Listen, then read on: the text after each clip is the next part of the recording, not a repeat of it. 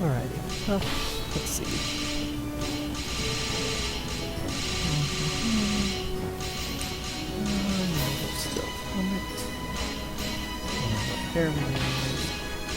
This is only going to be for voices.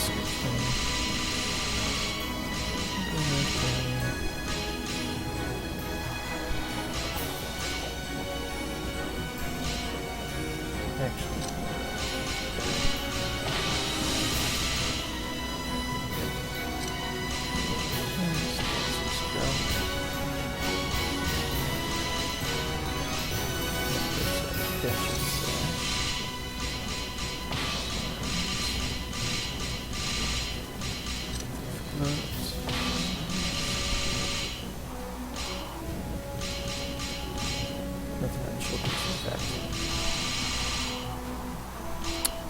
let's see.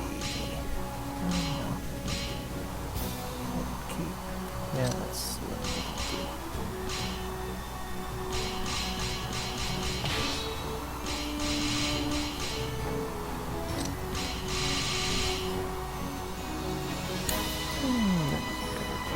but it's better.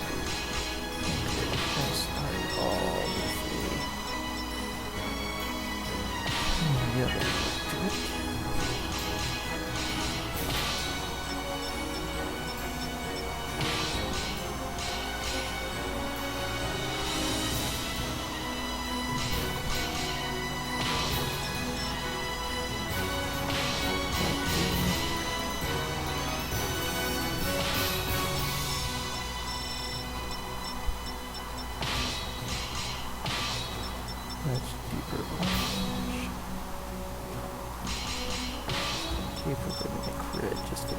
Okay. It's very hard to get this character right, just how I would like her, but... Let's settle this fair and square. Is there no other solution to this? I like that. Face doesn't really matter at this point. Okay, this is a special joke. You need to know both Secret of Mana and last RPG Limit Break's Final Fantasy VI run to get it, I think.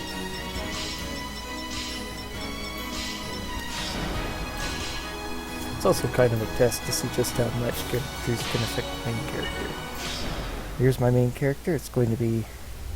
This is another tale of soul. Go. Who is both the girl from Secret of Mana and the mimic from Final Fantasy VI through Identity.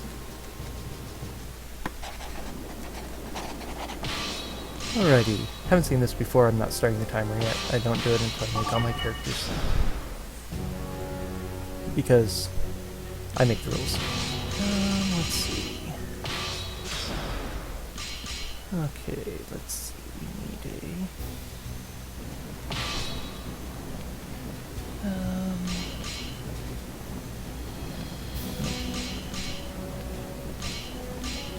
oh, spiky hair. That's the one. Nope, not spiky hair.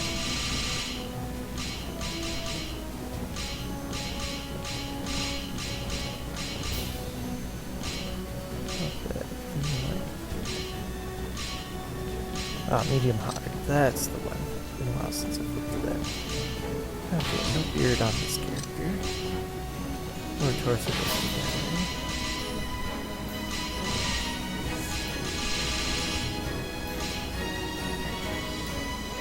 This Jack is actually, I think, the closest.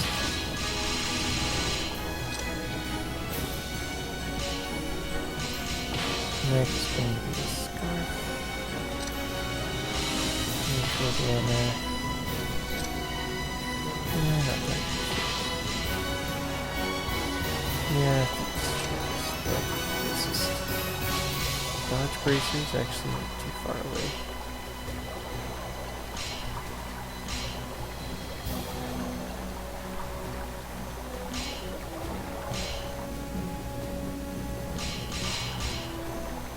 So we're going to keep that.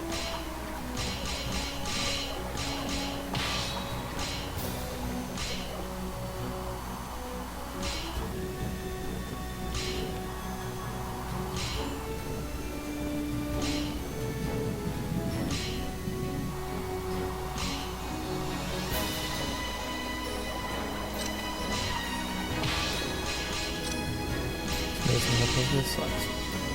And build this fine too. This might do.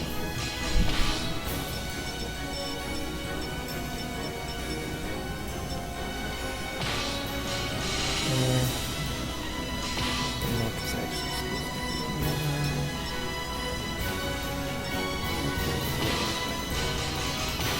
Torsos.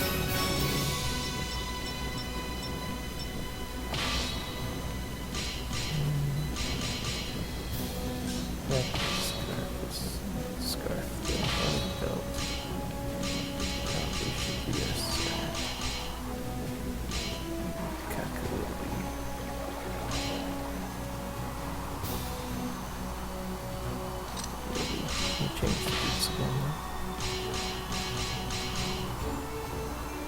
Those boots are closings. Wow. Let's do that.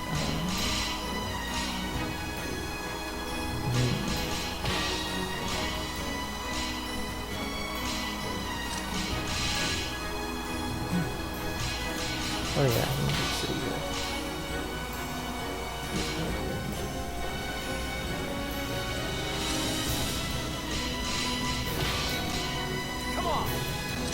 Okay.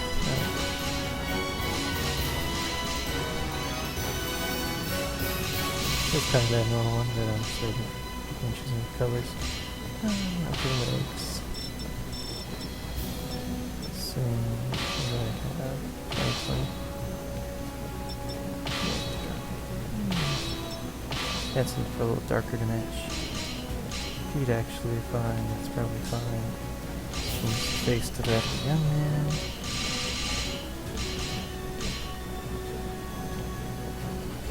That'll do. So the people you can make in this game. Another katana-wielding swordsman. Corona. Nice spiky hair. Outfit. Yeah, with a scarf. Bandana. Partially just giving the voice I want, which kind of, you know, doesn't matter for Chrono because he didn't actually have much of a voice in game, but whatever. Okay.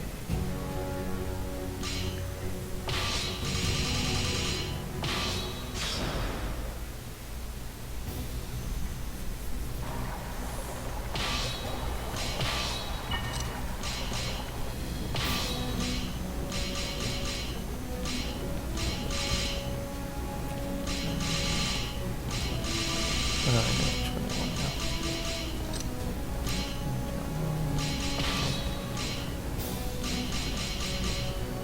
Not quite the same, I'll just plot it that next one. It's actually all they're just the colors.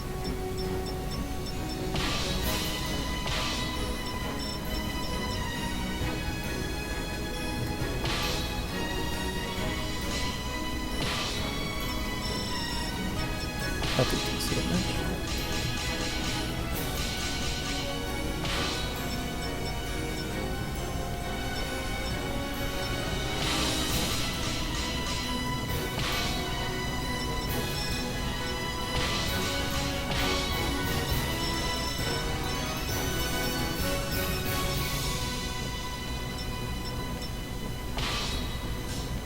That'll actually do. This is another one of the, as it were, my characters.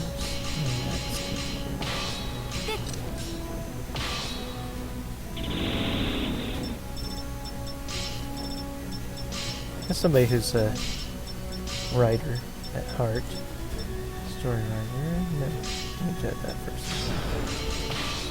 I have all sorts of characters that I've made up, but I go through so many new characters here that it's hard sometimes to come up with the ones I want. Let's see.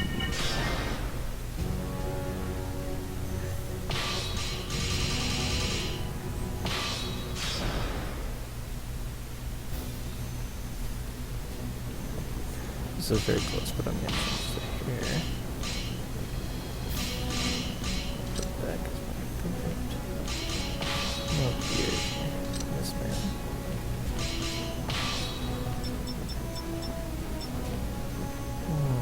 Uniform.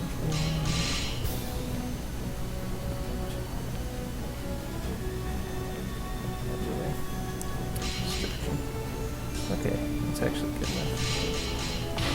Make the face a little bit bigger.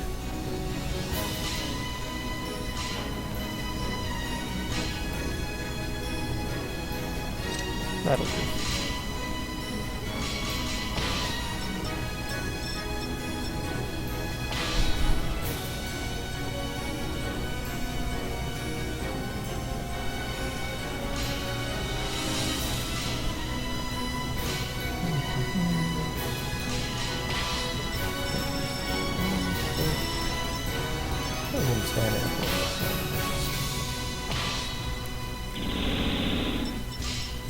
Max is one of my classic characters.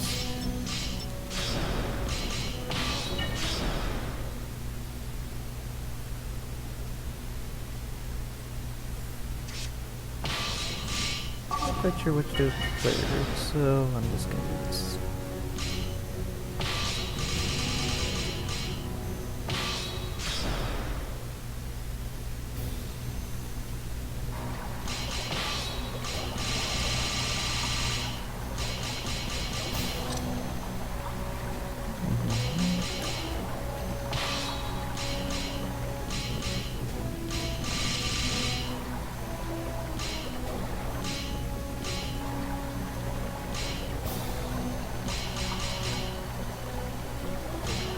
Boundary.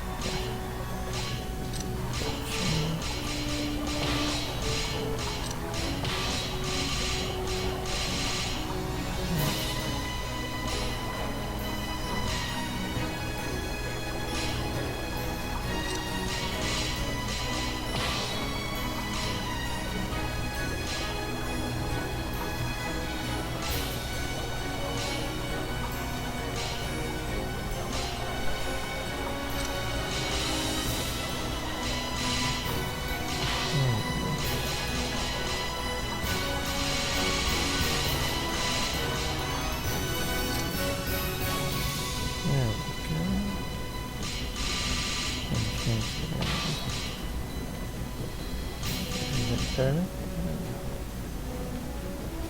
Yeah, choose a new actress. Not right. Sure though.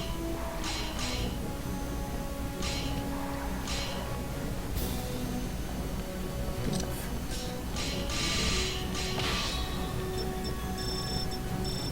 Mostly shields to make bigger. Now change the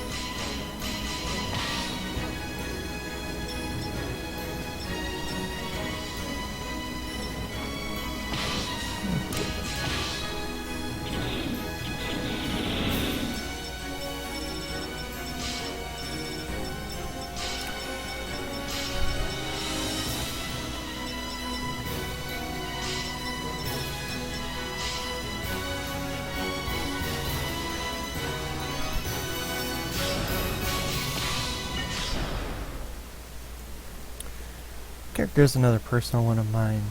Has a long history I can't get into, but you know, that's like making these characters. Okay, let's start out with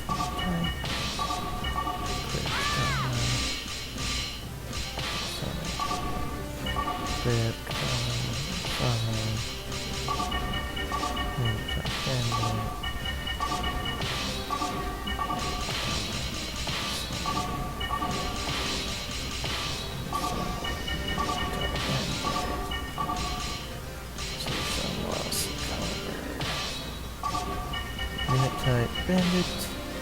Okay.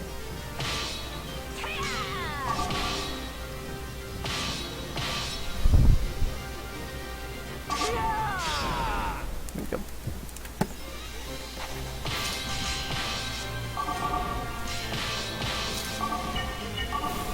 Unlike the rest of these, this one doesn't even say Chronicle start when you begin. One of the many excuses that makes it easier to explain why I don't start the timer until it begins. But because I do actually have to fight these battles and all, I have to time it as part of that. Even I'm not loose enough with the rules to try and skip that. Decisive battle. If you've never seen this before, this special mode of Soulcalibur III allows you with custom created characters as well as a few that join your party that are all specially uniquely created for this using the custom character models. So nobody really impossible to get in these. Fight. You get to do this Take good care of yourself. tactical RPG version of the game. The battles are fought in Soulcalibur style, just as normal, but your characters will actually have stats they'll level up. So the classes and everything you pick, as well as the weapons you use, are very important. And while on the tactical map portion, you have different units.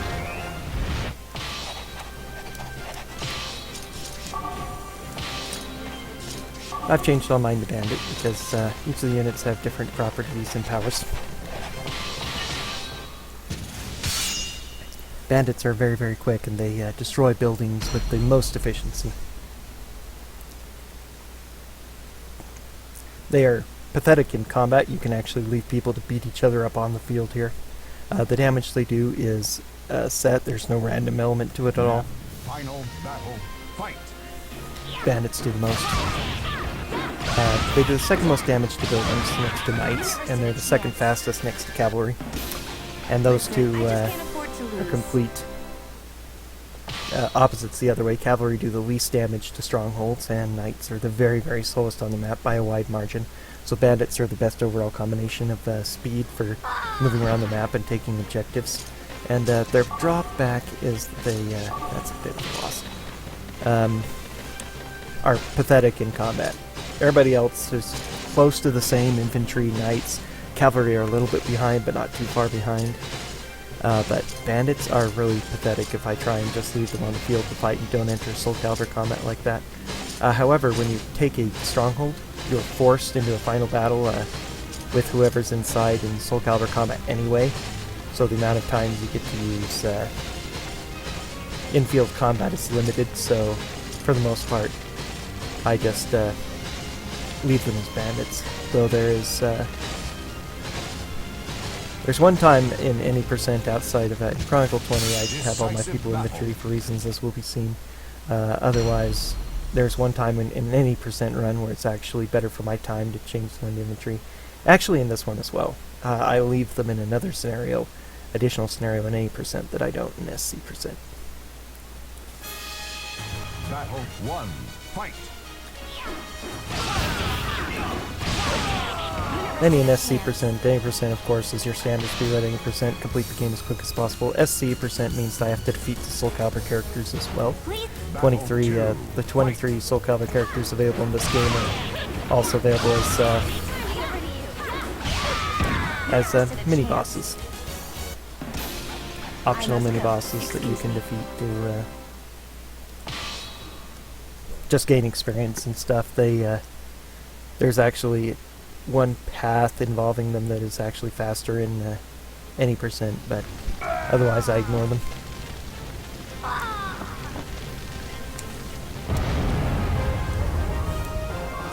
lot of the tech I do involves figuring out how to get through here as quick as possible.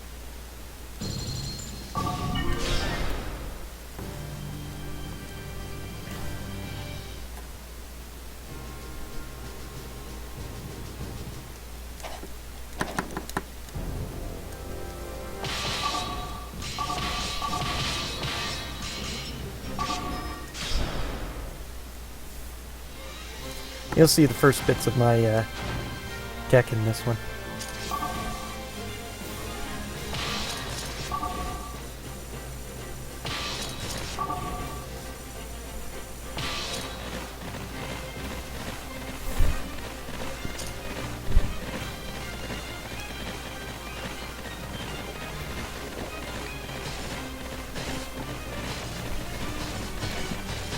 This game has an extremely simple story, but still has a bit of background of these characters that you pick up over the course. You're a captain in the Grandal Empire's military academy, cadet captain in training, and you're up against the other smartest woman of the academy, Abelia, who was your friend and rival throughout this thing. Mostly, she'll be in your party a fairly good portion of the adventure, really, a decent amount. And this is our big, first big test against her. Listen, I just can't afford to lose. As I say, there are 13 classes in the game, 12 basic classes, and then the ultimate class. The ultimate class, of course, is really, really good. Obviously, they have the best overall stats in the game. And most classes have some sort of weakness or other, but the reason the Sword Master is so strong is because they have absolutely none. Their only potential weakness is... okay, got it. That they cannot use any of the original Soulcalibur character styles, which is a minor weakness in the case of my speedrun, because as you've seen, the Soul of Xianghua that I'm using, which is basically just the Xianghua sword style, very, very strong at defeating computer opponents, and Swordmaster can't use that. The class that can is the Dancer. So each of the 12 classes have 3 of the 17 styles available, and then 2 of the 23 Soulcalibur styles. So 12 classes, that's a total of 24. The Soul of Tira is used by both Thief and Assassin, otherwise each one gets 2. As you can see there, because battles take so long to load, I want to fight as few battles as possible. In this game, it's very important not to fight battles since they take such loading time. So I'll do things to try and minimize the number of battles I'm into, and sometimes to maximize the number of times number of opponents I fight in one sitting. Good luck to you. Fight with all your might, as I will. Battle 1. Fight.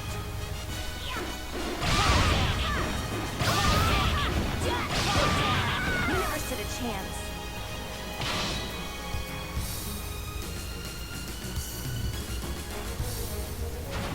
Battle 2. Fight. You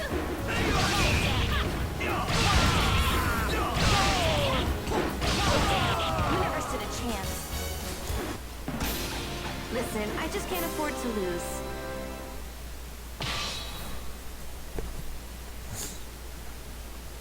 This character, Go Go Go Go Go Go, is a joke from Secret of Mana and Final Fantasy VI. I have to mention this again if anybody comes into view and asks in chat. In the Secret of Mana speedruns, you will see the standard tech now involves using glitches to skip past first acquiring the girl. And so because you don't acquire her in the normal... oh, blast. What's that list? Yes, that's the fastest way. Small loss of time there saying save. I often, at least once in the course of it,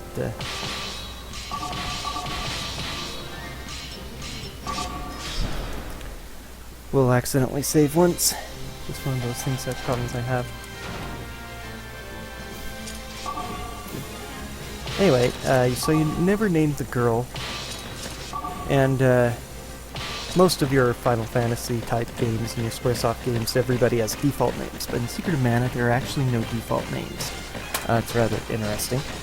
So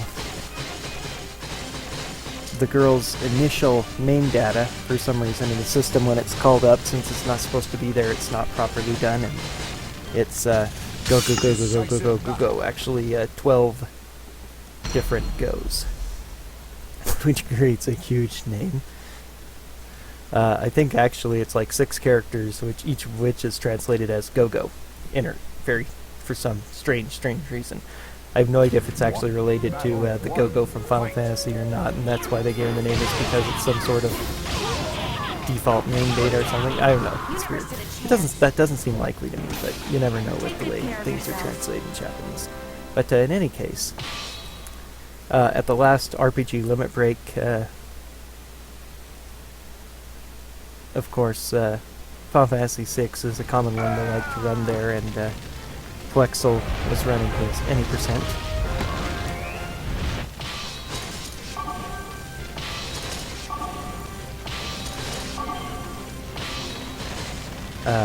Glitchless game of Final Fantasy VI, and when we picked up GoGo, of course, they had donation incentives to name the characters. I decided to donate to have GoGo named GFSON, standing for Girl from Secret of Mana, because go, you know, it's still GoGo, even if it's a lot more GoGos than the Girl from Secret of Mana name. Also, Secret of Mana wasn't on the schedule for RPG Break this year. So that's where that comes from. It's kind of a poor attempt at GoGo. GoGo's a very hard character to customize, but, you know, just kind of showing off a few of the things you can do. These characters are interesting, since most AI characters in the game are designed to charge back towards the main headquarters when it comes under attack, but those two are not, which is just as well. In a normal game, you'd defeat one or both of them, and the first one you defeat ends up joining your party much later on. Tiny line of dialogue when he adds, which doesn't mean much, but saves time a little bit by not getting them. You will succeed in life. Cutscenes are unskippable. Of course, only if you manage to defeat me. Luckily, there aren't too many of them. Most of them aren't too long. This is Gerardo 1. Gerardo is the highest general in the Grand Army, actually, and in charge of the academy. Takes personal care of your training for some reason. Battle 2, fight! Strong Law Spin to win here is, I say, the best overall attack for dealing with the computer opponent. You'll see a lot of it. It's not going to be everywhere, though. I say dancers have the misfortune of being the very worst class in the game, besides stat-wise. And for the most part, you can get around stats in this game a lot more than you can in most other RPGs, since it's all about doing attacks and blocks and stuff, but there are certain battles where if I was, you know, a dancer can get 1 or 2 shot, even as soon as I have level 1. It actually takes a long time before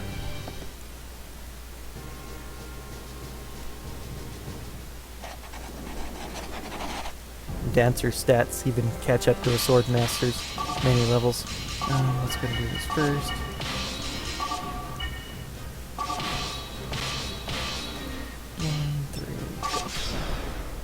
So here I'm changing to inventory. I'm not doing it because I plan to. Wow, I can't believe I really golded the last one.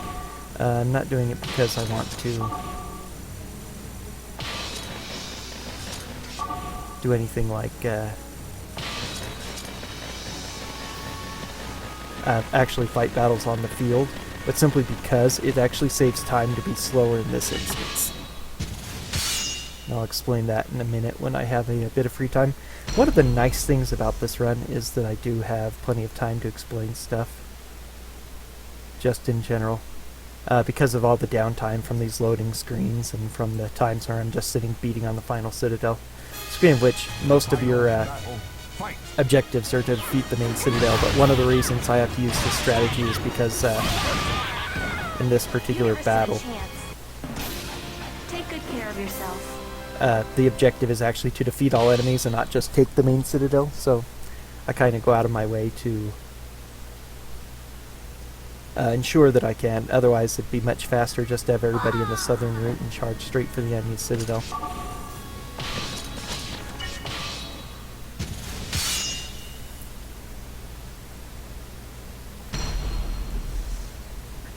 But because there's 2 paths, really, in order to efficiently, because a couple of these guys are of the same charge towards the enemy stronghold AI.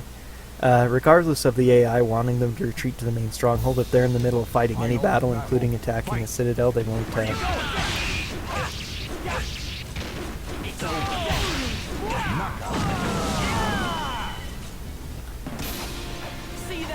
This character is based on Chrono from Chrono Trigger. And that teal bodysuit he has, the yellow scarf, spiky red hair. The spiky hair isn't like super duper spiky, but I think it's a pretty good rendition of it still. He's a bit easier character to make than GoGo. As is Cyan from Final Fantasy VI, as you saw I used last time, I tend to do like to do characters who are katana wielders, since that's the main thing my sword masters use. Katana, as you saw, has that shoulder charge ability, is comparable to the spin to win tactic. But anyway, as you can see here, these two guys will enter that citadel just in time for my chief character there to finish breaking it down. So I fight all three of them at once. Otherwise, I would take the citadel way early, and then the other two would come charging. I'd have to wait for them to show up in the first place. Both start attacking my citadel, and then load another battle against them. And the rest of this mission is short enough that it doesn't actually matter that the extra time I spend traveling and attacking citadels is actually rather minimal compared to the loading time.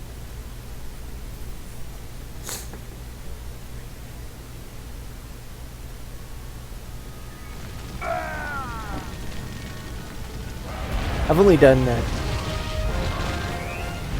well, technically I've only done 2 previous runs of, well, that's the first time is. I can go ahead and order them all the way now. When you order people in combat, if they start, if they are involved in a Soulcalibur battle at all, whether or not they actually participate, but you can see the arrows underneath the health bars. That's the number of people who are in the battle and need to be defeated for that side to lose. Any of your guys who load into a Soulcalibur battle have all of their orders rescinded, cancelled. So then you have to reorder them when you're done. That includes after taking any citadel with people in it. However, if you do not actually start a Soulcalibur combat, their orders are never cancelled. So if you let them finish out the battle on the field, or if they go through a citadel that doesn't have anybody in it, they will continue on their orders after that. So since the game pauses when you're getting orders, a big portion of my strategy involves, of my minor time savers, which can add up over a run if I do them wrong enough, is making sure that my characters have orders just far enough to where they'll get into their next combat. Take good care of yourself. There's a limit to how far you can go with one order. Of course, some of these longer maps, I can order my people all the way to the end, but for the most part, I have to be selecting where I go.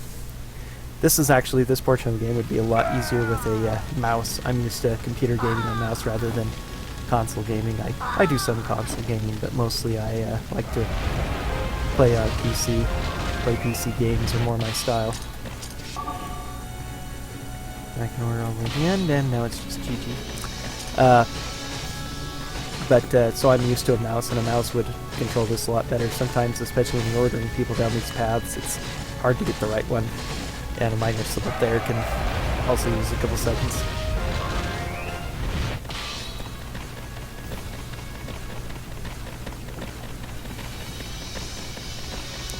So now, because of the retreat order, this guy will retreat into the main citadel, so I'll defeat all 3 of the last guys here. Story-wise, we've graduated from the Grandal Military Academy, we've been given a border post, and in the middle of the night we're attacked by bandits. There's something special about some of these bandits, as we'll see when we load into the battle. There seems to be something more with these bandits than just, a little raiding party or something.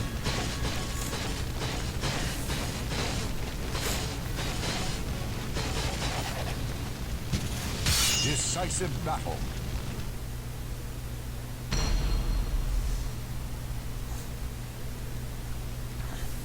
There are different colors for different factions in this game. This is the only time you'll ever fight the orange bandits. Blue and red are both Grandal, as you will see. Battle 1. Fight. See, now his name is Grandal because he's dressed in a Grandal soldier uniform, but he's with the bandits. So this is a mysterious circumstance that ties into the next scenario and is eventually revealed in Act 10.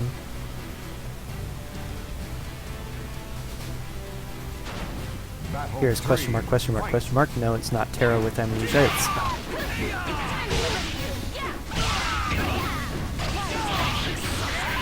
That's a very odd dodge. You never stood a chance. I must go. Excuse me. Chester. This is Chester 1. I have absolutely no intention of dying here. Chester is his actual name, and as we find out much later, he always has that weapon. He changes his outfit every time we fight him. As you'll see, we'll fight him more than once.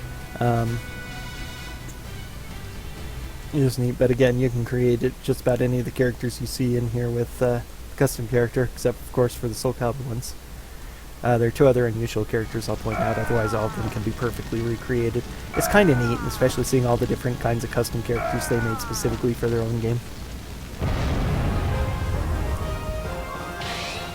Usually Chester's really weak, but he was annoying to me that time. So the problem with this game is that it's all RNG just how good any of the characters are. That was good. Now, technically I only have 2 runs on this, but there's a lot of places I can't get gold because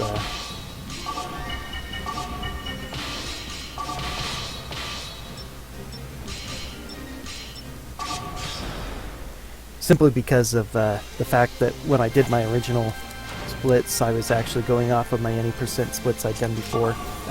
Partially because I forgot to set up totally blank new splits. I'm still fairly new to live split and everything else about it. And also because, but in the end I decided it doesn't really matter much, it helps me compare. I wasn't sure, any percent was, when I was just starting it, it was still an experiment. I wasn't sure how much quicker I'd be able to complete it compared to any percent, and so it was good to see those time saves. So because of it, I have a lot of fake bests that I'll never be able to beat since I'm doing Soulcalibur set, but overall I don't mind. You know, it's whatever, it's just a side effect of it, and that's okay. So you won't see too many golds here regardless of how well I do. In any case, Dalkia is one of the other 3 kingdoms on this continent, along with the Haltese Republic, and they've just declared war on us and attacked. They say they're defending themselves because their borders were attacked by our soldiers, and we had a post kind of near their border. Interesting. So here's the leader of the advance, Luna 1. You fight her more than any other character in the game. As you are the only one who has provided a worthy challenge. And she also forms a kind of rivalry with you, since you defeat her so handily. You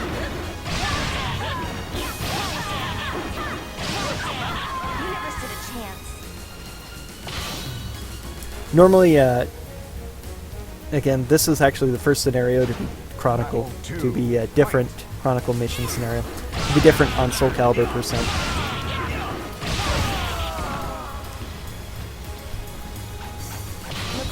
Because this first Soulcalibur character is on this map, and that is Ashtaroth, who is in that smaller one just south of here that I sent the one character after.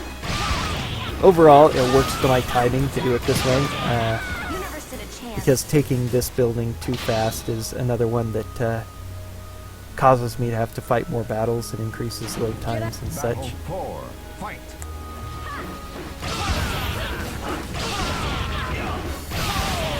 So when I'm playing on any percent, I actually leave my main characters in infantry because it just slows down the taking this castle enough for everybody to get in here.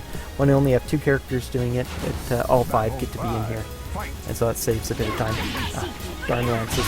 Lance is the biggest bane to my Dancer strat because coming in from long range is the way to best set the computer up, but Lances will actually be able to attack from that range. Take good care of yourself. Some other things, like you saw the bombs of the thief, they also can hit at range like that, but for the most part the computer tends not to use them, which is one of the reasons why this spin is so devastating.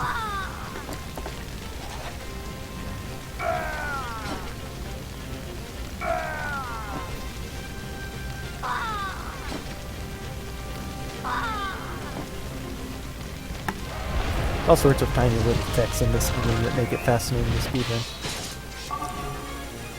Some of which are partially based on poor design choice, but using the R and L1 buttons, I can scroll through my characters like this.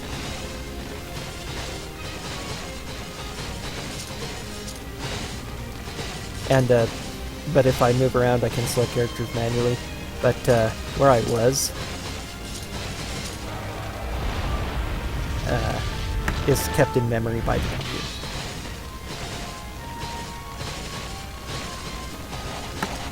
Okay, Astaroth. All of the Soulcalibur characters are level 60. They're of the class appropriate to can wield their weapon, as it were. So Astaroth is a barbarian, one of the weaker classes, but good hit points and strong attack. Mission will come into play in this one for one of the first times. A mission will actually come into play. You've seen the mission thing on Strongholds, perhaps, if you've been paying attention. The mission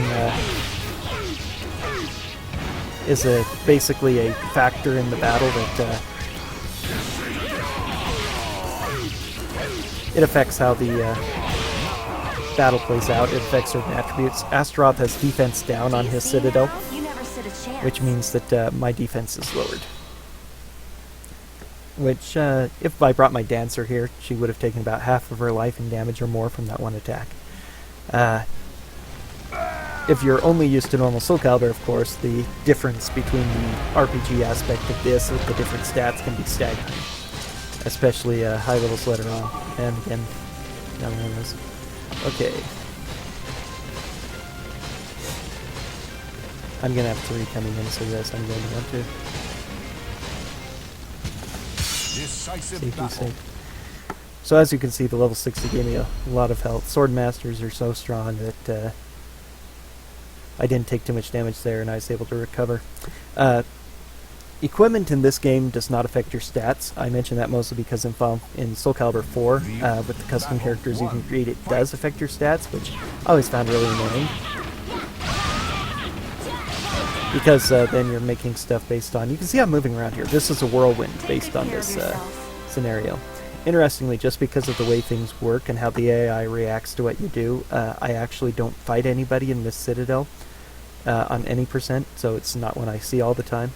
And when I play casually, I do technically 100%, and I don't fight anybody there either. I kill them all before they reach it.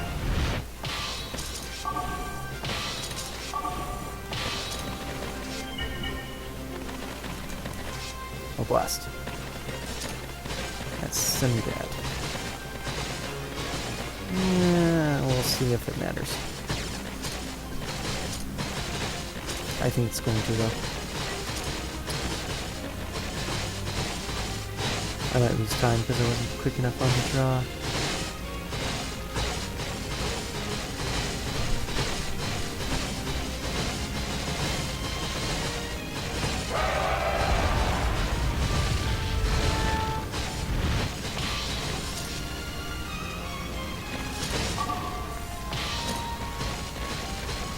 Oh, bless. Well, actually, doesn't matter.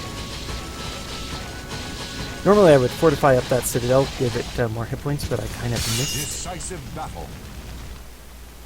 You can see how quickly my bandit was being destroyed, but luckily I was close enough to destroying the citadel that my last 2 guys could finish it off. That was a nice recovery of a small mistake. And again, I've passed my best time, because my best time doesn't defeat Astaroth, which takes some time out of it. Arion here is one of the 2 unique characters in the game who is huge. For some reason he's very tall, but otherwise he's the same as any other custom character. So it's just kind of an interesting thing. Dancer lingo. Very interesting, make lots of custom characters, hearing the custom voices and stuff. There's a lot of different voices in this game that are very interesting.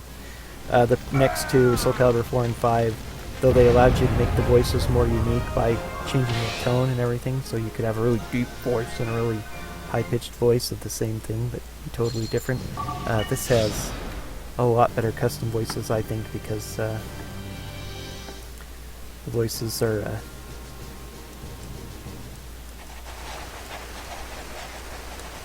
It really is joined us as reinforcements. But anyway, the voices, they're technically 16 voices from each...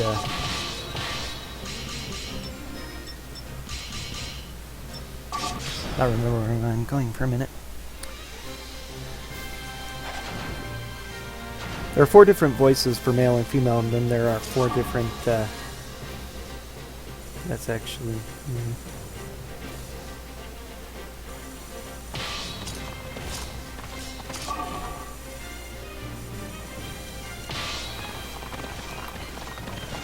There are 4 different alignments, kind of, based that totally change how they speak. And so there are all these different factors here. So this map has 2 Soulcalibur characters in it, which greatly increases the time required to complete it, as you can see. Ivy is just over here sitting around. And way over on this side, in this citadel over here, we have Cervantes. Also, this map has a special objective. I have to win this... I have to protect the citadel. If both of these citadels on this giant bridge get taken, then I lose. So even on 80%, I have to have somebody here.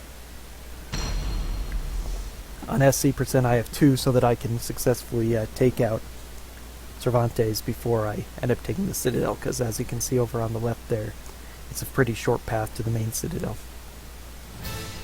Battle 1. Fight.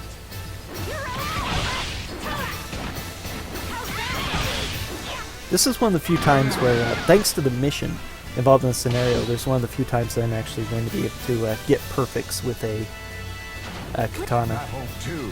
Fight. Because armor doesn't have different properties, but weapons do. They don't actually have stats. What they have is different properties that give effects and stuff. And the Mirasame is the strongest katana by a wide margin.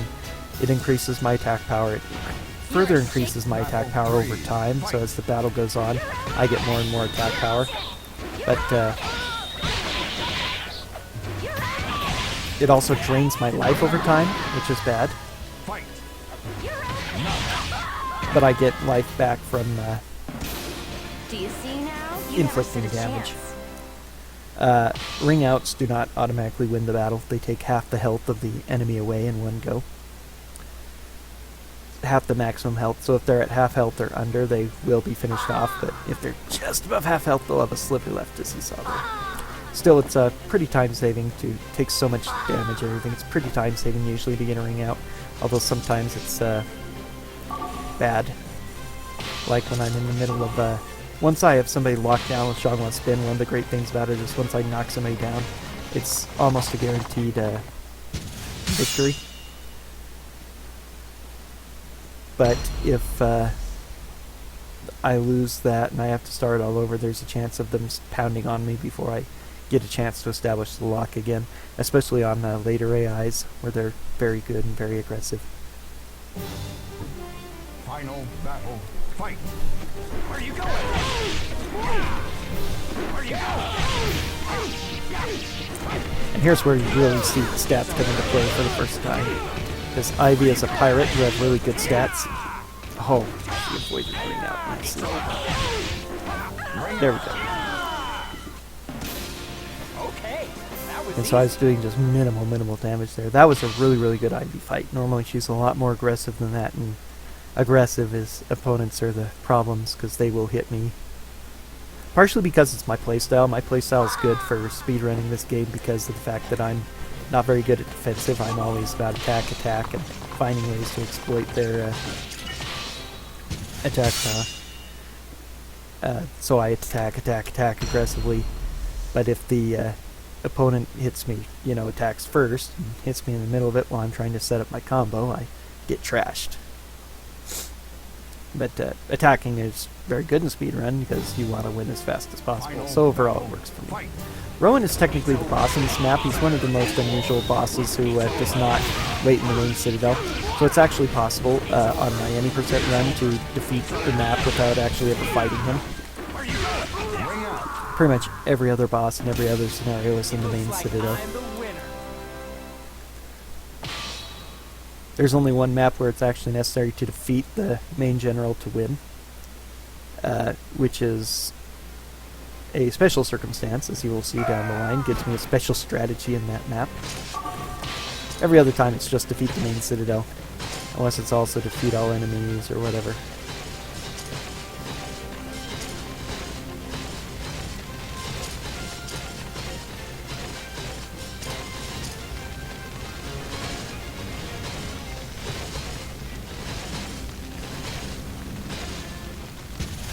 Decisive battle.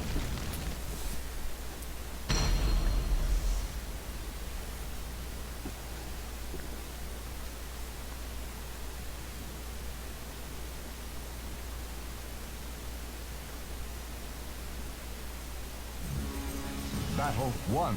Fight.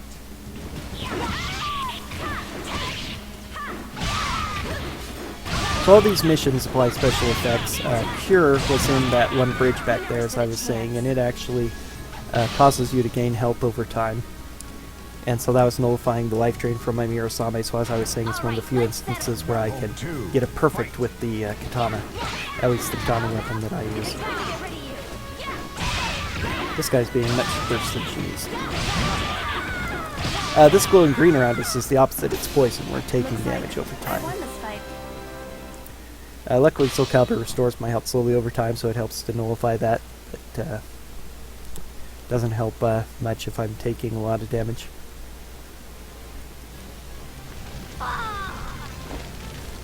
For the most part, the Swordmaster and Katana will actually win most battles more quickly. However,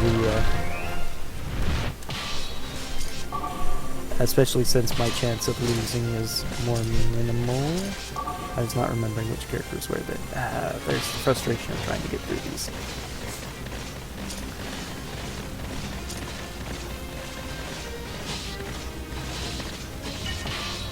I slightly played that wrong, actually. Again, because both these characters are getting in combat, both of their orders are going to be cancelled. I made a slight mistake moving Chrono first to begin with, and that compounded these other mistakes. Because I wanted my main character to fight this since it's an ordinary battle. I waited for her to get in the combat, but since I ordered Chrono first, he was the one who entered the combat first. That was great timing. That was a really nasty attack he was coming after me with. Listen, I just can't afford to lose. But normally I would have her moving first, she would intercept him. Very strange, this guy just runs through the Citadel to fight me instead of waiting in the Citadel. Rather annoying, would save me about 30 seconds to a minute if he would stay put.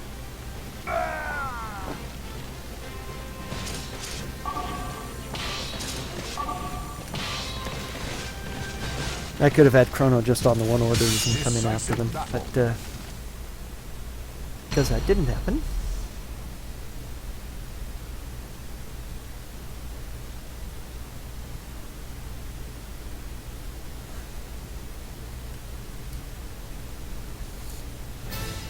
Battle 1. Fight. Yay, Dancer, Spoony Bard.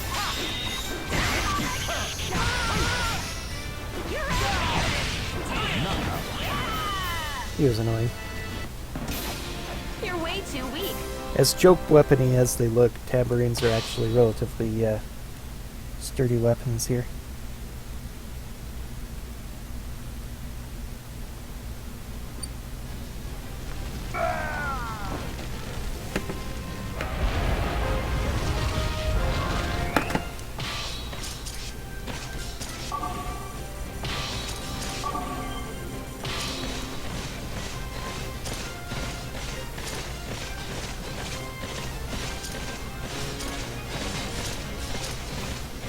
Okay, now we will take this long before we take the main Citadel, which is good, but Cervantes can be very strong as well. He's also a pirate. Pirate's about a mid-level class. They have very good stats. In level 60, of course, they have great stats. As you saw with Ivy, it took forever to kill her. So there's a chance he could actually kill both of us. Pretty low, I'd say, but if that happens, it's going to waste a ton of time, because I'm going to have to back off. Luckily, if your characters are defeated, they will regenerate, as long as you don't lose all your characters at once. In that case, you lose the scenario. They'll regenerate at the nearest level 3 or higher Citadel, Stronghold. So as you will see, there are some times where I will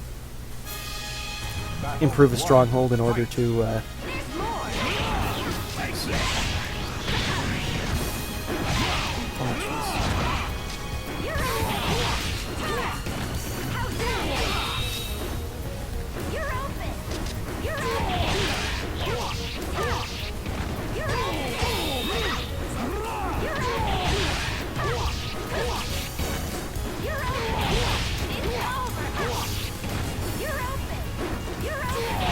There we go. Whew. As you can see, he can be pretty tough. You're way too weak.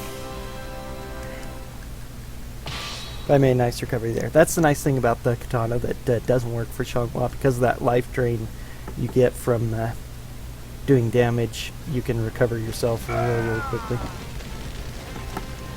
Soulcalibur characters talk to you slightly after they have lines and stuff. They're kind of funny. Luckily, text skipping this game is nearly instant. I would have to fight through a couple other citadels in order to reach the main citadel, though, so it's not worth doing anything more with them. I just have to wait for my main two to finish up. But I think overall, like, this one hasn't gone better before. This will be a nice green. Decisive battle.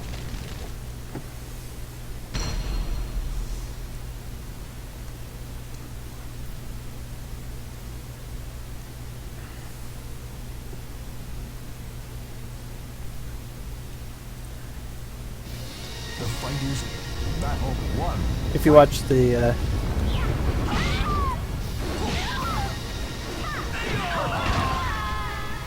that did not go well.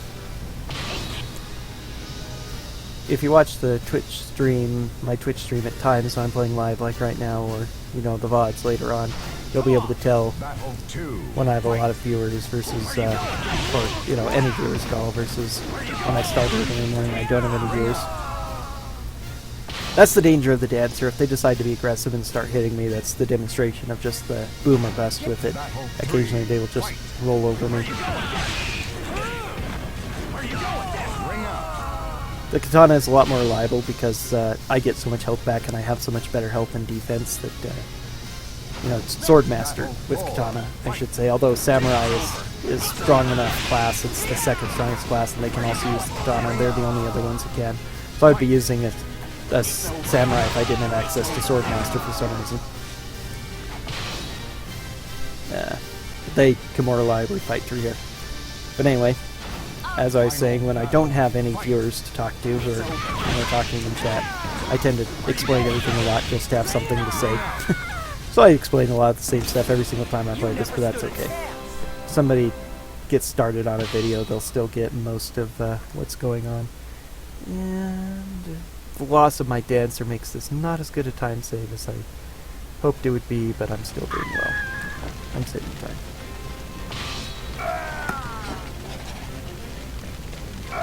Another random line from Billy. I think because I lost my main character. There's some lines that come in randomly. I normally don't see that. I haven't lost my dancer before in this scenario. I think not in a little while anyway.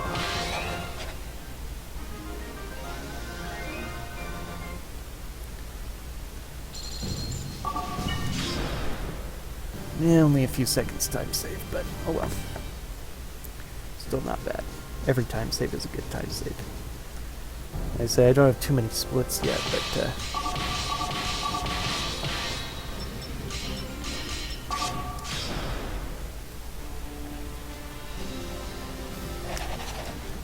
so technically I have 3. I have my original any percent that was my best when I started, and then I have 2 previous runs of this that I completed. And then there was one that I didn't complete, but I went halfway through, and that one would also technically count. So. Getting a good bit of distance so I can give a full, don't have to reorder.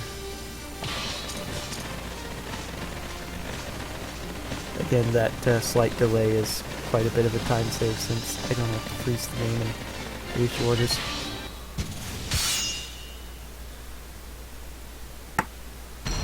Although it looks like everything is like gradually pixelated, there are like squares in this game. And as you can see, I stopped to wait because I was in a square and somebody was already entering the square next to me, so I couldn't do anything until they were officially in the new square. Final battle. Fight. Banded sword is also sometimes bad for the dancer with their longer reach, and they have a couple of jumps too, which is just absurd. Chance. I must go. Excuse me. That spin is a very, very high damaging move, quite luckily, in addition to being very good at stun locking the opponent. Even with my low dancer stats, it just does an absurd amount of damage. As you saw with the other low-level characters, I was two-shotting them in the first couple of Chronicles. You don't two-shot anybody in normal Soulcalibur, no matter what moves you're using. Third mission in a row with a Soulcalibur character. There will be a few down the line that won't have any, but this is not one of them. Lizard Man here, in the middle. He's an assassin, which have low hit points, but otherwise their stats are really, really good. They're especially fast and damaging, and they're, despite having low hit points, they don't die that quickly because they have pretty good defense.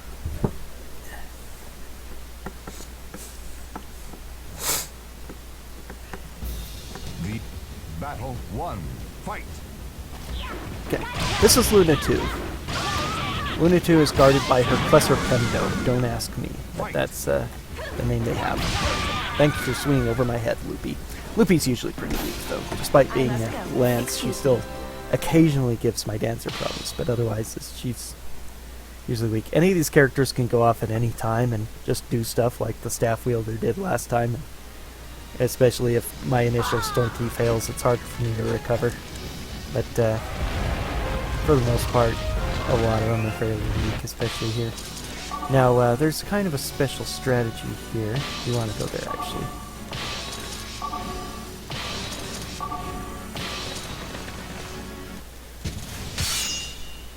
Having Chrono be either Chrono or Shari, depending on the circumstances, will be the main ones to take down the Soulcalibur characters. I don't trust the Dancer too, they're just too fragile. But anyway, these Cluster Pendo, I better concentrate on this actually. Lizard Man can be devastating. It's over. Where are you going? It's over. It's over. There you go. Anyway, the Cluster Pendo are, there are 4 of these girls who are Luna's personal bodyguard and main helpers, and they each have an element associated with them, which is kind of weird.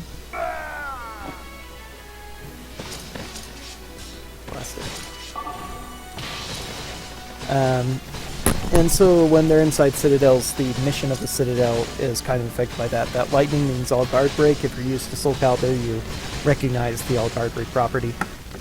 Kind of annoying when the opponent has it, but it's not really that big a deal since I don't block very much to begin with. Even all unblockable isn't all that bad, and we'll see that later on too. Missions that make you all unblockable. Elua here is of wind, and so she has a whirlwind similar to the one we briefly saw in Mission 3, which a little bit stronger. And it can blow me around and push me out of everywhere.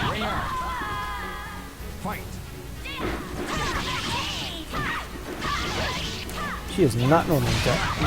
You never stood a chance. Take good care of yourself. So I'm probably going to die to Luna or one of her bodyguards. But whatever.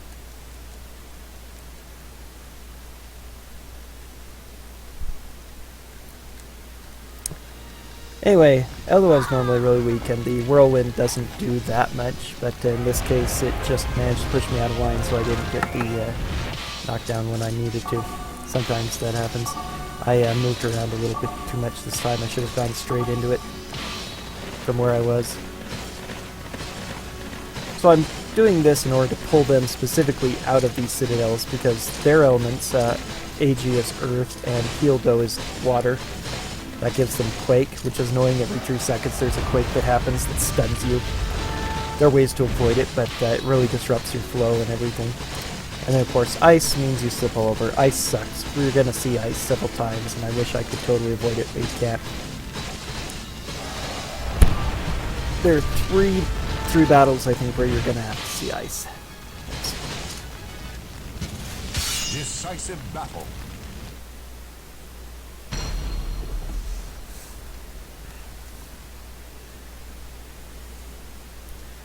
But because you have to defeat the 4 Cluster Pendo in addition to Luna, so of course the natural thought is you have 4 characters, 4 lanes. That's how I always played the game before. And then after, like, my second or third time speedrunning it, I was thinking about it, and I was like, you know, it's time to collect on your debt. maybe I can avoid fighting them in their things, like, and then I go quicker, destroying just a single citadel, and it worked out great.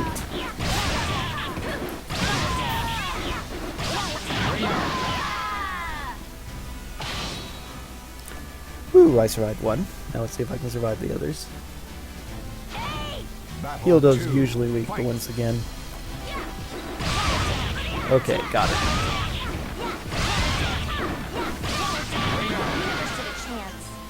One of the nice things about Ring Out is if you win by Ring Out, it actually loads a little bit quicker, like a second or 2 quicker than from a normal knockout.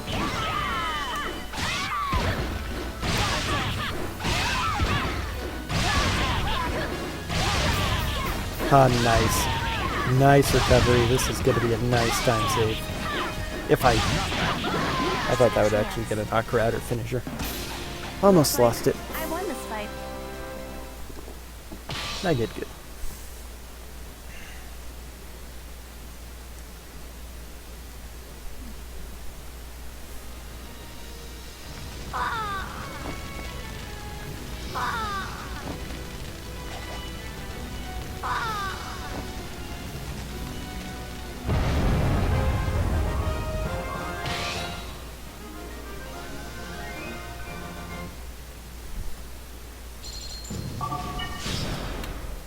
I successfully did not save, yes.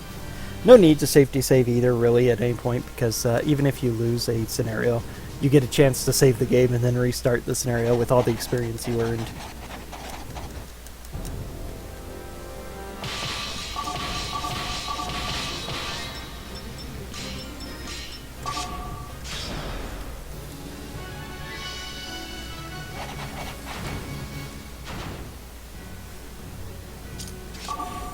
Good.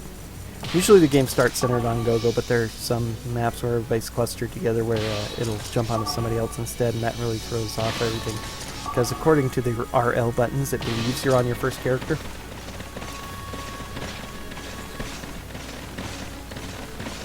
So it makes it harder to get to your first character when you don't start on her.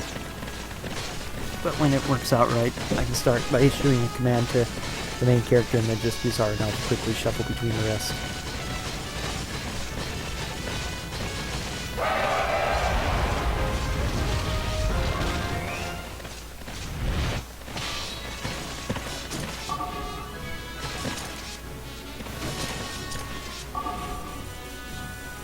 Okay, now, oh, jeez. No, go up. There we go. Good, good, good. This is actually, despite that little slip up there not being able to go down the road, this actually is working out somewhat nicely.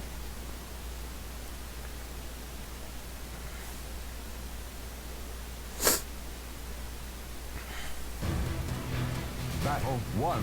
Fight! This one is not ideal for me, so it took me a little bit to figure out the strategy I wanted, just because I was trying too hard to do what I've done in previous scenarios of getting multiple people gathered in a single place to reduce the number of loads. But if I do that here, I'll fight way too many battles, so I just have to take the battles as they come.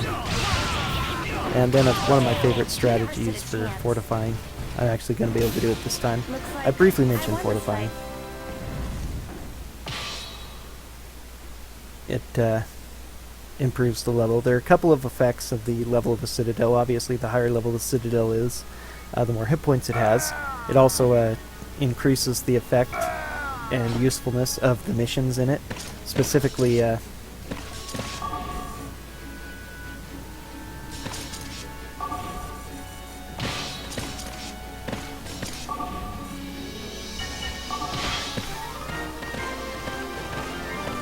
see what this is starting to get a little cumbersome.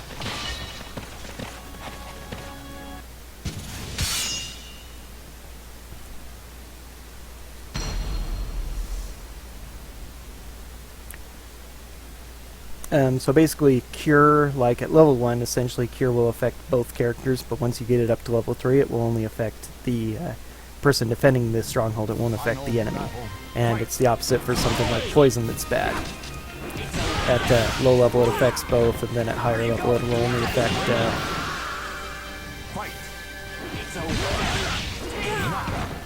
it will only affect the person who's attacking, rather, and won't affect the defender. Also, at level 3 or higher, if you lose, you will regenerate at the nearest one. So there are multiple reasons for it. As you can see, it takes gold, which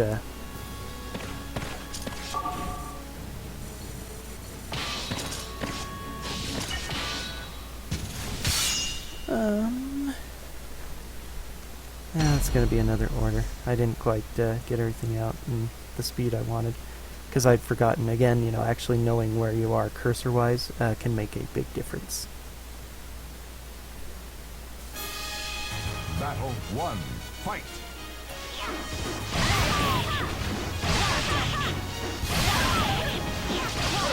Okay, good. She was nice.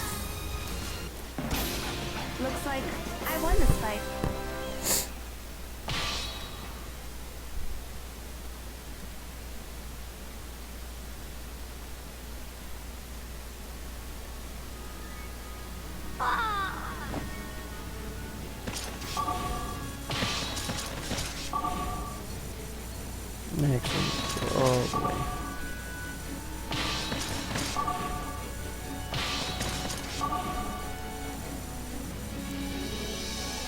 Okay. So anyway, because of the fact that I fortified the citadel up, these guys are coming in, they're going to want to try and hunt me down. That's the AI script they have, basically. And they're going to find that a little bit harder to do since I buffed up the citadel. They won't be able to get through it before I get through this one. And then I'm going to further protect myself by buffing up the citadel as well.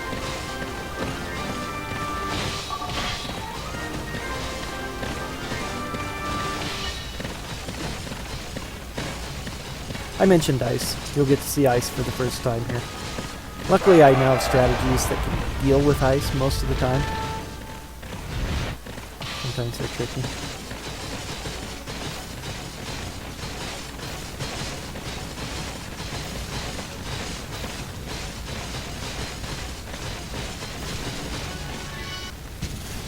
Decisive battle.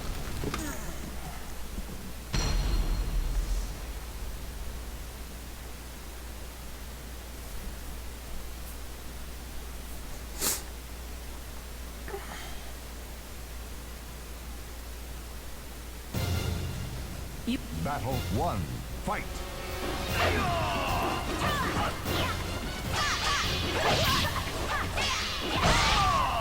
And these strategies usually work out with me today.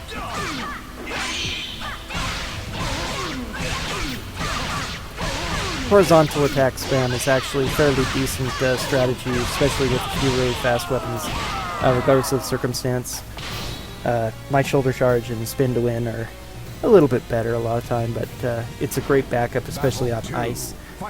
Both shoulder charge and spin to win are a bit too movement intense, and you go see how much you slide around on ice.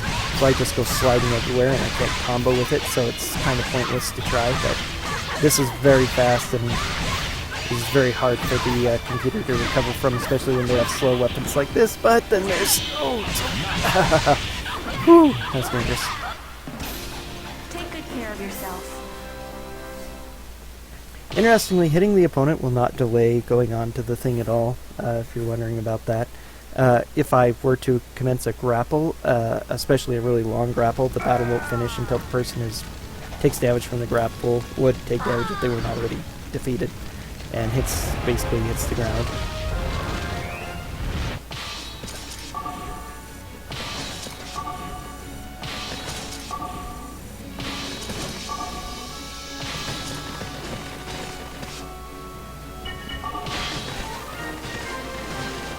I'm not sure if I need to fortify this, but it's kind of a safety strat. I don't want to be attacked from behind. It loses you so much time.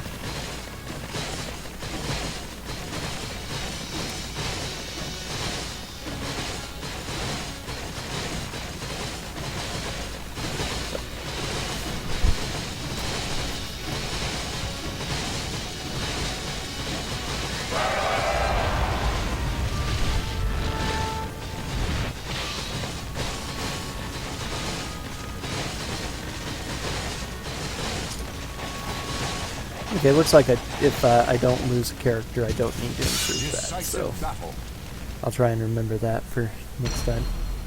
Okay, so Abilia joined us at one point. She fought the last couple of battles against Dalkia with us, but then all of a sudden Haltiste declared war on us, probably thinking to gain ground of their own while we were weak from fighting Dalkia. So Abilia was left in charge of the Dalkia offensive, and we were sent in to deal with Haltiste. General Gerardo has shown up to help us out. But in the middle of fighting Haltiste, something weird happens. The commander survives his battle with us on the ice there, and he retreats to the main citadel, but then he's killed by this person, Mooncalf. It was very interesting, a slightly interesting background. And as it turns out, there seems to be, as we're going to see in the next scenario, some sort of rebellion within the middle of the Haltiste Republic. Other people taking advantage of our fighting back against them, and they're going to attempt to wow, my UB on this map went really, really well, but I only gained 9 seconds after that.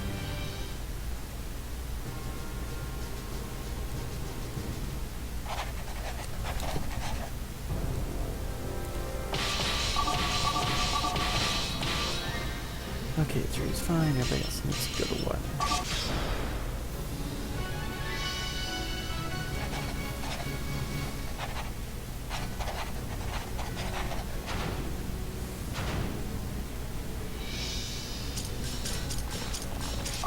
I might. That's bad. I need to remember to set somebody else there. Oh, actually, it doesn't matter here. That's right. Good. I'm worrying a bit too much about it. I'm wasting time because I'm worrying about it. See, normally, this scenario has the special objective of with the Haltis under attack suddenly by these Melita people. We've decided that we could just back off back to Grandel and leave them alone. We've decided we're going to protect the people of Haltis who are suddenly being slaughtered by their own countrymen or whatever, and rescue these poor soldiers. So we have to protect 3 of them if they're being attacked by the green Melita guys now, and if 3 of them die, we lose the scenario. So, especially on any percent, my route is designed around minimizing the, allowing me to get 3 guys as easily as possible without wasting any more time. And so normally my strategy is to run over, grab this Skylarage, then immediately run back through my citadel to get back to the main force, because it saves a lot more time than trying to advance with 1 person.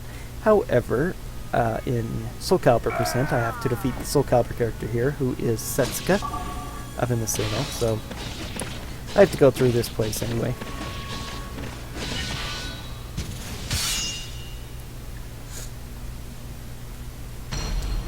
So unfortunately it means I lose a lot of time on Soulcalibur % just because of the amount of extra battles I have to fight getting to the Soulcalibur character, which is why my balanced, or my PB as it would be, is, I don't know why it says balanced in this, I don't know how it would say PB instead. It is 3 minutes longer than my my actual gold split. You're way too weak. Again, that's the NE % versus SC %, but it's a 3 thing just because of having to fight these extra battles to get to Setsuka. So essentially that's 4 extra battles, a little bit of time lost for taking citadels and such. But essentially 45 seconds per...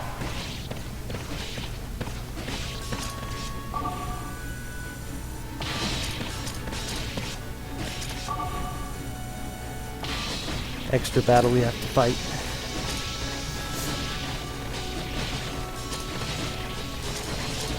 Now, yeah, she should probably reach me. This is the 3rd fight coming up.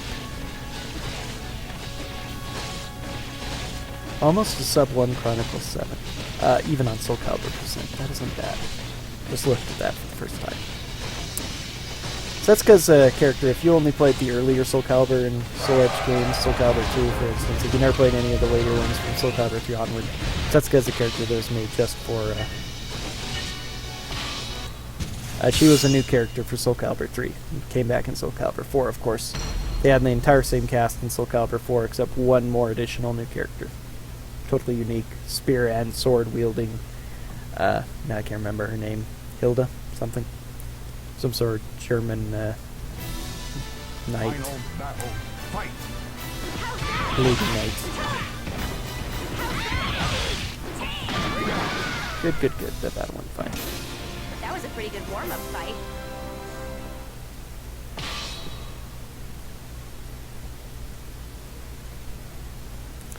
So, as I kind of mentioned, and as you've seen, these characters are in their alternate outfits, so you don't see any of the traditional Soulcalibur outfits here.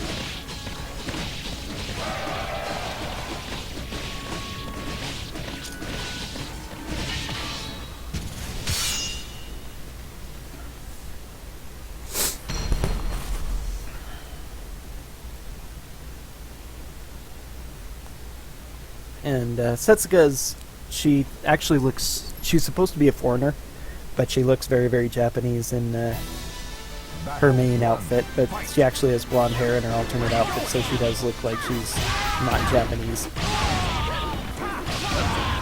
never stood a chance. Looks like I won this fight.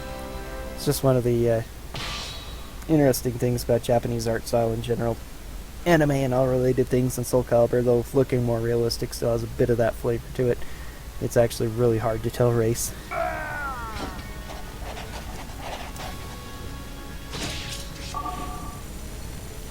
That random line seems to show up.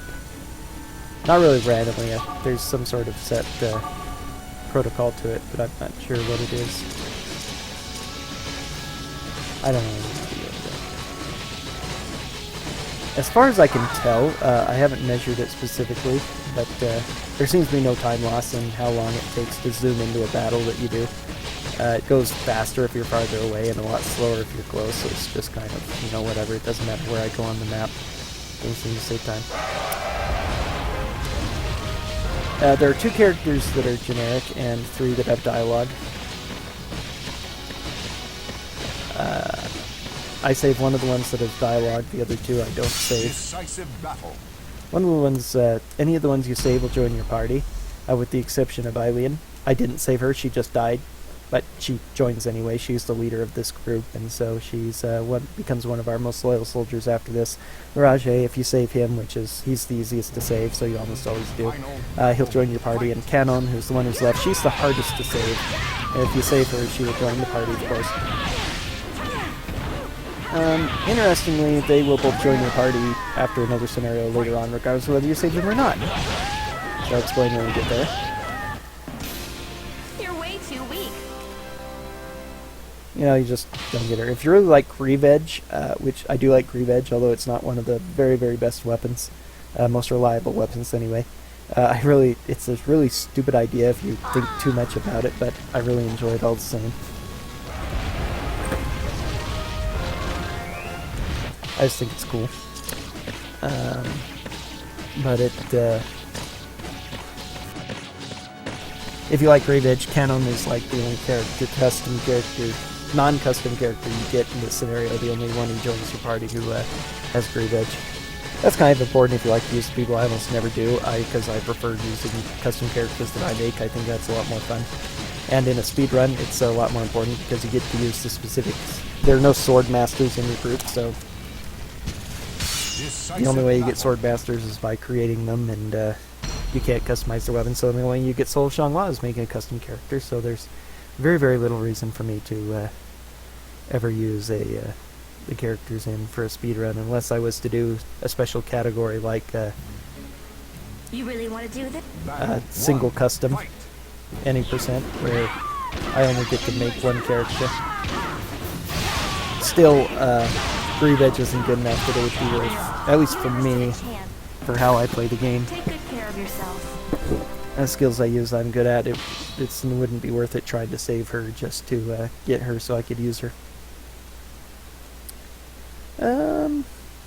If I were to do solo custom, I'd probably use a dancer and do Soul of Shanghua, although I might do a sword master just because it's more reliable. I'd have to make heavy use of Mega, who joins in the bandit place. I'd probably use Amos a lot, because he's Amos. He has an unfortunate name. One's hard to pronounce. It's some sort of like a Greek name, Aeneas. He uses a lance, which is pretty strong. I'd probably use him a bit.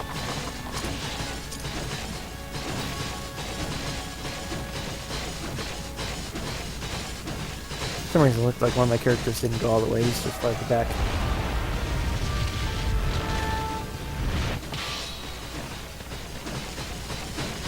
There's a girl I get later on who uses kunai. Kunai would be pretty powerful in Katina, so I'd probably use her once I get her in Chronicle 13. I actually use Adelia a little bit then too.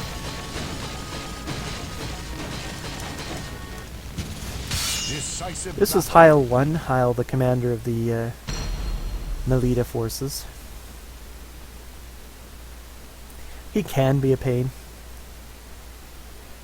He's very, very rad. Either he's really, really easy or he's really, really, really, really hard. So I'm never ground with him. He'll either obliterate me or he'll just take the all. Okay, he's gonna be bad today. Oh, thank you. Maybe not. You just wanted to get one knock. Take good care of yourself. And this is pretty comparable.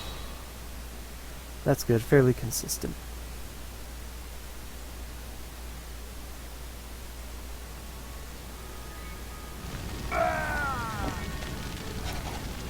It may look like I'm doing super exceptionally well, but I'm not super attached to this run yet because it's good that we've gone this far. Reese. I probably would use Reese a bit, actually.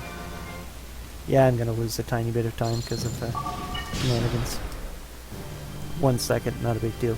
But although it looks like I'm doing awesome with 2 minutes of time save, that can... Need in a hurry. There are no Soulcalibur characters here, so the balance is just doing very badly. Finally get to use all 5 characters. Let's see, 4, everybody else needs to be at 2, 2, 2.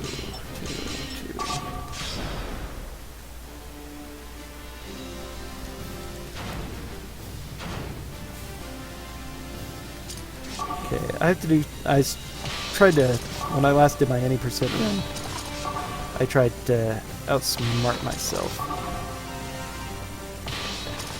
I came up with a new strategy for this, thinking that I might be able to save a little bit of time with it, but ended up not really doing much. As what the way I'm playing now does actually manipulates the AI better. There's not really a lot of randomness in how units are ordered on the battle map. It's like the least random portion of the game by far. The how fights go is a lot more randomized, just based on the strategies and techniques that the computer uses, and whether they decide to be aggressive or just let me beat them up, or whether they decide to be too defensive where they can actually block my shoulder charges. But in the actual on the map, there's very like no randomness really. Anything that seems to be random, it's just you're doing slightly differently with your ordering of people, but if you do everything the exact same every time, the computer will react the exact same every time. And sometimes subtle small things can really manipulate what the enemy's AI does. In this case, attacking this lower citadel really works well for pulling AI into an area where I can fight them the way I want to.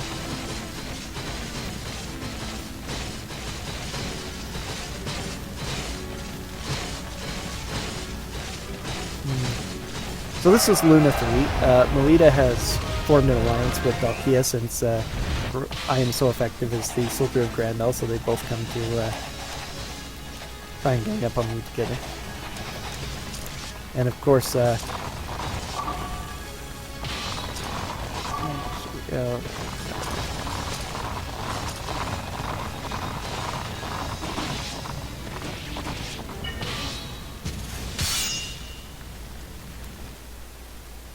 you actually get dialogue if they take that citadel and your main character isn't in it.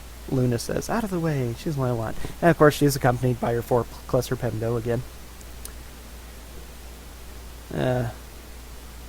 Remember, I like to have my main character fight them all, but oops, oh well. Max will still get some experience. It's a lot of experience defeating all 5 of these guys. With Sword Masters, I don't actually need it as much. Whatever. Battle 2, fight! Oh, interesting. It's, as I refine this game more and really work on my strategies, figuring out who gets experience where is actually going to be one of the more important strategies I figure out. Because it's important for my dancer to get experience early on, so her stats are up a little bit so she doesn't get obliterated in the mid to late stages. She has an experience to do damage and to take a couple of hits before dying.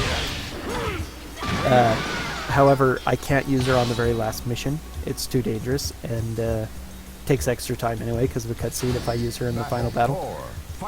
So I need to use just my Sword Masters. So if I give her all the experience, then it's harder for my Sword Masters to win because the last battle's actually pretty tough.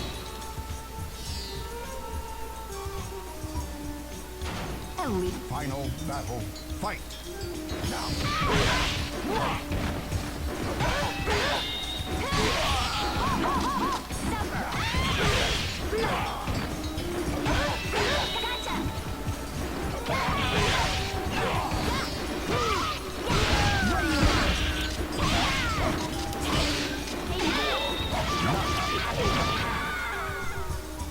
Olivia was the only one who gave me trouble in the rest of me.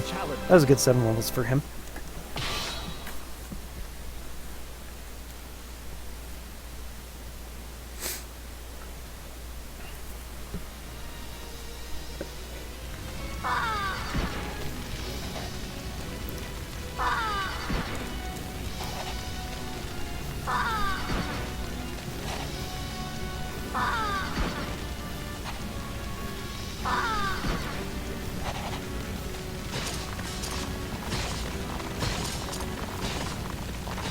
And once again, I'm delaying having my other people advance. Simply just to give more time for my enemies to reach the citadel. Decisive battle.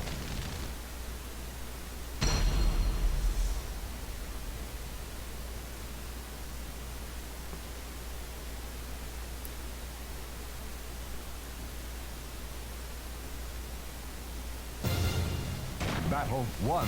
Fight. Did I do it? You can't. If you're regular on my YouTube channel, you've seen that Bozzy is the name of the character I raid with on WoW. It's not really correct to say that this is based on my WoW character, though it kind of is. Battle 2. My WoW character is just based on the overall Bozzy character concept, which is why I'm a Frost Mage. I'm actually wielding a katana instead of Frost Mage, but I can't be a Frost Mage in Soulcalibur III, so whatever. I just wanted to make the character as a shout out to mostly the guild relapse and the raiding I've been doing recently.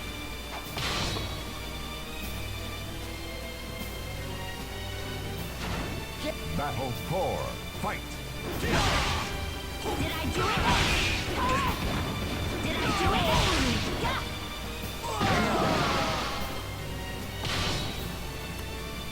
You can slightly... It's a risky thing when you have somebody near the edge, because I can waste time by hitting them while they're already falling out of bounds, as you saw it, knocking in the air, delayed his actual officially being rung out, I guess, ringed out? However you want to say that. Take you anytime you want. But sometimes, as you've also seen, I might delay hitting them because I think they're already ringed down, then they end up falling inside the thing. So it's a bit of a catch-22 kind of thing. What do I do? Do I want to try and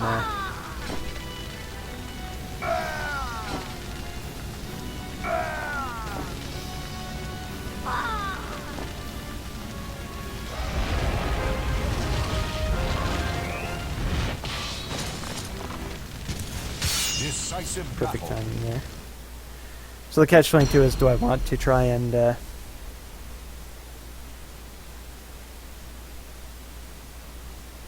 you know, if I ring them out, but they were already, you know, in the process of falling out of bounds, then I delay it slightly.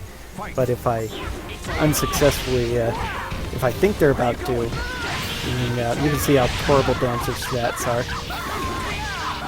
She was like level nearly 30, and I'm only level 14, and I just obliterated her. Each hit was doing so much damage. Dancers suck so bad. Soul of Shangwa is the only thing good about him.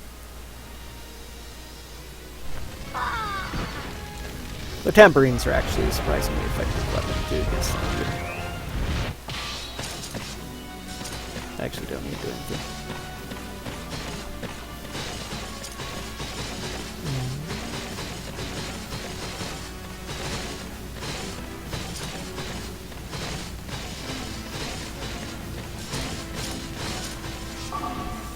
No, she won't make it. I don't know if Chronicle will make it any time to be worth it, but I probably should just go ahead and leave him be. I need to calculate that time. That's the one thing. I've mostly got this down, I think, but yeah, I shouldn't have ordered Chronicle. It's actually faster and better overall not to worry about him once he takes that. Leave those two alone, let these three take it. Works out great. After a slight delay. Otherwise, she isn't quite in the Citadel yet, or he, that last Melita guy, whoever he is. I have to fight an extra battle. Heil 2, this one is all unblockable, which is a bit of a problem. Because there's no, most of the time, again, sometimes they're not very clear on this, or how they use the rules for it. Most of the time, whenever you are fighting, most of the time, as you can see, your main character is the first one to fight. All alone. When you're attacking a citadel, usually the highest level person, the enemy's main commander, goes last, as in this case with Heil. However, if the character is involved in a cutscene, they will be the first person to fight.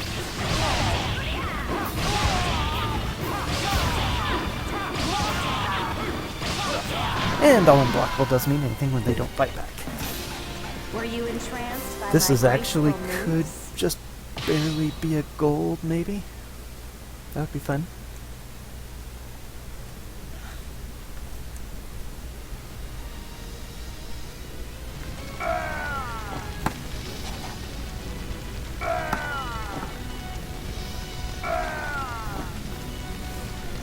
So since we thoroughly beat the Dalkia forces, they're retreating back. Of course, the fact that they've been able to come here means that Abelia has totally failed in keeping the offensive up against them. Not quite a gold. I didn't quite see where it was, but I was like a second short. Still, that was a really good time save.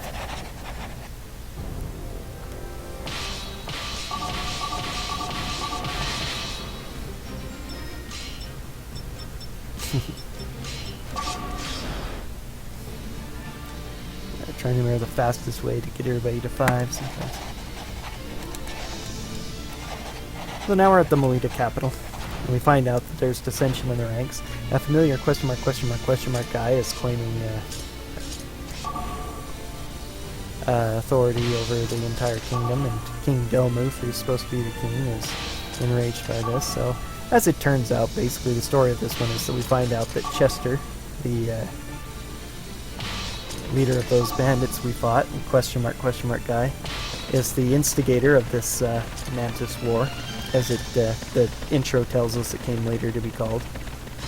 Similar to Tactics or the Lions, the story in this is kind of a Tactics light, with a lot less emphasis on the supernatural involvement of Soulcalibur and Soul Edge, which are present, but for some reason they're present, but they're what they actually do, what significance they have, is pretty minor.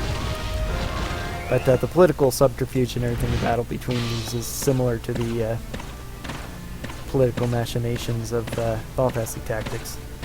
Anyway, he has set this whole thing up. He manipulated Delmuth into declaring independence against Taltis. He was supposed to, as he will explain to us, he instigated war between Grandal and Dalkia to try and weaken all the nations so that he could rise to power in the chaos. But we've done a little bit too well. One of the first times I did this, because of a weird path I took, I ended up getting Oryx to charge me instead, which was very bad, because he's both strong and, of course, takes extra time for a battle. But most every time since then, I'm not sure what I did that caused that, but every time since then he's just gone down the main road there, so not a worry. That's just what I want him to do. Because it means he's a non-factor in this whole thing, but it was bad to happen.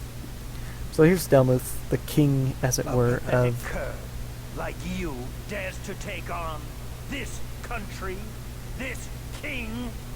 Battle 1. Fight!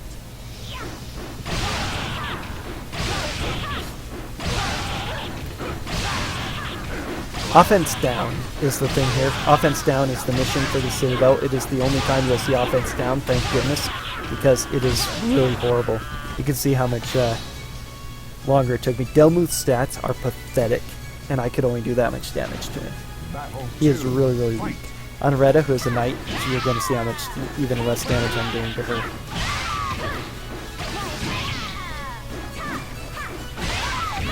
And then Heil, who for some reason has super... She is...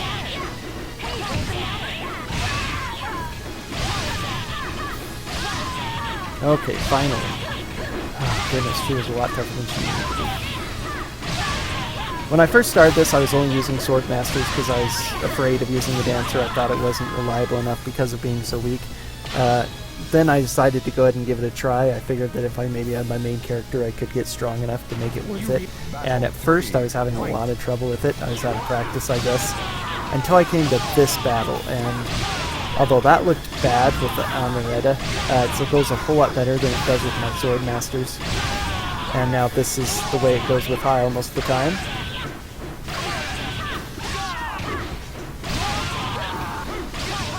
Yes, they can block that attack, it's just that they are very bad at it. The computer has trouble with it. Sometimes you can, it's just a guard break attack.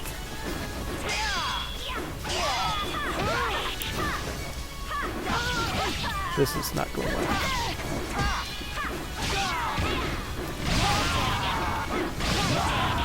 it's almost 100% reliable, but sometimes if they stay down too long, it gets worse because I'll do less damage when I hit them on the ground, and then they'll get up and they won't be in the stun lock anymore.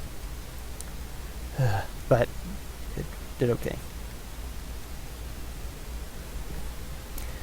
Luckily, I'll have some time to recover. So that's one of the worst fights in the game, and it was really horrible with my first couple times using a Sword Master, and that's actually about the worst it's ever gone with the Dancer. Sometimes things just happen.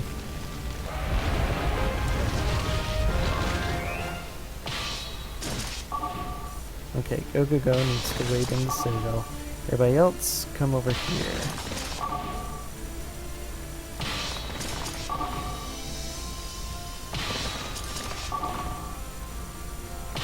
Okay, so Soulcalibur character here is Xianghua? No, it's not Xianghua. It's Song Mina, who is normally my favorite Soulcalibur character, for many reasons. But right now she's my least favorite, at least in Chronicles of the Sword, she's my least favorite because she is... Okay, that's good. Very, very... She's on ice, mostly. She's on ice. No, her mission is ice, and you've seen what a problem ice can be, and her AI is designed to totally take advantage of it. The other guys always fighting on ice, they just, you know, do whatever. But she actually uses specifically a lot of attacks that are single stroke that push you away and stuff, and it's very hard to deal with.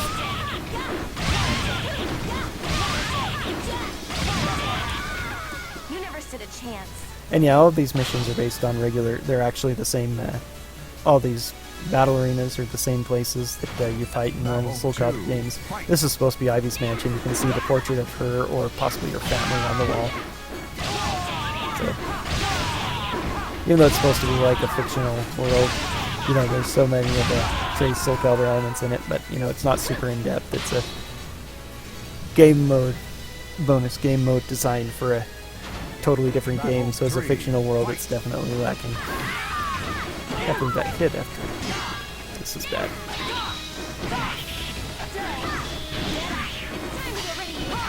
Oh, God. This is going to be a bad time loss. That's the first time we've ever lost any of those fights with the Dancer. As you can see, the offense down is working for me now, but I think it's one of the weird ones. Not everything obeys the rules that it should in this. There's some things that seem very standard, but normally at level 3 or higher it shouldn't affect you, but I think for some reason it still affects me to a small degree, because I don't seem to do as much damage against these characters as I would be used to.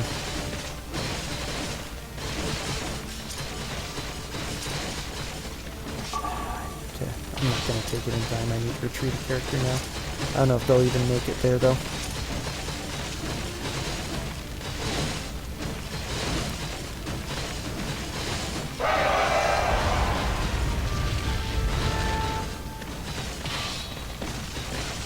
This is going to be such a huge time loss. And now I'm going to have to fight Oryx, too, because they're all charging down the middle there.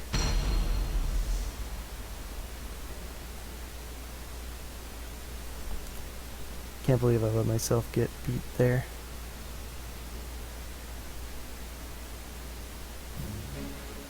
Battle 1. Fight!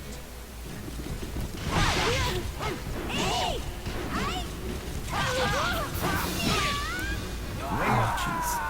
And now I'm gonna let Sungwoo be into it. I might have to start this whole thing over. Yep.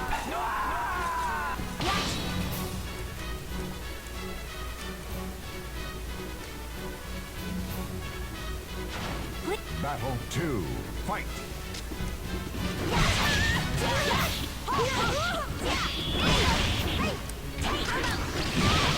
What the? I moved. Somebody to drop my input or something. Battle. Fight!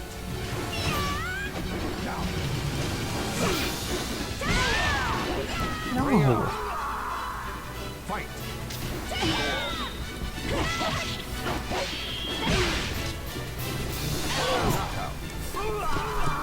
Yeah, no, that's pretty much it. Go. I don't believe it.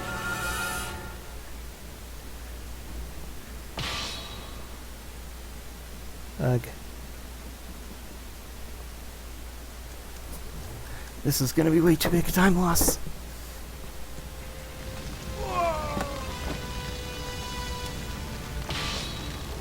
Yeah, that's why I said I wasn't attached to this run yet, despite seemingly great time gains I made.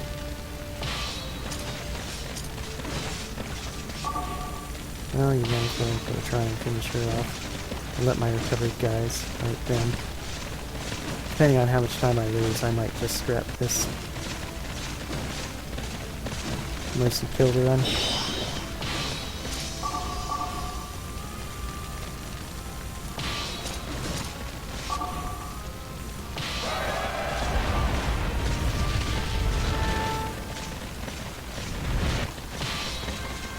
This is by far the worst this mission has ever gone.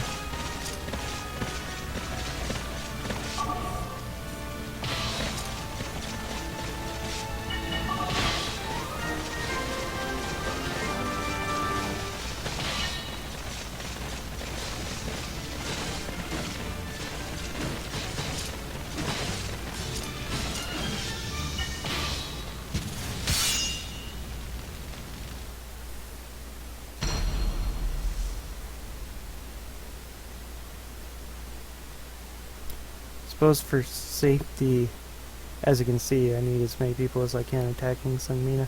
For safety, I could leave another person at Citadel, I guess, but normally I just don't lose to those people. You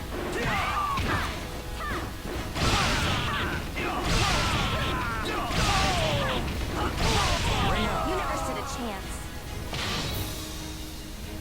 The one good thing is that losing actually gives you more experience, because you get experience points for losses. Battle So. 2. Fight.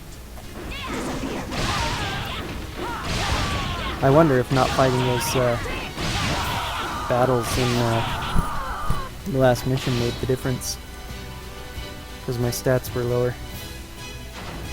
Final battle. Fight.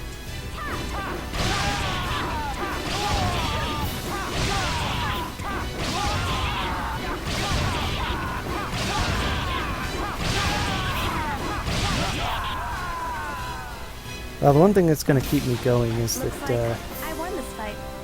I still have 12 minutes to save on Chronicle 15.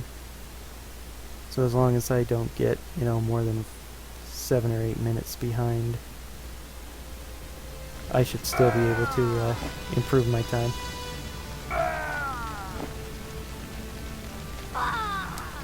I really want to get this to sub 4 before LPG. Like, I wanted to do it before the submissions were over, but now that's very odd. They should have regenerated there, because that's where Decisive battle. it was. Okay, well, hopefully I can beat Sungmina with one person. Otherwise, I'm going to have even more of a time loss.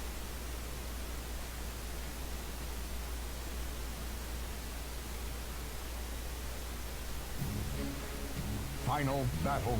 Fight.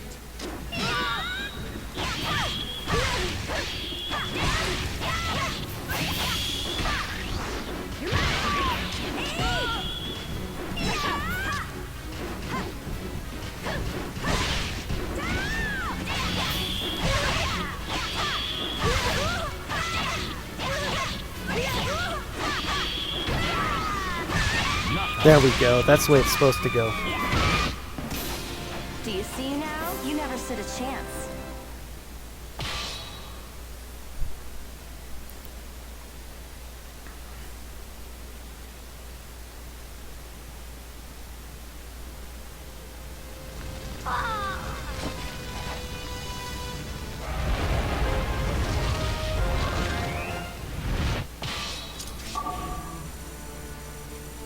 Okay, I'm...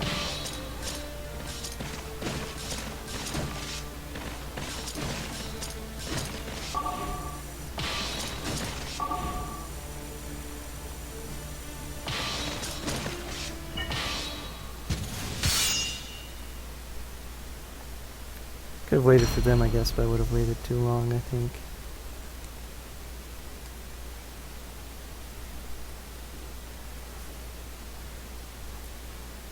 Right now it's pure instinct that I'm running on, trying to recover any semblance of thing from there.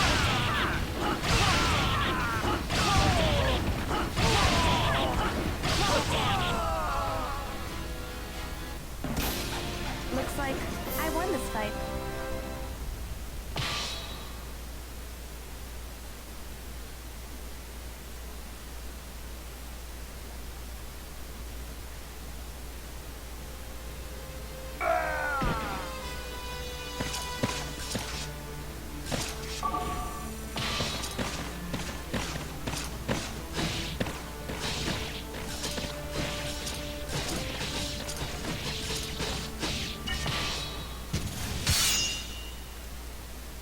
I ended up waiting for all three of them anyway. Oh well.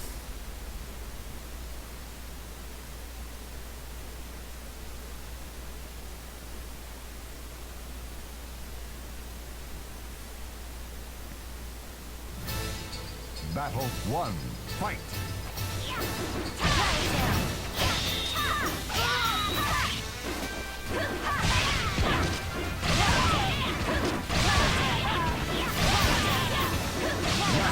Never stood a chance.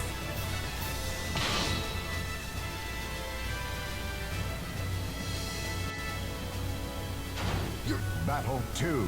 Fight.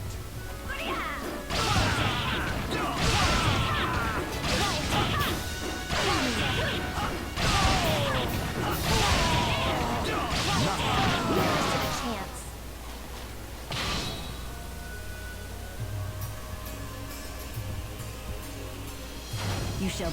Battle 3. Fight.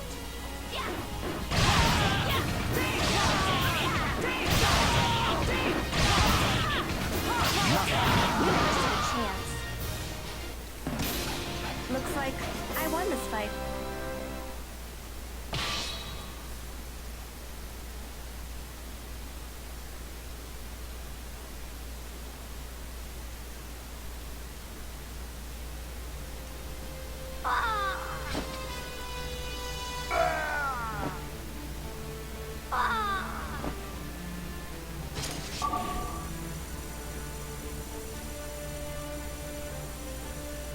Jeez. Following down that one line, it shouldn't be that hard to keep going.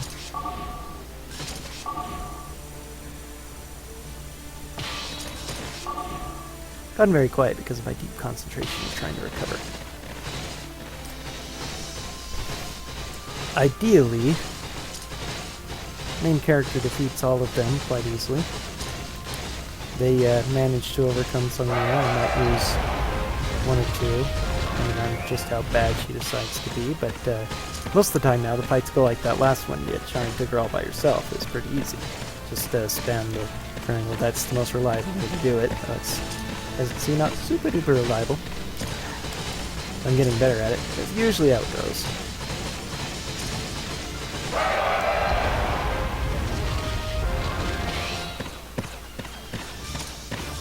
And then main character shows up to deal with Chronicles and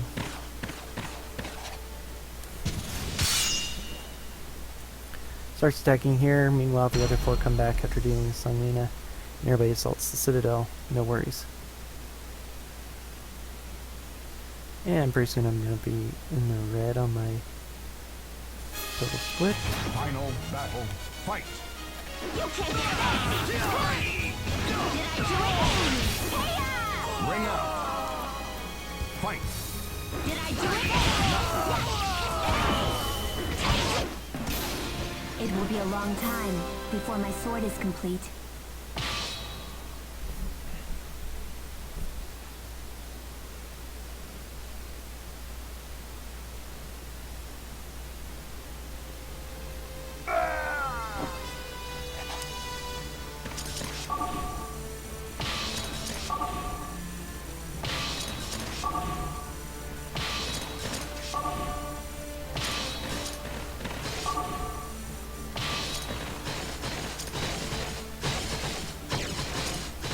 It's interesting that these citadels even have missions associated.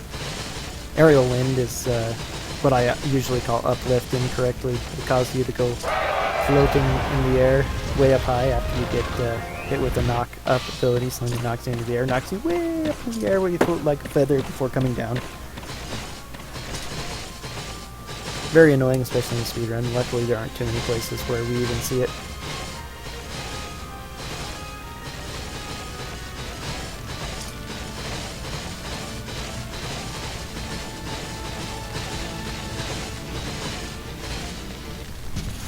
Decisive battle.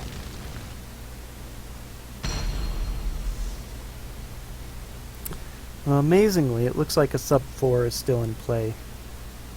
I'm only going to be about 3 minutes behind here.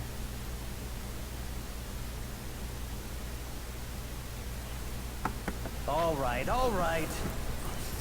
Surprised? Well, it's just as you see. I must protect this country. I have this brilliant plan of pitting Grandal and Dalkia against one another, and then rise to power during the resulting chaos. But because of your unexpected meddling, my plan is in ruins. You will pay dearly for this. Battle 1. Fight.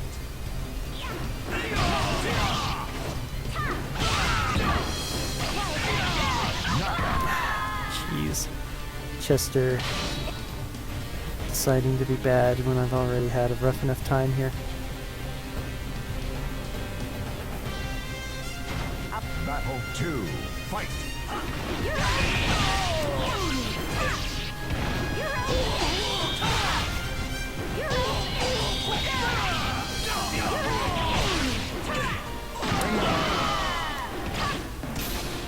Did you really expect to get the better of my blade?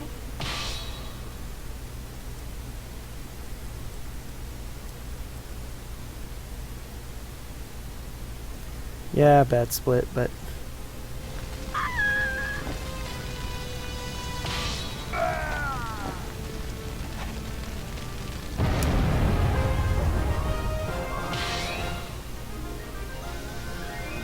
sub 4 is still in play though, and time gain is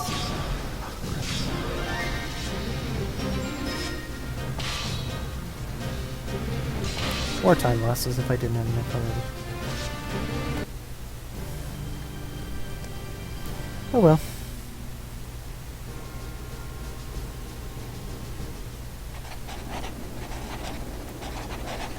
The way this text draws instantly, having Gogo's name so long means nothing most of the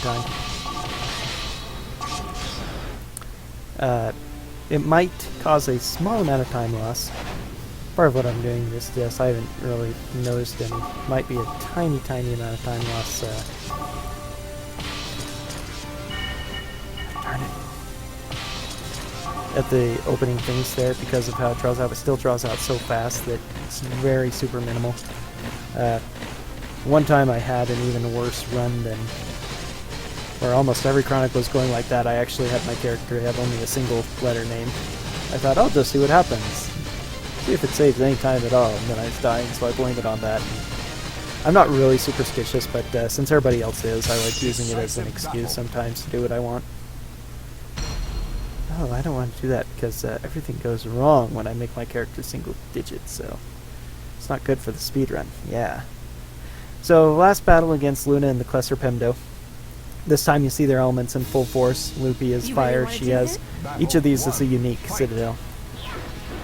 Thank you.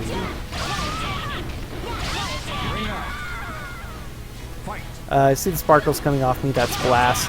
She also has all unblockable, as you can see from the flame on her sword, so I can't block her at all. It's a good thing she decided not to be aggressive, and I was aggressive. Blast means you get thrown back. All of these have two... All these strongholds are unique, have a unique mission that has two different properties combined in one. Except for Luna's. For some reason, she just has reserve offense up, which is a really powerful one that makes her do more damage when she is lower on health. So, Loopy, the Flames of Hell, as she calls herself, she has all unblockable and Blast. It's not a big deal at all. Next is Heal, though, of Water, who has Sacred Field. That is Ice combined with Cure, and that's actually kind of bad. Luckily, her stats are low, but strangely, she seems... Well, she has a slightly quicker weapon than, say, Sungmina and some of these others, so sometimes when I try the usual horizontal anti-ice spam, it doesn't work well. So luckily my PB here was horrible, so here's another opportunity to save almost 2 minutes. Especially if my strategy against AG works out. AG is on the very worst mission of all, period. No questions asked here. Battle 1. Fight. Because it's already got the very worst on it. And then they have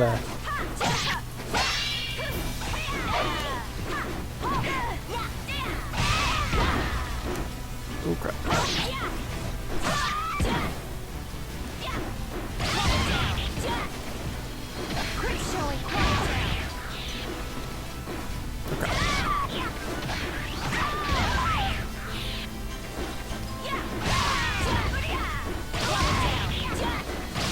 There we go. Not bad. Not bad.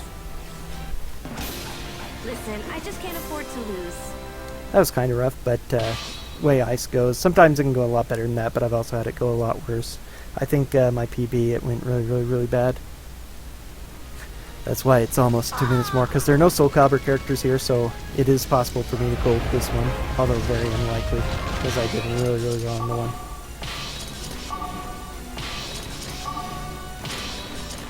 Eloa is the winds of heaven. Holy wings is what they call it. That's aerial wind that I was talking about last time, combined with the whirlwind.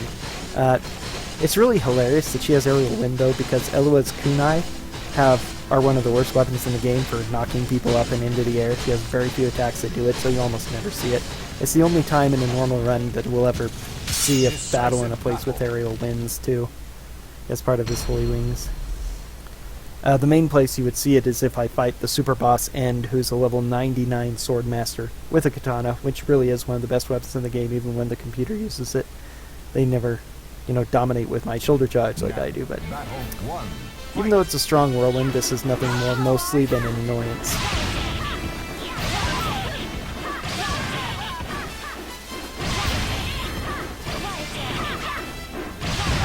Thank you. I must go. Excuse me. Okay.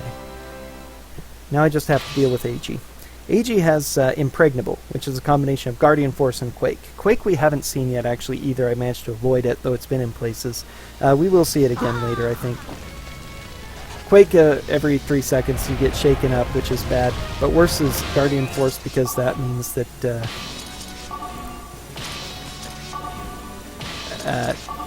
nothing you do affects the enemy. They don't take stun, they don't take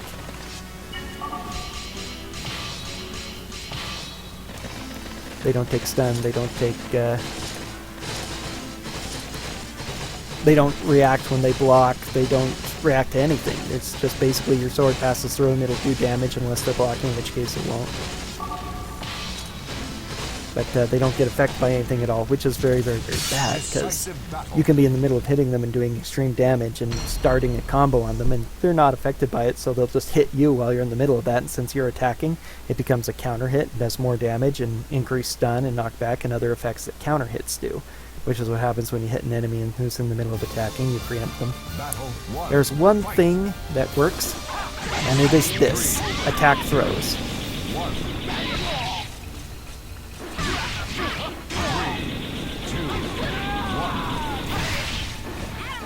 Attack throws are certain attacks that launch into a throw immediately after the hit.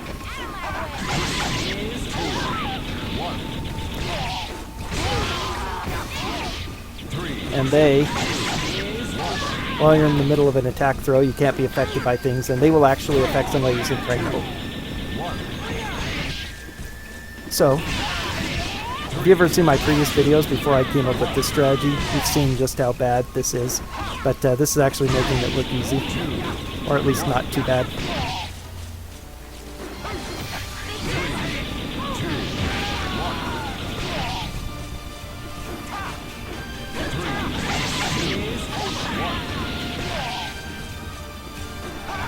Yes! Okay, good. That's it. I didn't even lose him. That's going to be a big time save. Okay, so it took me a long time to come up with this strat, because attack throws, as I say, those are the only thing that affects them. You see I did other things and she blocked and stuff, and you didn't see it too much since I didn't have too many other abilities to use. But yeah, not being affected by anything with that quake shaking me up regularly as well is very, very bad. But back to Kana. I shouldn't need it here, but might as well get it done with. So yeah, it's very, very, very bad when you're trying to fight that battle and you get shaken like that, and you can't do anything to so they hit you in the middle of it. But attack throws will affect them for whatever reason. If you hit it, usually you have to hit at a certain distance or do a counter hit or something with most of them. That's one of the most reliable attack throws I've ever seen, the sickle sideways movement there. So that, it took me a long time to actually figure out that that's one I wanted to use. One of the simplest ones is on the sickle ability, so the wave sword, the sickle, where you throw the thing at length, grab them, pull them in, knock them down. I tried using that for a while, and it was unreliable. So Sometimes did well, but other times didn't. This time, it will Katana not be has like our previous encounters. See if you can defeat this sword. Battle 1. Fight. Yeah, she has Soulcalibur. And she just obliterated me. Because he decided to.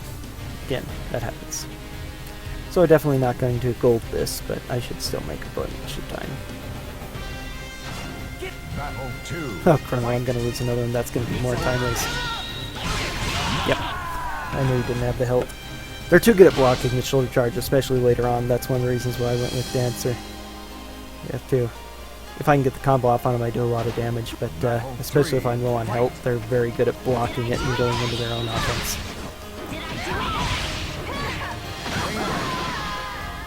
Fight.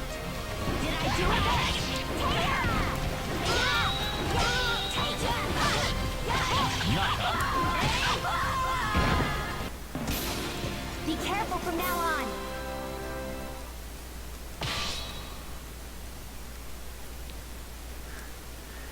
Some things that are random seem to be like the order they put your people in. Usually on all fights except for one in this entire game, they will start with your main character. If you're basically your highest level character in line, so if I don't have my main character, that's why I knew Chrono would be the one who would fight, and why I gave the sickle, the wave sword to him.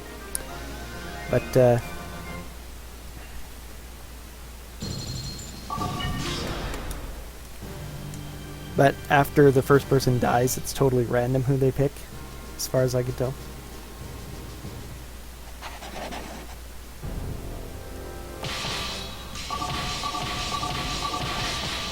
Okay, 2 is fine, 3 is fine. Let's have everybody else at...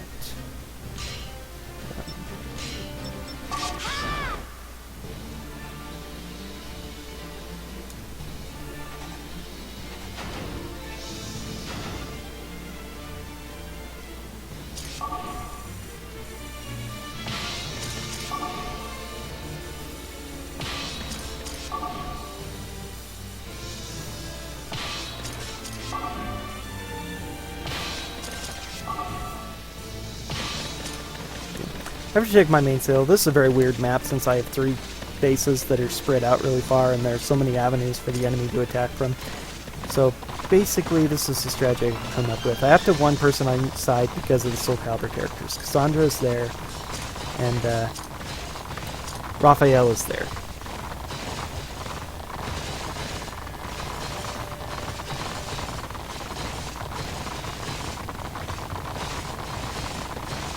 See all these people go charging in. Some are after my main character, others are after the main citadel.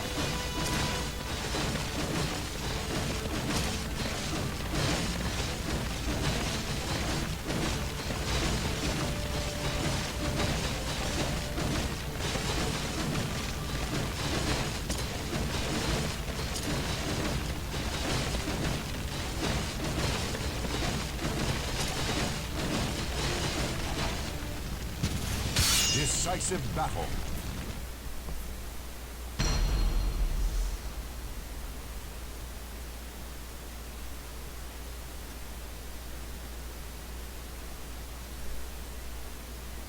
Kyrkis has returned from 11. So Kyrkis 2, final Kyrkis.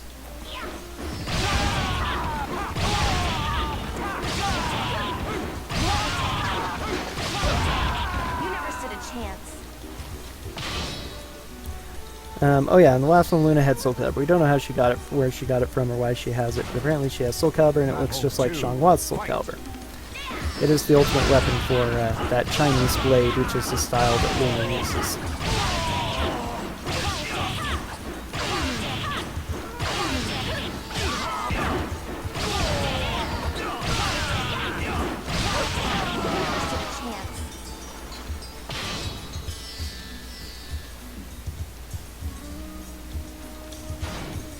Battle 3, fight!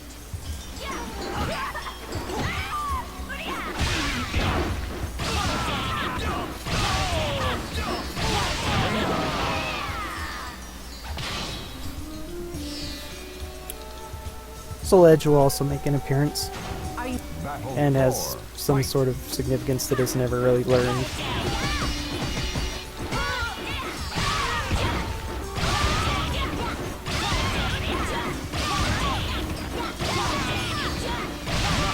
You never stood a chance.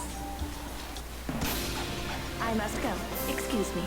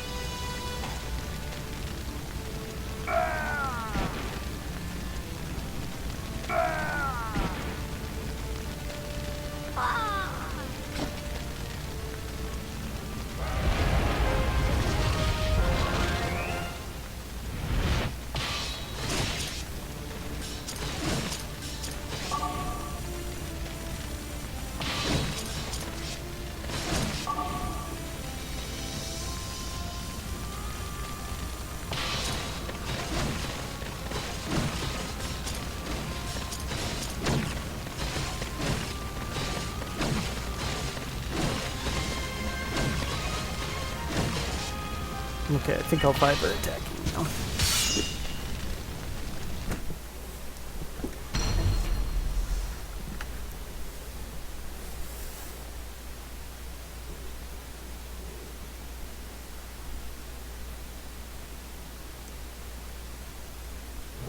Fate. Battle 1, fight! Did I do it? Did I do it?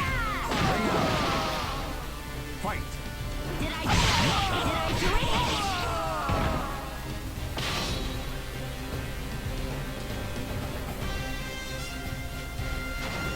Battle 2, fight! Did I do it? You can't do it.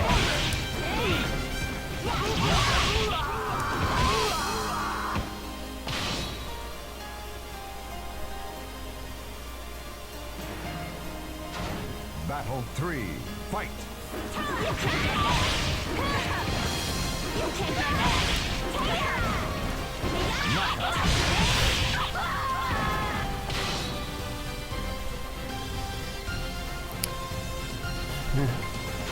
Why you... Battle 4, fight! Did I do it? You can't get away. Fight! Did I do it?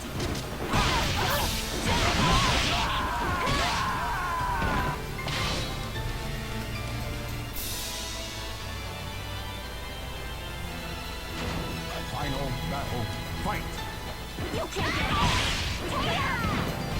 You can't get away. Fight! Did I do it? I do love some of these custom costumes that they made. They look pretty cool.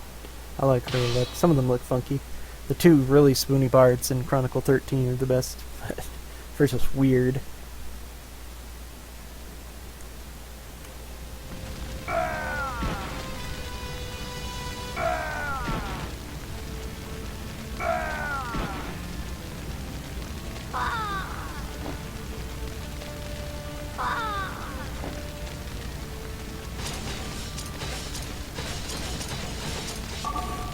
Should have known that I was on her already. Oh well.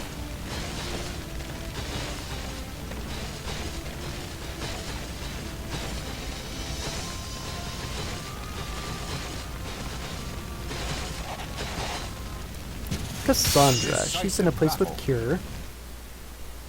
She's a sage, which is one of the higher level things. They actually have really good defense. Not as good as a knight, but a little bit better agility and attack than a knight.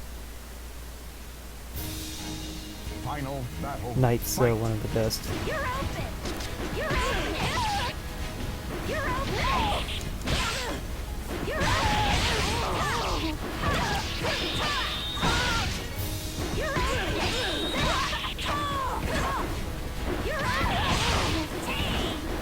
open! You're open! That was a nice miss. You're open! We'll try and ring the other out. Ring out. I win.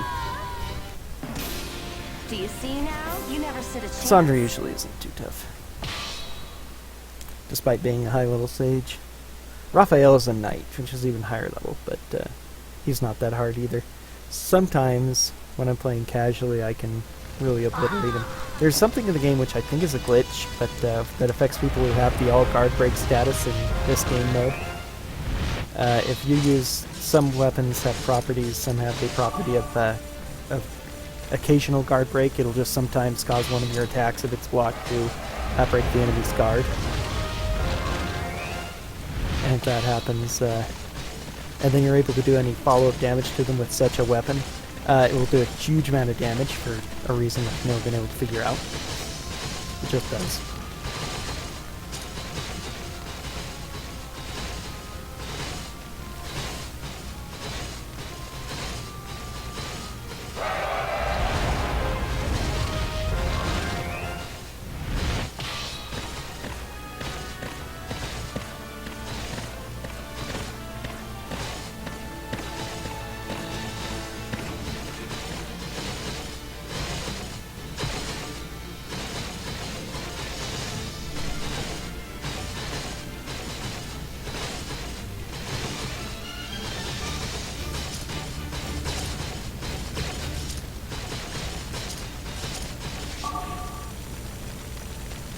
You'll be able to make it all the way to the end, actually.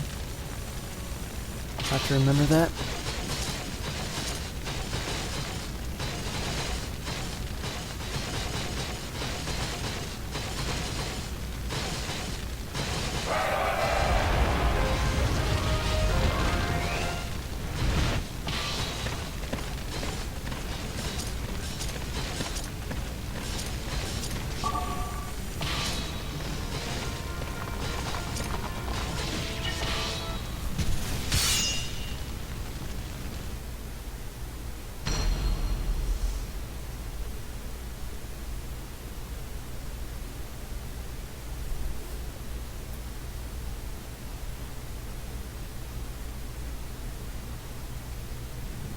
Final battle. Fight.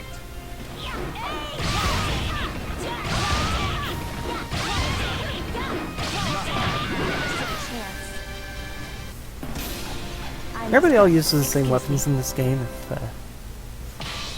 I was just kind of thinking, if ever they make a sequel to it, it'd be interesting if they had only specific countries use specific weapons. Maybe it's just kind of silly, but I was just thinking about that. These sword and shields, you saw them in Florida, you saw them.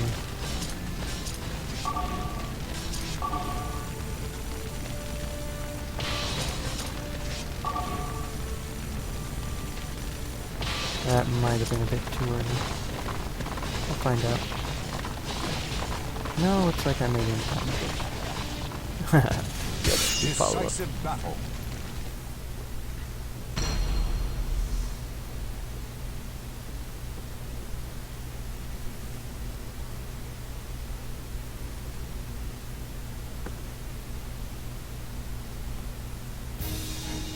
Final battle.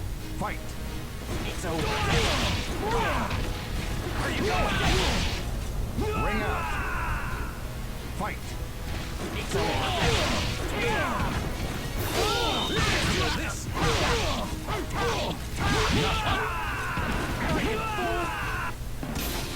You never stood a chance.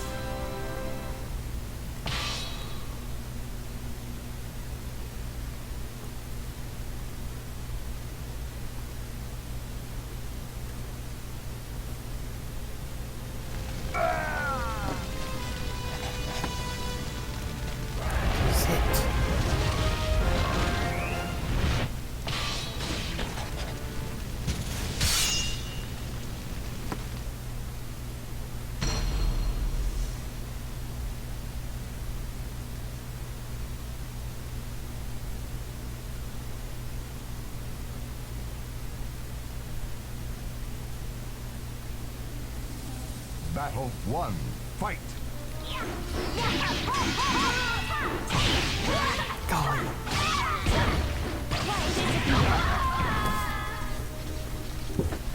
It can't be. So much for making up time in this one.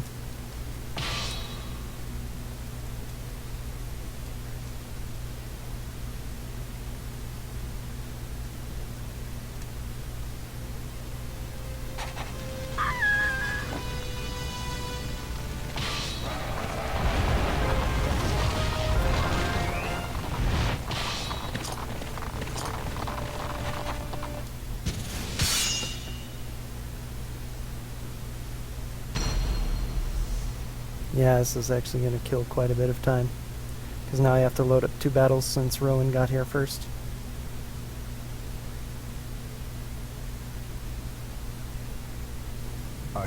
Final battle. Fight! Now. Bring out. Fight! The dancer is failing me at the worst possible time.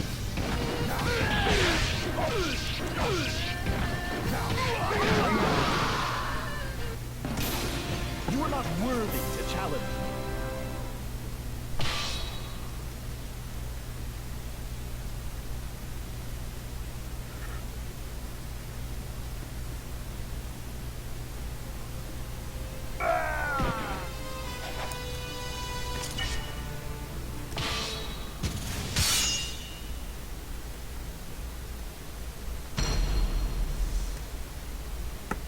Those have gone well. I actually could have come really close to getting a really good run on this, possibly even getting back into green, but with that, I'm going to be lucky to break even here. Final battle. Fight! Well, RNG's a factor in these kinds of battles. Too late there. I wonder if she was going out on her own.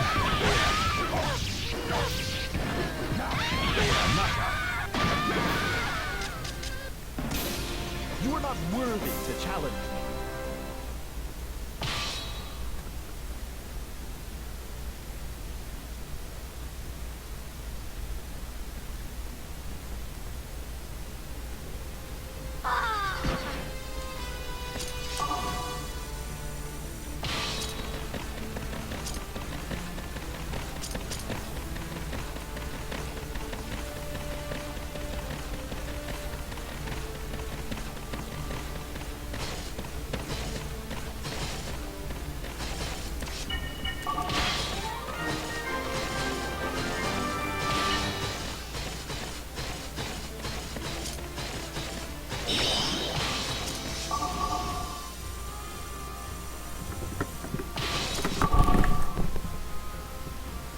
Blessed.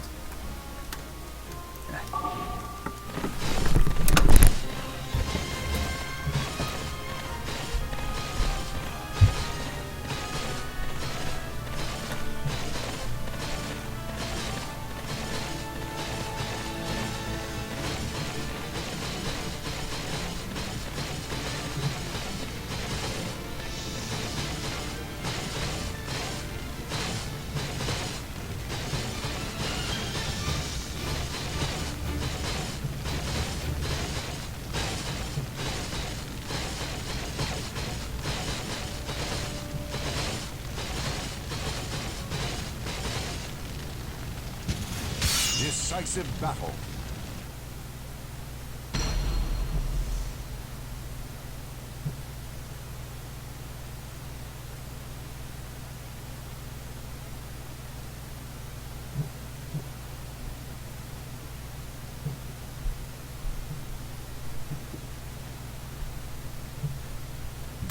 So, you've come.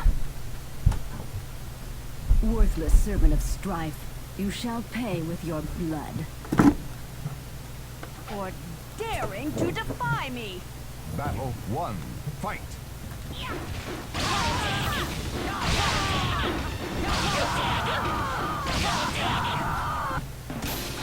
Looks like I won this fight.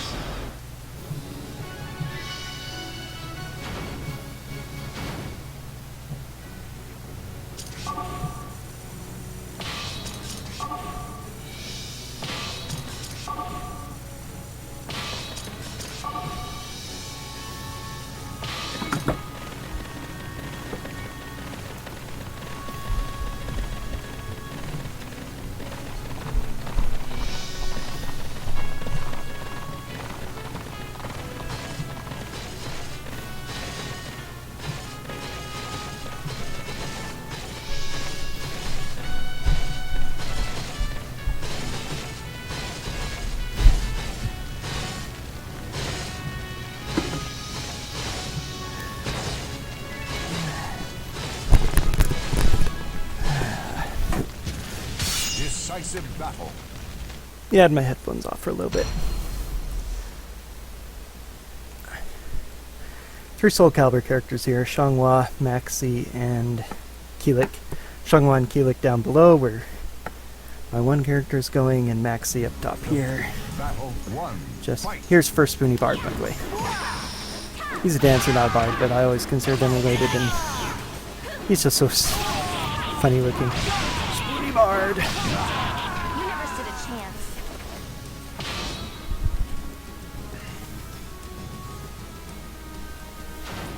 Battle 2.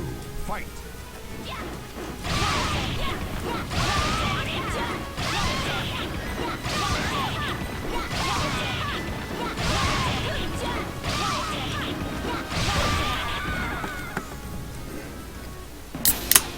I must go.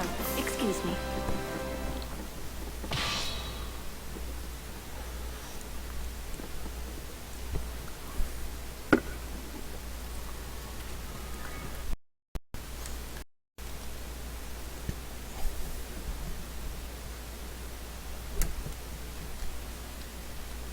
That's funny.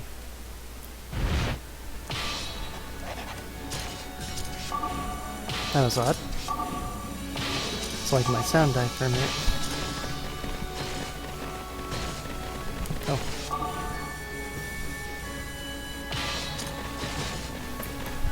That might be a small time loss.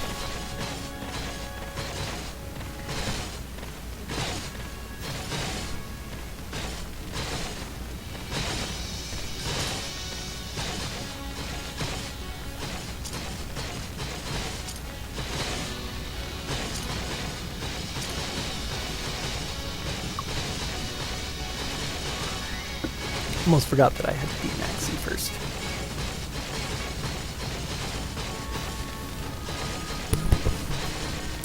Yeah, there's another strategy I wanted to try here too that I forgot about. A bit too late now. I actually need to send 2 people to fight Decisive Maxi, battle. so I can defeat him first. And that way I might only fight one guy there. That might help me avoid one more battle. Battle 1. Here's Fight. Spoony Bard 2.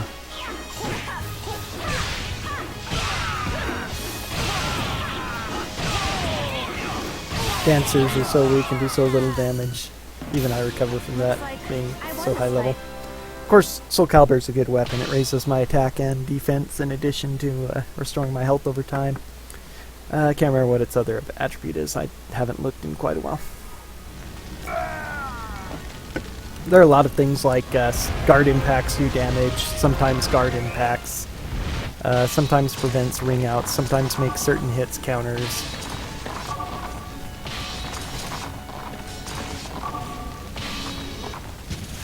Decisive battle. You know, minor things that you don't really see happen too much.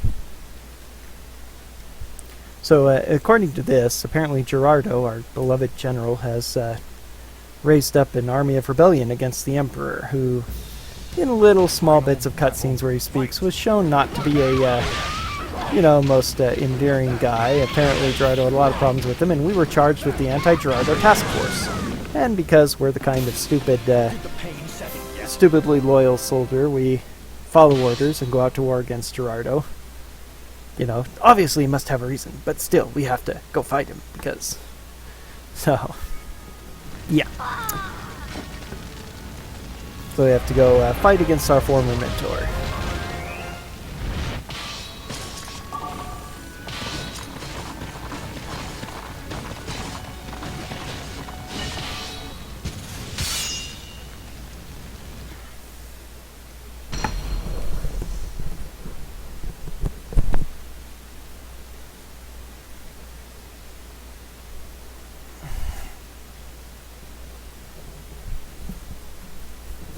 Fate. Final battle. Fight. Another small thing I sometimes lose time on is not being as absolutely quick about skipping the intro battle scenes, which you can skip on like cutscenes, and such things, intros. I'm not as quick as skipping those as I could be. As I get more and more used to it, it'll get better, and I've already improved quite a bit from my first few times and runs. Sometimes amazing how much the little things can affect the game, though most of it comes from just how badly or poorly I do in these battles, of course. It's kind of rough here because it always seems like there's a segment of the game where I have a rough time with the dancer, and most of my earlier ones, it was actually in the earlier missions, I'd be losing to people like First Gerardo and places like that. But then by the time I get to the middle game, I'm sweeping through Heil and everybody easily, so it's like, oh, okay, it's even better. So as I'm thinking about how well I'm going to do today, I think to myself, oh, well, as long as I can cut out my mistakes early on and save some time there, I should be able to make up a bunch of time, because I don't have a problem later on. Now, this time, I'm doing a lot worse on a couple of these later dancer fights than I should be. And that's costing me some time. Battle 3, fight!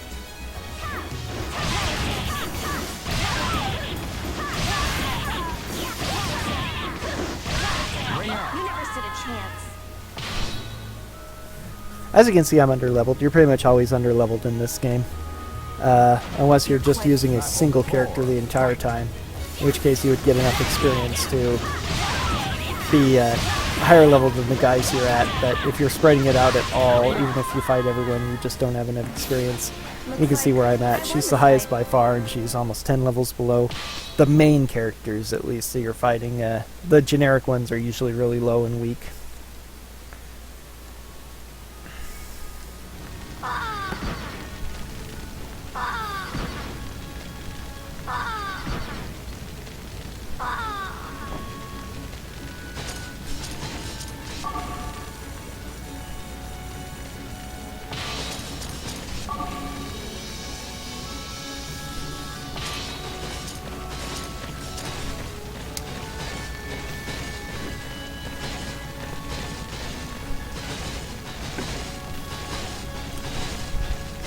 But for main characters, not even not counting the Soulcalibur ones, you're low 60, you're always behind until you get to New Game Plus.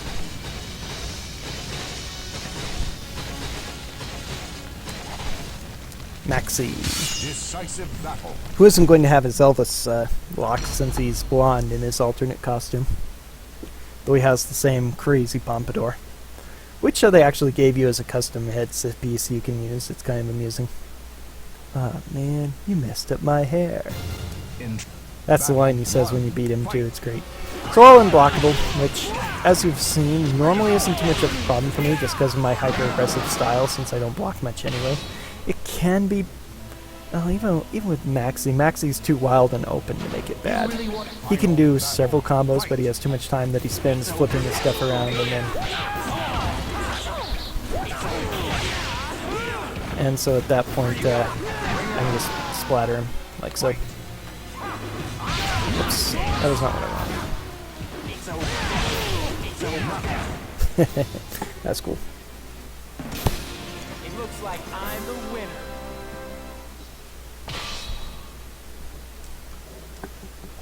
Okay, now if it goes as well against Xianghua and Keelik, they're actually a lot tougher, since you have to fight two of them. And, this is one of the riskier ones on Soulcalibur personally, because of the fact that I have such few guys and I have to split them up like I do.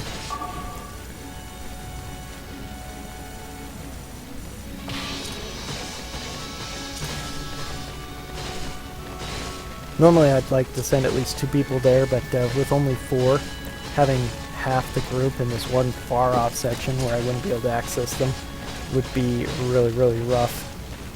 I mean, I can manage it in, say, Chronicle 4, Bridge to Hatred, because it's only I to only take down 2 citadels, including the main citadel, in order to win the game. So if I have 3 people, it actually goes too fast, and I never get a chance to fight the Soulcalibur character. But here, I have to go through 3. So one person is fine on time. That's only if I win. If I take one time, I took my dancer, and that really lost me time. That was actually the last straw, I think, in my one run several weeks ago that I ended up mercy killing. I am not really on pace. If I do really well, I might be more or less on pace to break even, but it looks like my Soulcalibur III time is actually really good. Oh, gosh, that wasn't quick enough. There we go. They're pretty dangerous at any stage, because luckily Xianghua's stats suck because she's a dancer too, but she is very, very good AI. Keelik is worse AI, but he can be nasty. He's a monk, which is a tougher class too, although luckily not one of the toughest ones. They have good hit points and good attack. That's all they've got though. But because of the reserve offense up, they'll do more and more damage all the time. Luckily that went very well. I'll accept your challenge anytime. So despite my slight slip up, I'll lose a minimal amount of time here. My any percent run must have gone really well. Or my my PB. I last PB'd this several weeks ago, so I remember everything that happened there. Waiting for this to go down.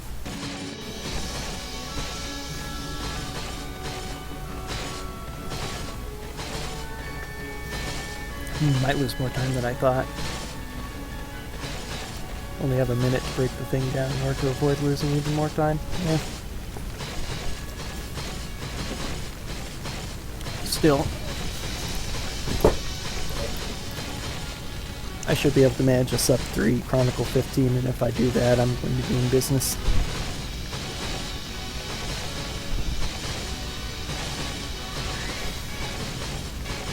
Separate is what this mission is, and it is far more annoying than glue. I haven't even mentioned glue this time. Setsuka had glue, Mooncalf 1 had glue. It pulls you towards the enemy, which even with Soul of Xianghua, since I like to start out a little bit farther away, isn't that big of a deal. I mean, I like to be up close and personal beating crap out of them, but Separate pushes me away, which really can disturb my combos too. Battle 1. Fight. So, as you can see,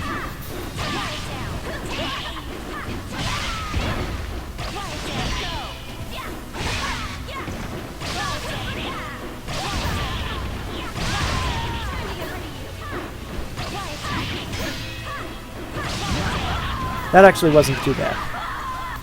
Yeah, I am losing a bit more time than I thought.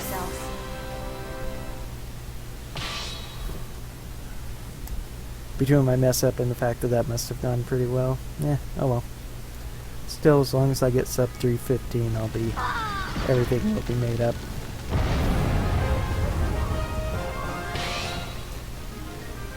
As I say, part of the thing was that I actually, as you can kind of see by these splits too, that I did really, my PB did really poorly in the early game, but did a lot better later on, and that's coming into play here.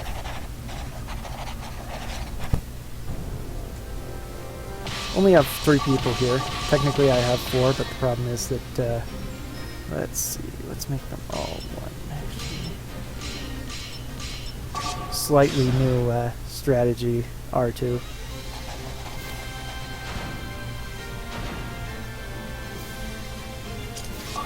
Okay, Gogo's going to hide in Citadel. This is one of the maps where Gogo can, if Gogo dies, the map is over. So even though the enemies here are like some of the weakest in the entire game, I still don't like to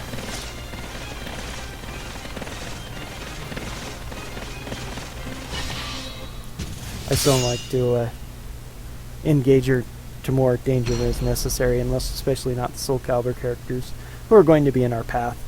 I only lose 2 minutes here, which is actually more than I thought I lost. But, this map is another one that's, because there's so many different angles and stuff, it's still very weird to me, and I'm trying to come up with new strategies on how to save time.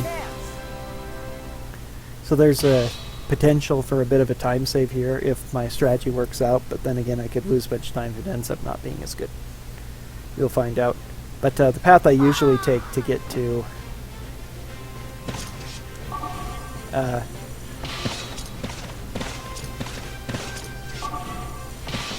path I usually take to get to Blast. Again, got them both. I'm normally fighting a lot of encounters anyway.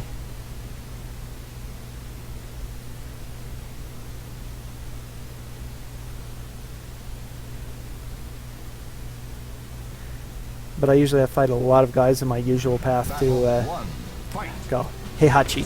Heihachi, the katana wielder. See, these guys are so weak. There's only one, besides the two Soulcalibur characters, there's only one unique guy in this whole map, and he's the boss. He's really weak too, but all the rest of them are just these generic soldiers who are super weak. They're supposed to be rebels, but it's kind of implied in the story that they were mostly later on, but there's something different about them. Abelia, who's helping us with this, doesn't think much of it, but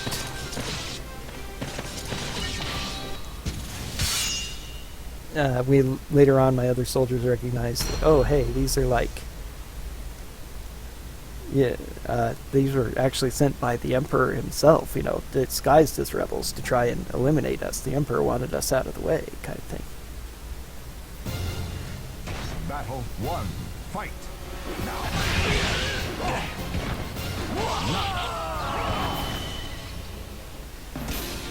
I'll accept your challenge anytime.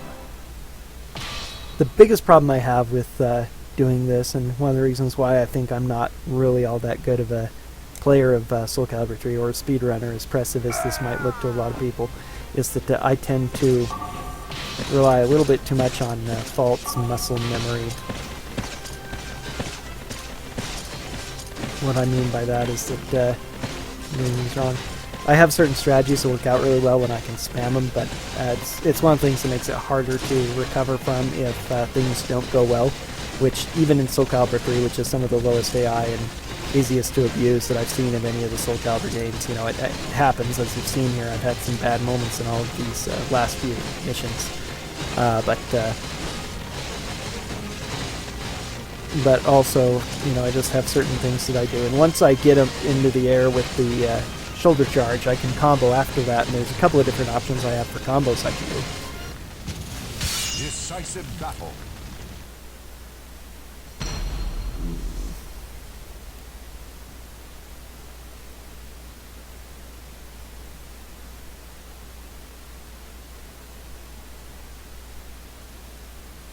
And when I want to ring out people, that leave in the air is much better, but for damage-wise, it's a whole lot better just to do simple strikes like that, or the punch and strike and such things, or for the juggle. And so when I get set that I want to do ring-outs, there, I try to do the spinning jump kick to knock them away. But when they're really weak, I will kill them long before I get them in a position to ring out. Excuse me.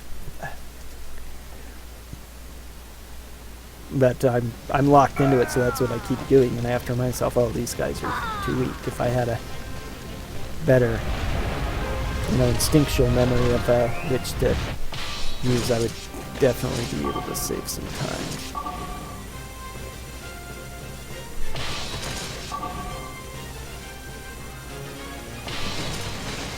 Okay, now this is kind of interesting. Everybody's gone to the main citadel. I did have to fight a couple of battles out there that I didn't want to. I wonder if this will save time or not. Just about everybody's here. I'll go ahead and kill them all.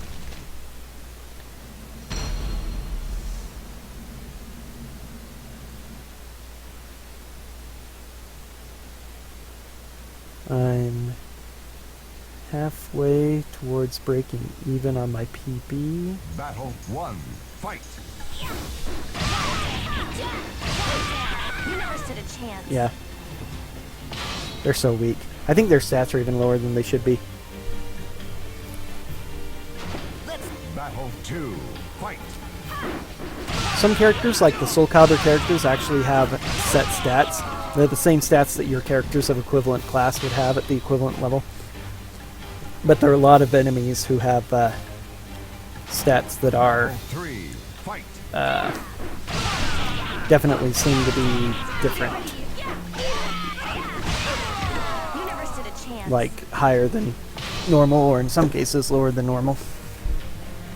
And I think these guys are actually some of the few that are weaker than they should be. Some of the later bosses and stuff have ridiculous stats, like Heil. Heil's defense stat is absurd, especially the last time you fight him, which combined with the offense down makes him really hard to kill. Battle 5. Fight.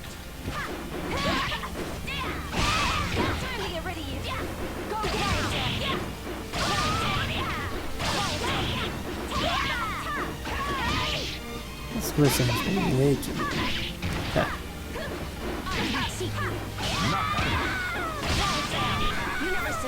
That's a huge time waste right there from that person. Jeez. Final battle. Fight.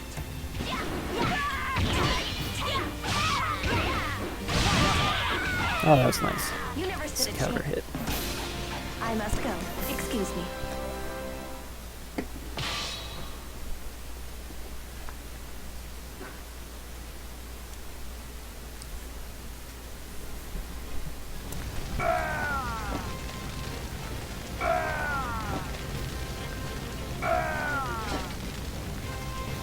I didn't get to explain in Act 10 because everything went disastrously wrong, is that people can only come in groups of 5 maximum, and no other people can join that group.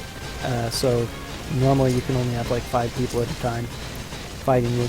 But in this case, because we had a group of 3 there and a group of 4 there, I ended up having to fight 7.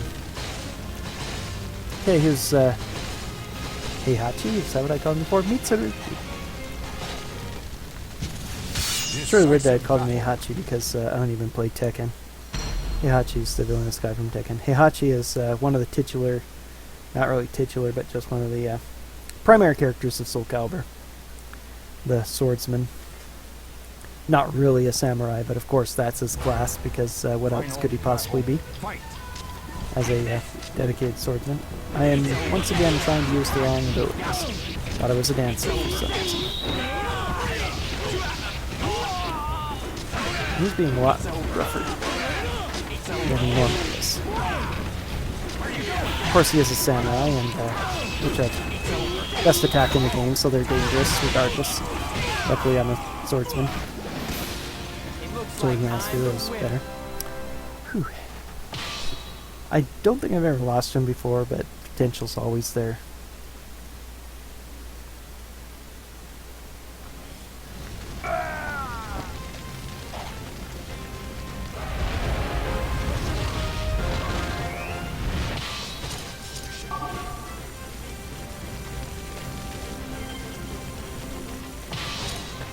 We'll see if I actually make it to Taki in time. One of the other interesting things I didn't point out here is that Taki, who's up there, and Mitsurugi, who's here, they have a tendency to, or not a tendency to, they will always, their dialogue will actually include interactions with the characters available. The leader there of the enemy force tells Mitsurugi that he'll let him have this one, the fight that he's in, so apparently he hired him as a mercenary. Why Taki's here, we don't know, but she recognizes in Abilia, for some reason, the power of Soul Edge driving her mad, and so she decides she has to put her and therefore all of us down something. Kind of weird, but whatever. It's just unique because it's the only time that other people will talk to the Soulcalibur characters, or they will be talked to, they'll react to them. So it's a lot more dialogue than most Soulcalibur characters have. Of course, doesn't mean much in Speedrun. Goes way too fast to read. Just a unique thing, though.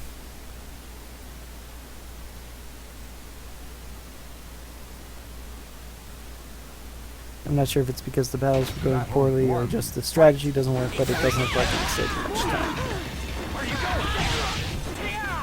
Ring out. Well, that was really good. Fight. Oh, okay. Yeah, sliver left. You never stood a chance. Possibly I ended up fighting too many battles. The previous way I was going, for some reason,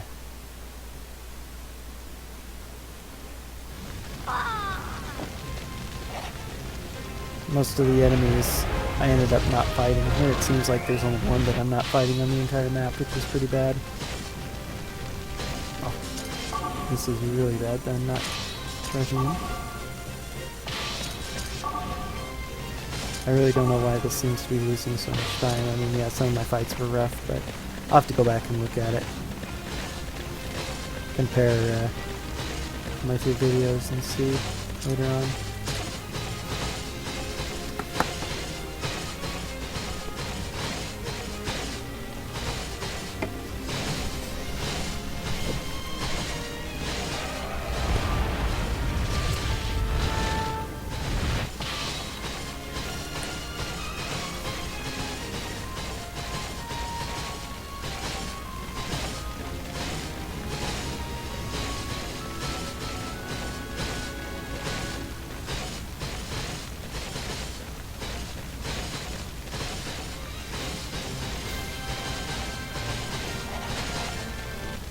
One of the interesting things about this run, though, is how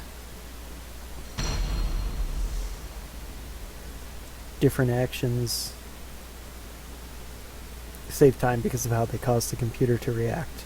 Some of the earlier ones I've got planned out like every scenario, so I know the very best ones. These later ones I'm trying different things and then finding out they don't work. Ignis here, this is Blast, which we sort of saw before in the Rupees, with combined with the all unblockable. And so when you get knocked back, you take some major knockback. Doesn't mean much. And Ignis is once again being very horrible. It's normally not nearly all this hard.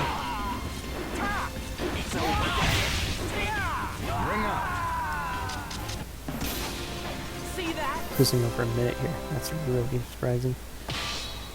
Probably the difficulty of some of the battles is part of it.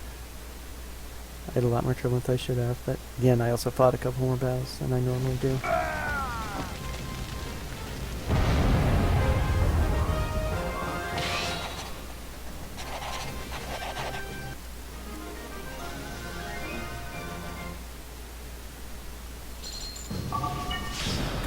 Now time to find out if struggling through all these reds was worth it or not.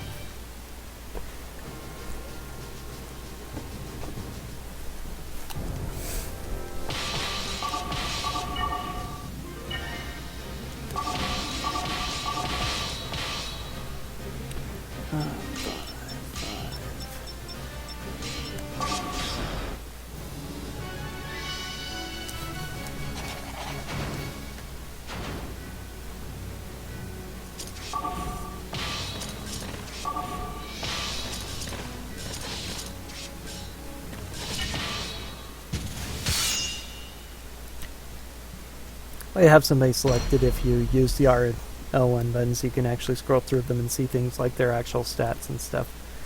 So it's very hard to bring up. I can't really do it casually because it pauses, or in a speedrun because it pauses the game and everything. But if you play casually, it's worth it to look at your character stats and everything and see how they compare. It's one of the ways I know my guy's stats, at least. The enemy stats, I don't think I remember being able to look at. I think I've tried and you just can't do it. Maybe ones that are just on the map, but again, you know, you can't really do it in a speedrun. Very pointless to lose time doing that.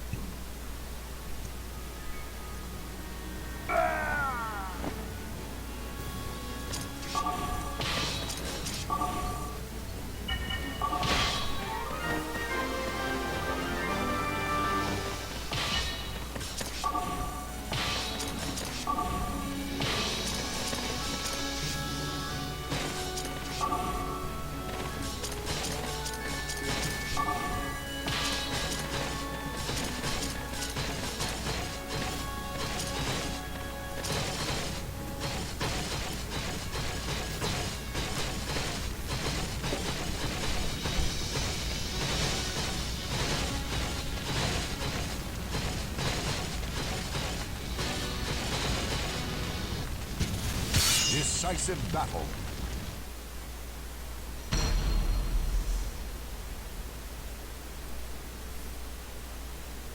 Since I want to make up some time here, I'm going to go ahead and play it safe. It's one of the reasons why I have him hanging back. Although I could actually make this go quicker by having him advance and then hang back afterwards. There's another quake. Luckily, it doesn't affect me. Looks like I won this fight.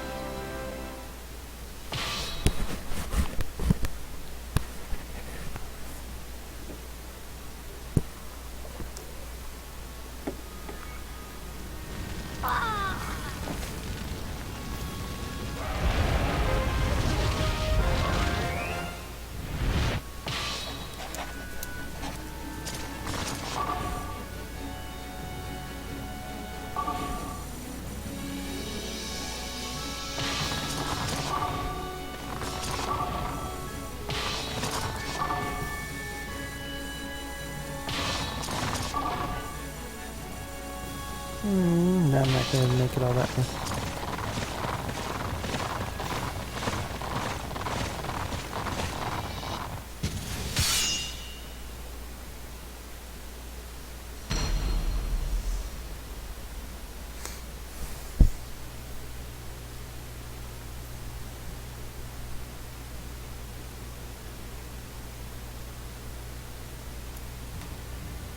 Final battle, fight! Both times that I have done a Soulcalibur % run completed, I totally messed up this scenario. There's so many guys here coming that have done so many different paths that I've thought that I could get away with not defending my place and get to the enemy place first because it's a fairly short path, but both times I've ended up losing because of that, and that's why I have so much time to make up here. Goodness. Good thing Voldo's a horrible stat dancer. You can't stop me. He's one of the really random guys who can be really pathetic, or sometimes he just decides he wants to own me, like he did there. Luckily, since he's a dancer, it didn't really matter.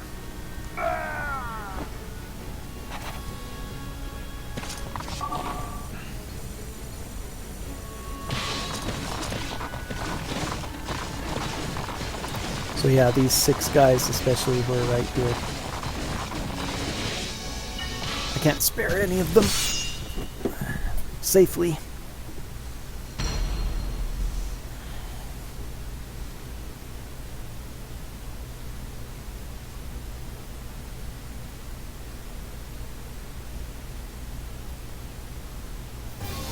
In battle 1, fight! It's over. Where are you going? Where are you going? I didn't get the jump off, or that would have been a quick ring out.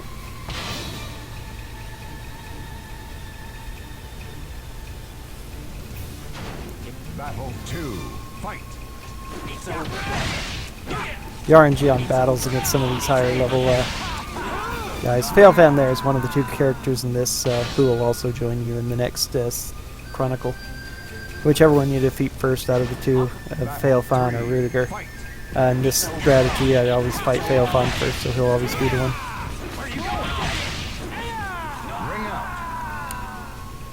But against these guys with a lot of stats and stuff, getting those ring outs can make a huge difference in time.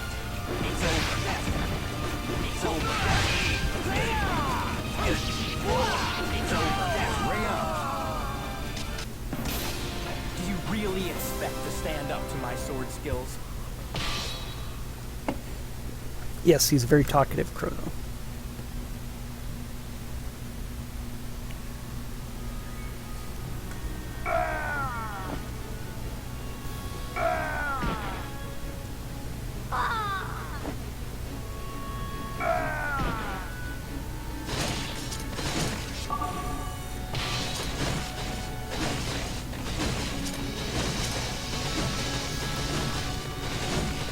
One of the times I tried, I beat those 4 and then tried to get to the end with mine before these 2 took it. But even though they're just cavalry, they'll still take down mine before I'll take the enemies.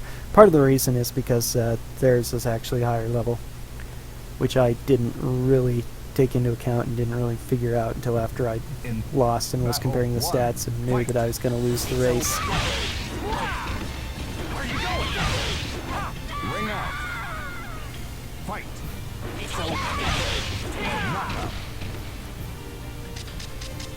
But normally Stronghold level 3 is the maximum. There are certain ones that you've seen before, like the Boot 2 Bridges and Bridge to Hatred, or the centerpiece in Chronicle 10, God of War. It's over. It looks like I'm the winner. That will not be reduced below level 3. But there are only 2 ones on the map that ever have above level 3, and that's the 2 main citadels, yours and the enemies. Sometimes they will go up to level 5, but they won't go higher or lower regardless.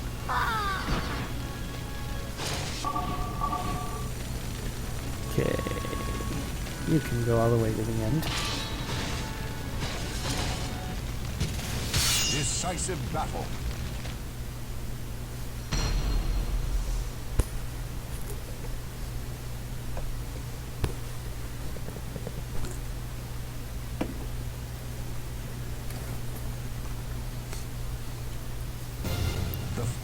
Battle 1. Fight. Oh, here's Rudiger.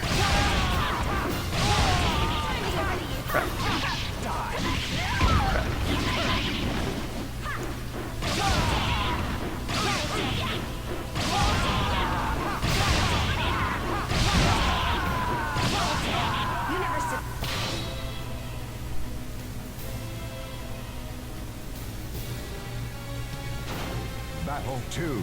Fight. Bad.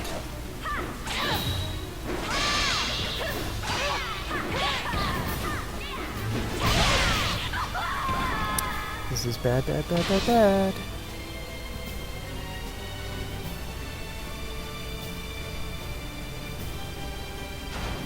Battle 3. Fight.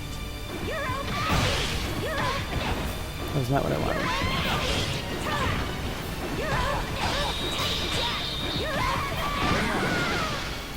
Well, she got a lot of health back. That's nice.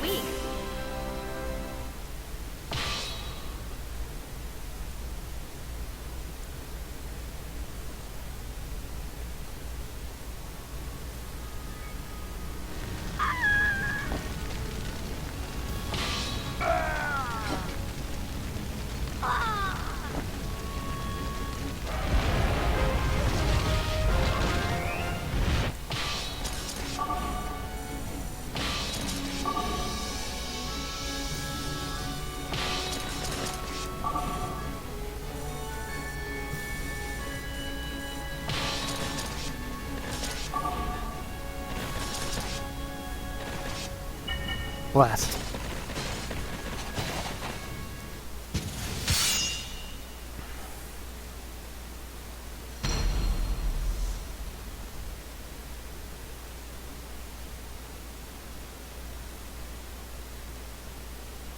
More timeless. I'm not going to make up as much time as I thought I would. This probably isn't going to end up being a sub 4 because of that. Fight. Yoshimitsu is also a samurai.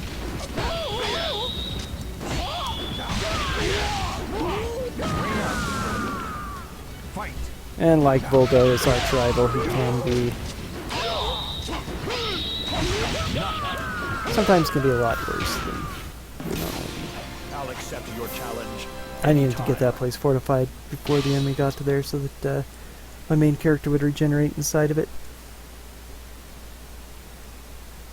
Or return to battle, whatever.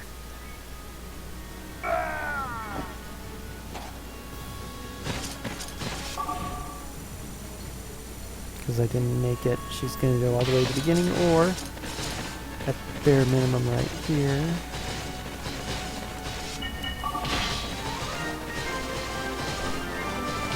I haven't talked about gold this time around. I have an infinite amount of gold, basically. I have the maximum amount of gold, I should say. You earn gold in this game for doing everything, and it's a base amount that you use for every mode. Largely for purchasing custom weapons and custom pieces of equipment and everything, and I have long since unlocked everything, so... it's the only thing I can use it on is fortifying my citadels, and I get so much back from just winning the Chronicles that there's no possible way I could ever run out of money. Let's see, where's Vazia? I'm going to have you try out the Wave Sword, just because it can save so much time. The big problem with this, Gerardo has Guardian Force, that wonderful Guardian Force ability. But the big problem is that I have no idea who's actually going to be in this fight. It's often like the last person for some reason. But it's like never my main character as far as I've seen, but it's kind of random who is. It might be the person who gets the last hit on the fortress, which is almost impossible to determine, you know, to actually do. It's like kind of a frame perfect input kind of thing. Decisive battle. Even as it stands, though, I have 6 minutes to defeat Gerardo and actually still end up under green. Very long cutscenes here, but, well, this is a short one. Here's the line that's always repeated. We saw it before from the Queen, and now... So, you've come. Oh, this is actually the third time. The first time was actually Luna 4. Yeah. Now you're really going to see how bad this Guardian Force is.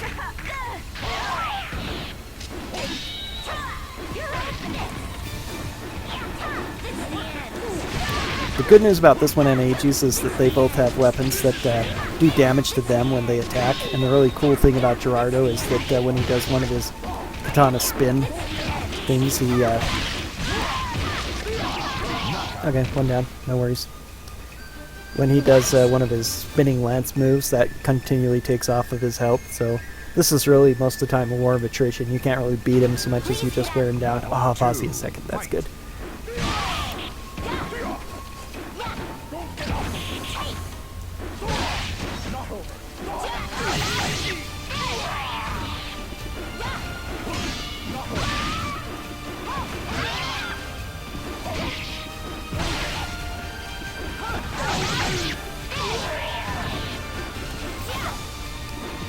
I think it only launches into the attack throw. Most of them do, only on like counter hits or something, but this particular one, among other things, for some reason it's really easy to get it in a counter hit.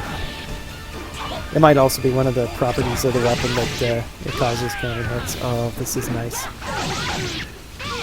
I'm really lucking out here.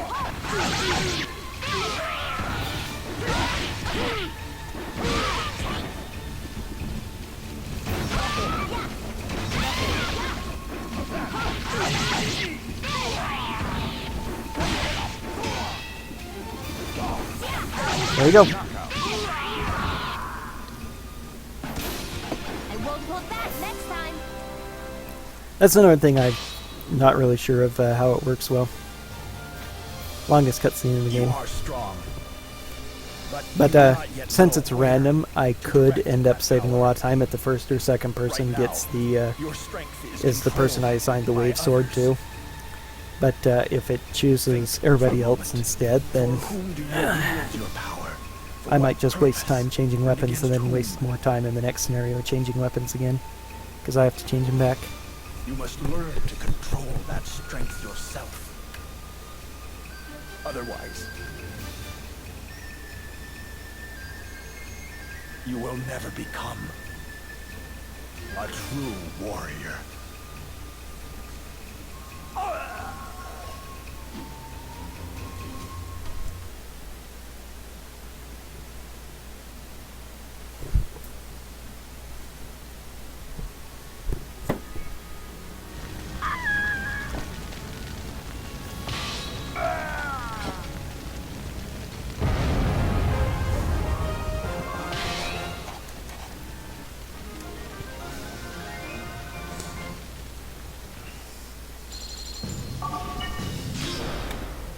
Haha.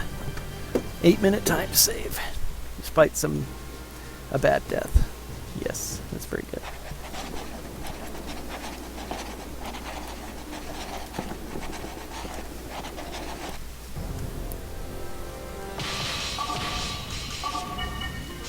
Oh, blast, that's a weird time too. This is probably the longest Chronicle in the game. One of the reasons why is that you only get 3 characters here. But because it's so long, I want to do my switching back to Katana here, even though I don't need to. Just because it makes, jeez. I again forgot that I only had 3. Distracted myself again. Here's the shop where you buy Welcome to my stuff. store. Can I help you find something? I might lose some time on this scenario. Please come again. Which means if I keep losing time with this, I might end up not saving any time. Okay, everybody at 1. I may end up not PBing after all. That'd be hilarious.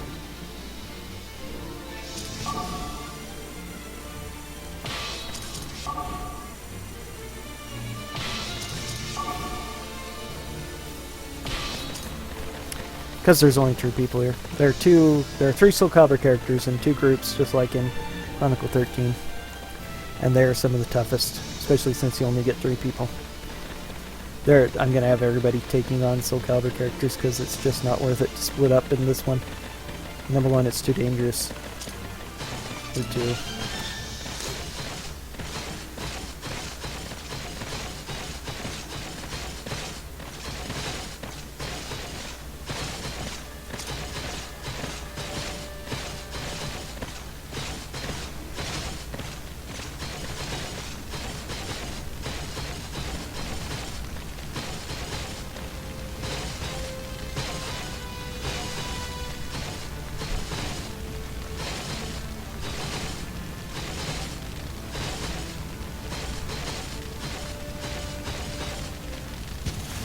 Decisive battle.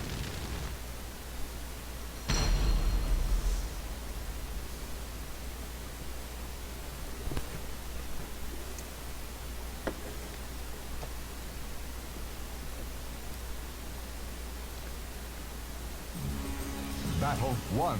Fight.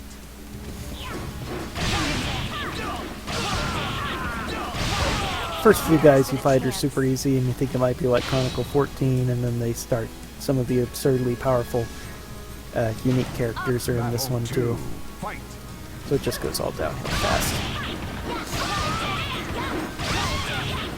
It really annoys the heck out of me that there's kind of a reason why you go back to only using 4 people during the thing, because you lose most of your entire group and everything. Battle 3. Fight. They give you 3 new people and the go, and that's all you have to work with.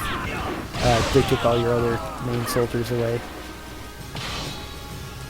So if you're not using custom characters, that really causes an effect, and also, you know, it's a new force and everything, but I really do not understand why this scenario only allows 3.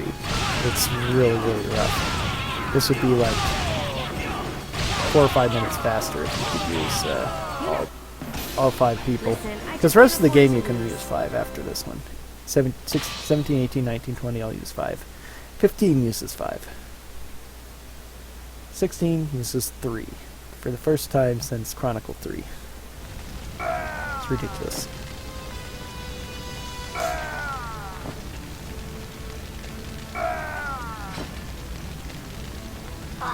So now that we've defeated Gerardo, we've decided we're going to take up his rebellion after the Emperor killed him with Soul Edge. After we defeated him. Yeah, that was weird.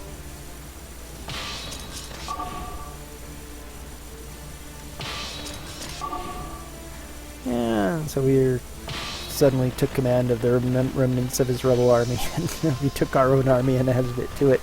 Now we're advancing on Grandal's capital to overthrow the Emperor in his place. And we give ourselves the name of Artheus for some reason. There's no explanation for this really, except if you defeated Xiao Xin in Chronicle 2 and got him to join your group, he joins about Chronicle 9. And then rejoins in Chronicles 17. Jinkai does the same if you get him instead, but Xiao Xin actually makes mention of Artheus, and he says something like it's the hopes of the people, or it has some sort of weird meaning. He doesn't really explain it, but he mentions the word and says something about it. You're like, okay. That's the only explanation you get in the game of why Artheus is the name of your blue rebel army as opposed to purple, thank goodness. So that was kind of an uglier purple color. But I don't know, Artheus just makes me think about the Prince of Lordaeron, you know. Any Warcraft player of any of the Warcraft 3 onward knows what I'm talking about there.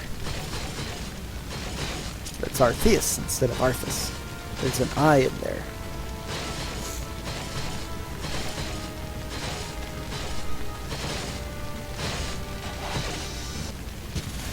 Decisive battle. I also kind of wonder if Emperor Strife with his giant sword is some sort of nod to Final Fantasy, or making fun of it for reasons that should also be obvious.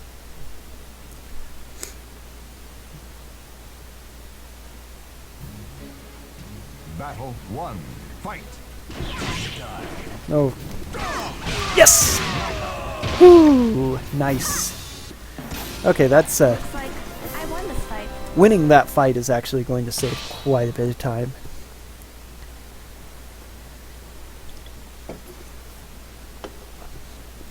So that mission is unique. There's no other stronghold in the game that has that mission. That's all Solomil is on, which is called Down Lose, which is just as you see. You knock somebody down, they lose. And Solomil is a very good sword style for doing that to other people, so...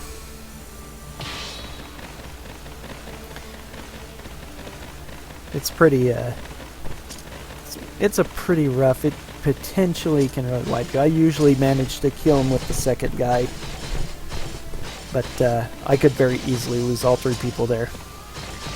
And although it's fairly early on in this chronicle is so big that I still would have lost 7 minutes just right there.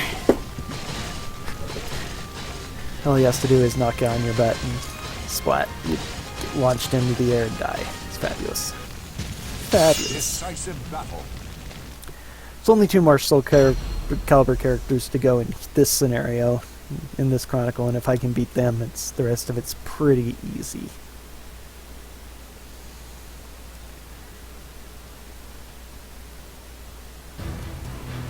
Battle 1. Fight.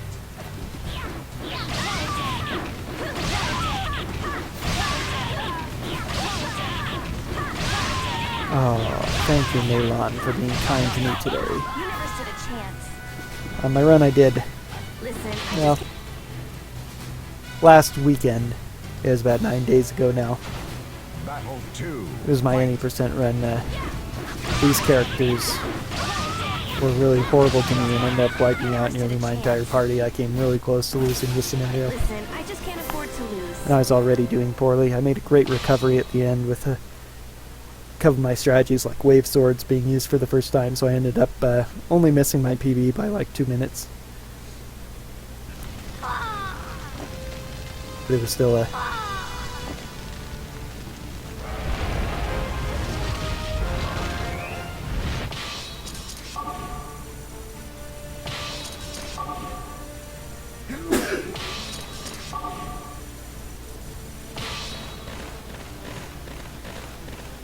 Yeah, I came really, really close to the edge there. I might have actually still beaten my PB last time if I hadn't done so poorly on this scenario. I mean, I lost a few things in a few places, but my recovery at the end was so good that just losing 2 people in the middle of this scenario probably cost me about 2 minutes. I'd have to look at that split again, but it was a really bad split.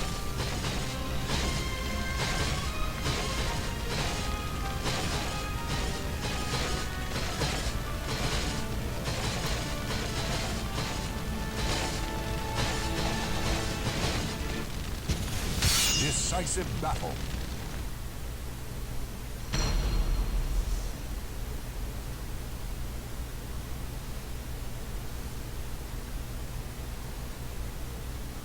I need to get more used to expecting the worst, too. Every time I start one of these up, I think, oh, I had an 11-minute time loss on Chronicle 15, so I should be able to just, as long as I can not mess that up, I should get under a sub 4 easily, and I forget that I did so well in other places that a bit of bad luck can cost me up to 5 minutes over the course of 5 rough Chronicles. So this is a really powerful Whirlwind. Most of the time, Whirlwind isn't that bad, but this one's really bad. And once again, just like with Sung Mina and Ice in Chronicle 10, these Yun Sung and Talim are designed to make use of it. And so it's actually a really, really, really tough fight. Interestingly, though, it's one that the dancer is better at, which is kind of fortunate for me, for my speedrun, that it is where it is, because I'm not wasting...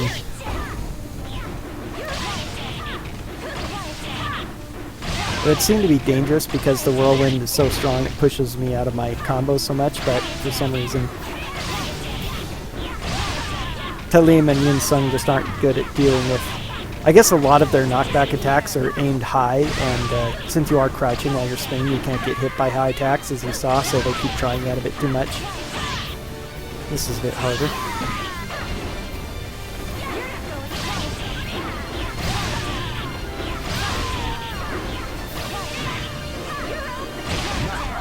Oh, wow. That was close. I must go. Excuse me.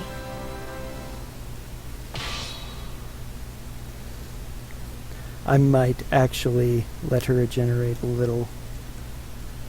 I mean, that's a time loss, but it'll be just a big time loss if she dies next time too, so, or more.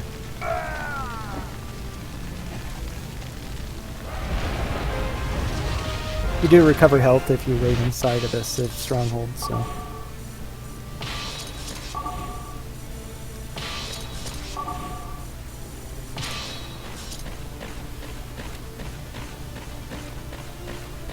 I'll recover to about maybe 150 health. That shouldn't take too long. And if I end up dying, it'll be a sacrifice that was in vain. I'll end up losing more time anyway.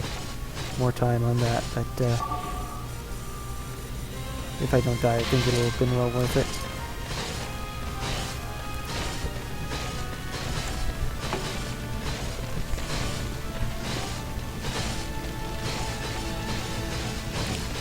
This one isn't too hard, so if I'm lucky, I can actually regenerate a little bit of health over the course of the battle from Soulcalibur.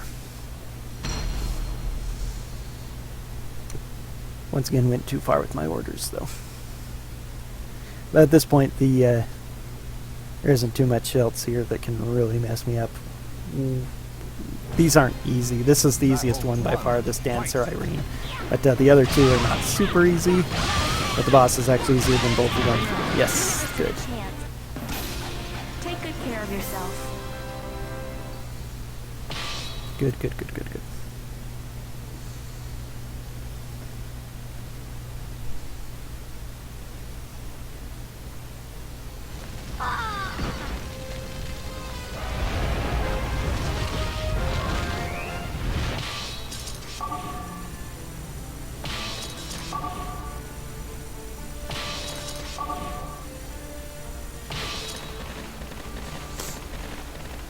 Yeah, I generate 13 health over the course of that very short fight. Not bad. Better than nothing.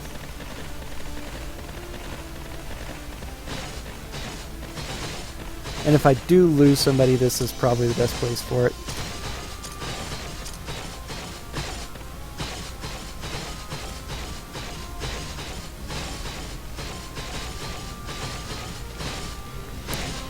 Minutes left to break even on this split.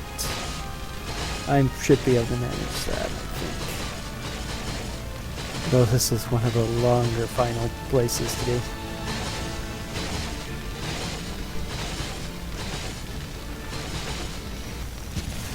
Decisive battle.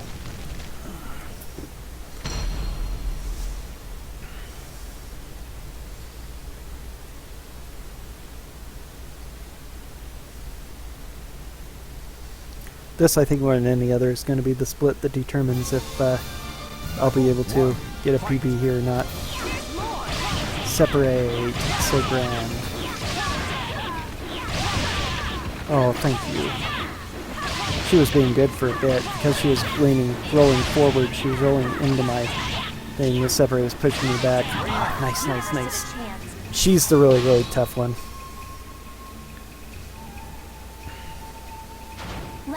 Battle 2. Fight.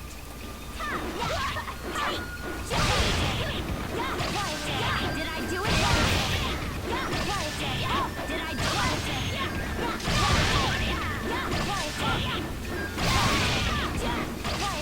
Time to get ready to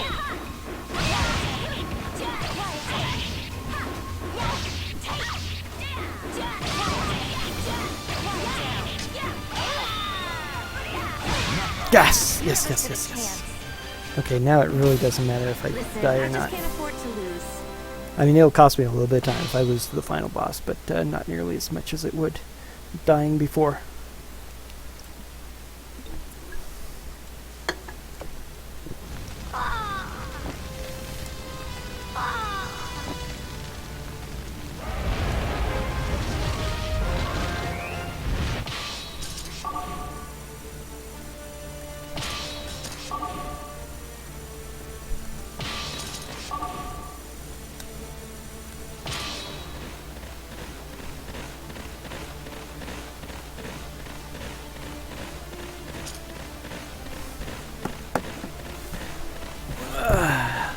This is actually a point where if I need to make a really quick break, I can. But I don't need it right now. Because it's such a long road. It takes so long for 3 people to get through the citadel. Next scenario is our enemies. Most of our enemies are the guys we used to have in our army, including, as I mentioned back in Chronicle 8, Canon and Larage. Whether you save them or not, they're among the people here, so they're among the people who will rejoin you after it's all over. They're given pieces of soul edge, apparently, which turns them into zombies under the control of the commander of that area, who is also one of the giants. He's unusually tall for some reason. Unusually large, rather interesting. We'll end up avoiding all of them but Mega, because Mega is the only one who actually will leave his citadel, which is kind of weird. I actually took a different route before, so I'll have a chance to explain there too. Oh yeah. A minute and a half? No, just... yeah, a minute and a half. This shouldn't take less than a minute and a half, so yeah, I should be close to breaking even here. Battle 1. Fight. Good, good, good. I've got you.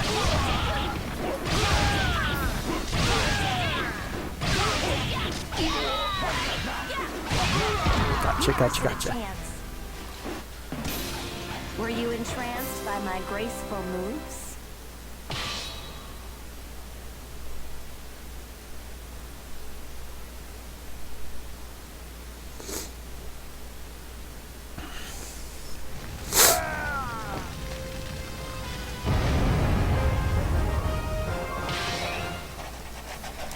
This is where they figure out that the rebels who went after us in Chronicle 14 and were trying to get us in the middle of the night were actually Randall soldiers. Saved a half a minute there.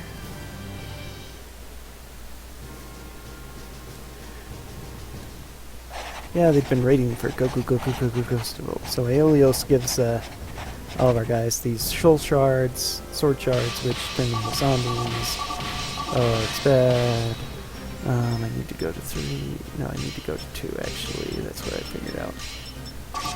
Everybody to 2, because that's a much easier route to take.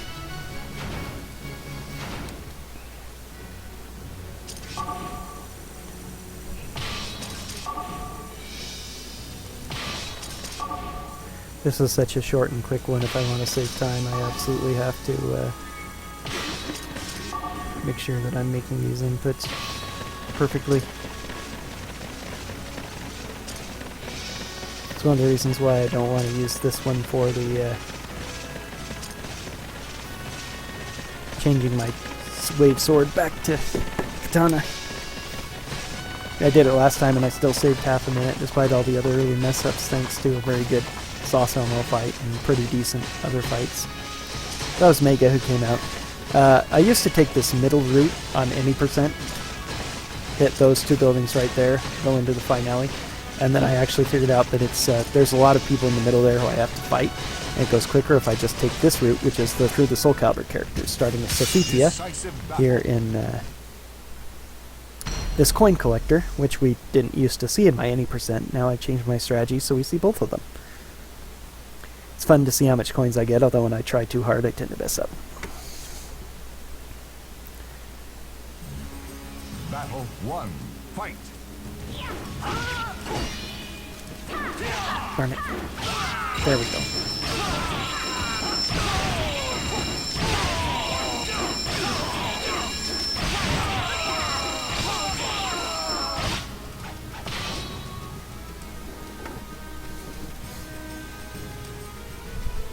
I'm ready to fight. Battle 2. A lot of the alternate outfits for the characters I'm not fond of, but this one, Sophitia's, I really like.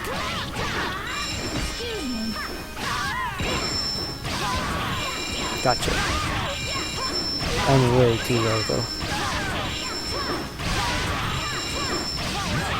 I'm gonna waste time on this one. I just need to be too perfect. Excuse me. So my PB, and especially my gold, are just way too good.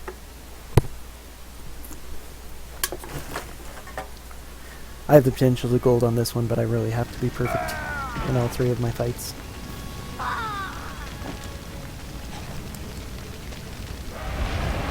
4 of my fights. There are 4 battles in this one total.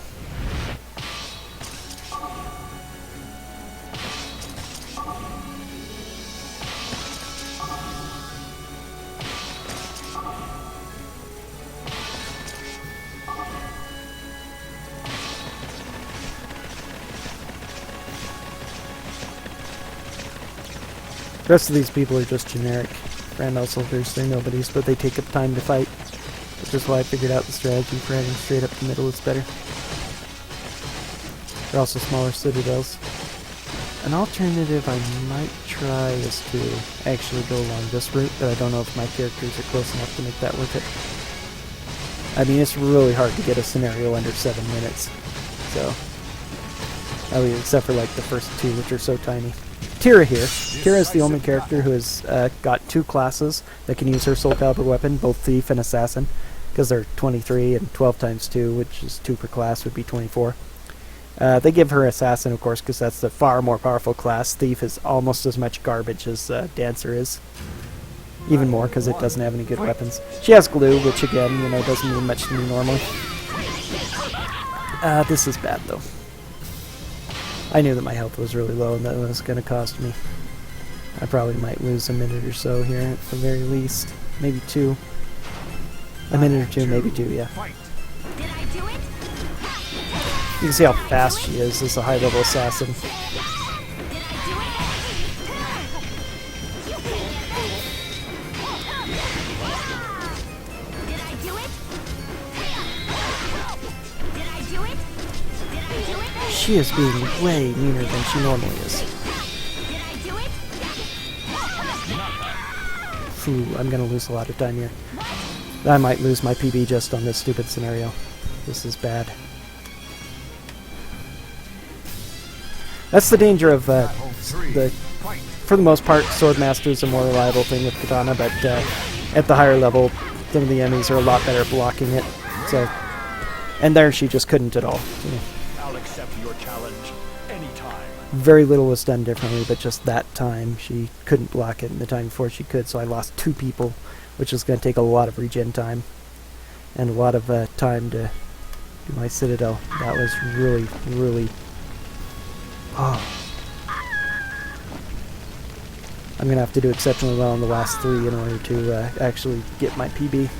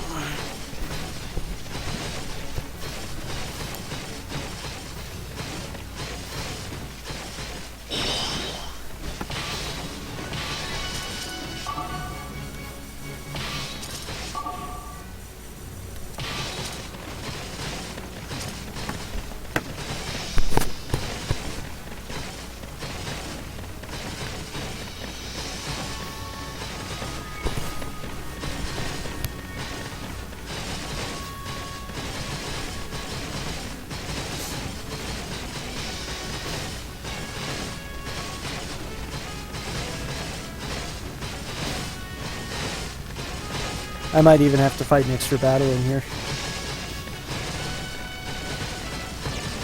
Because that one guy is retreating, and normally with 5 people I take this down long before he gets anywhere close.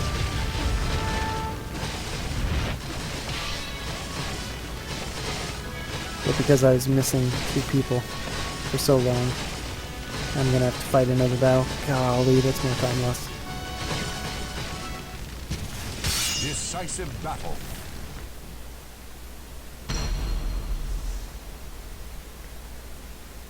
Well, I should still be in the positive, which puts me on pace to PB, but things can go so wrong in the last couple. Especially 18 and 20. They're One, actually fight.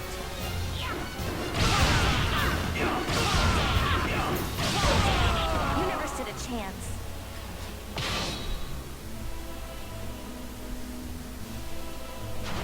Battle 2. Fight. yeah, Aelios the Giant.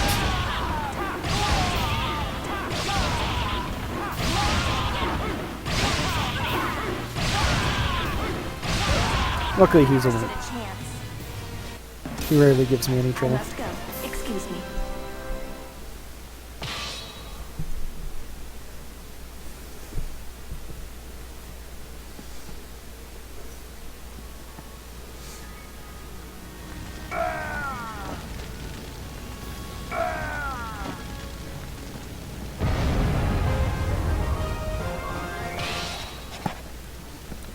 I'm very impressed by how consistent I've got my runs in any case, because save skip. In my last any percent attempt, everything went terribly, horribly wrong. I still got 320, which was only 2 off my PB, and my PB was really, really awesome. This one, everything's gone really horribly awful, but despite how everything's gone wrong, I'm still on pace to PB. And again, it's only 45 minutes off of my...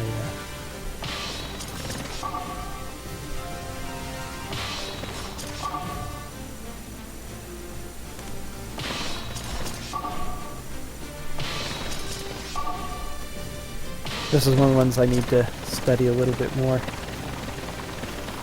Because there's some enemies who are going to charge out and attack me, and I'm not sure who's all going to get in the fight. Yep, everybody. Not much I can do about it.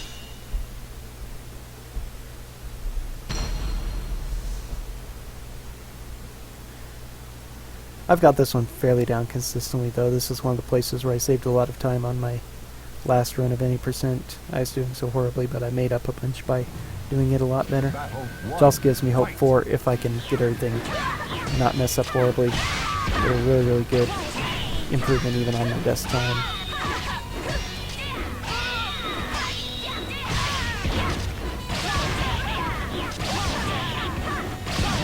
These are dangerous characters for the most part. High level, nasty weapons, very aggressive and tough AIs.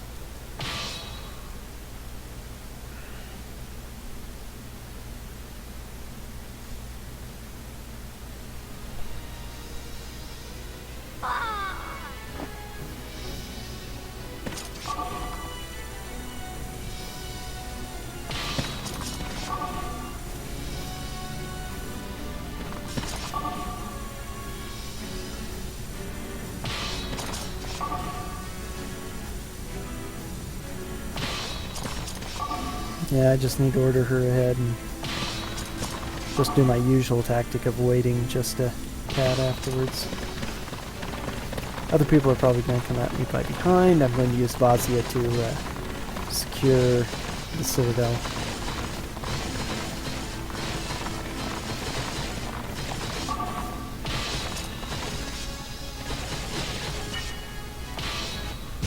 Oh man, all 5 might still be there. I needed to find whoever's in the back and not just arbitrarily choose Vazia.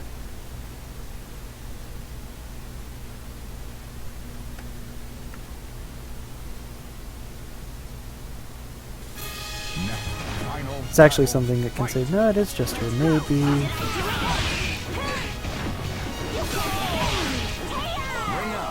Good. Okay. We're gonna see after I take the Citadel if my strategy was good or not.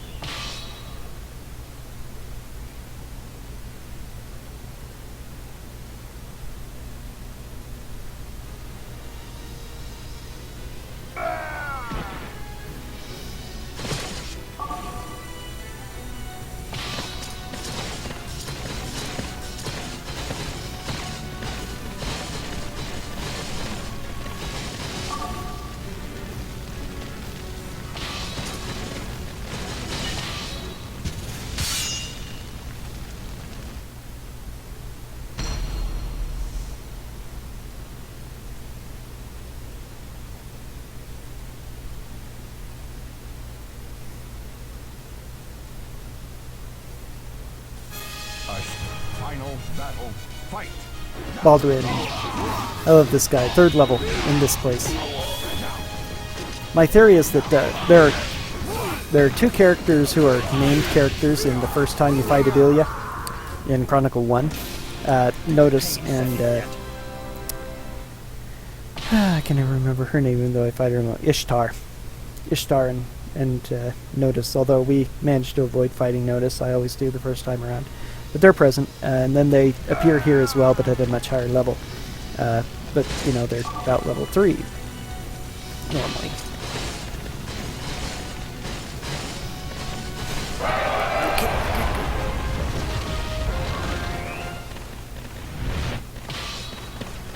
Yes, good.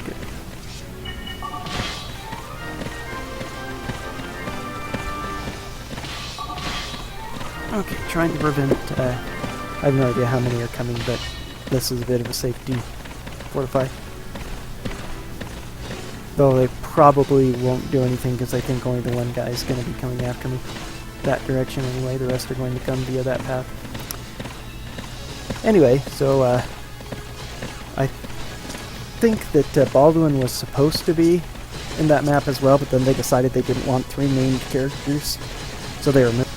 But then they brought him back for this one. They decided that might be a good idea, but they forgot to raise his level because he wasn't in the first one. He's probably programmed to have level 3 the first time you fight him, and then level 30 whatever the second time you fight him. This actually is going to work pretty well.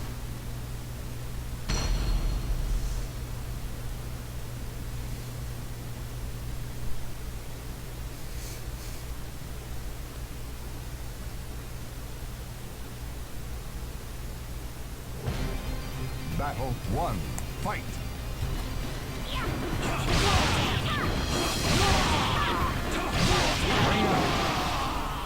Fight.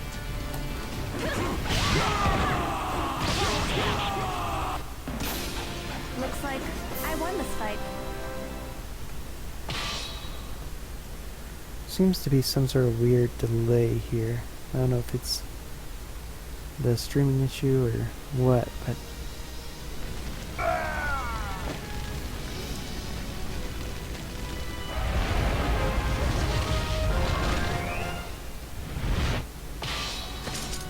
now my sound suddenly, I'm like getting some input lag kind of thing. Just sound though, weirdly. I've never had this before. This is weird and it's starting to upset me a little bit.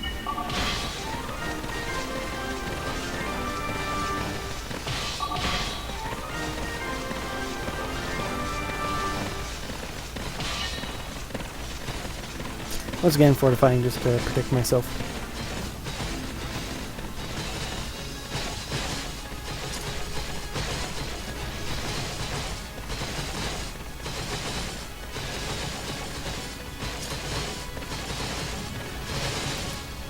That fight when Siegfried went really well though, despite the weird sounds throwing me off.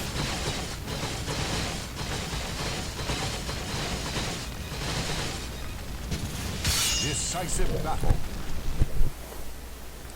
One of the things I was being asked in my last broadcast was how I was streaming this, and the answer is just through a direct capture device, a little cheap thing I have hooked up to my computer to the controls here, and there's actually no lag that I've seen on the input at any point now, up to like right here.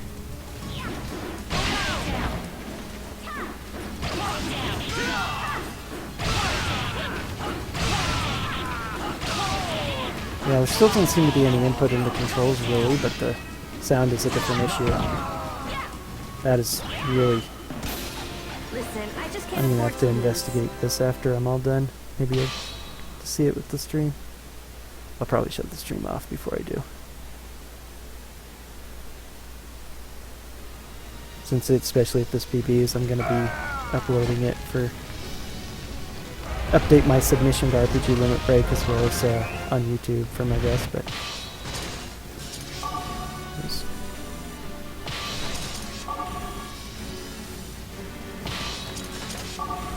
Okay, I should be fine at this point.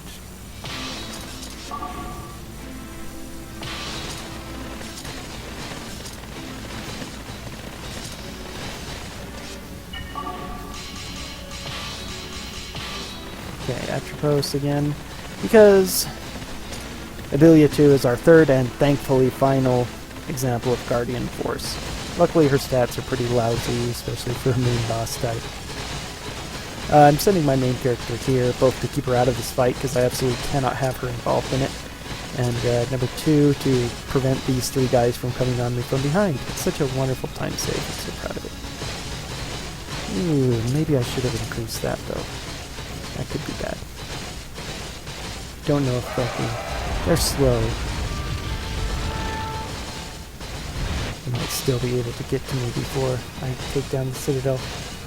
One of the things that I haven't mentioned this time around that I have before is that bandits are really good at taking places down, as I mentioned way at the beginning and as you can see. But against the maximum level Citadels, 4 and 5, they only do 4 points of damage instead of 5. The same as infantry do. So their speed at taking that down. I should take it. I should be fine.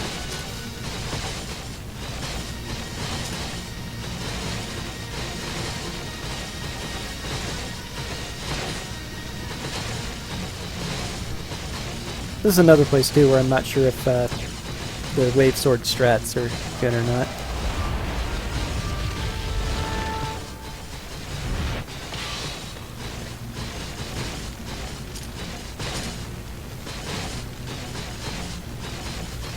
Because not only do I have to take the time to swap, but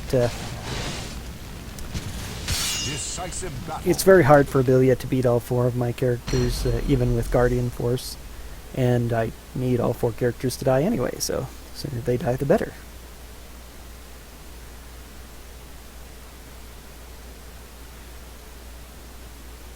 One thing I could theoretically do is leave Vazia with wave swords once I first give them to her. And then she won't fight until this battle. And then it really doesn't matter in what order she shows up with it, even if it is you. since I am planning on losing. Battle 1. Fight. Yeah, the sound is definitely delayed. It's bad.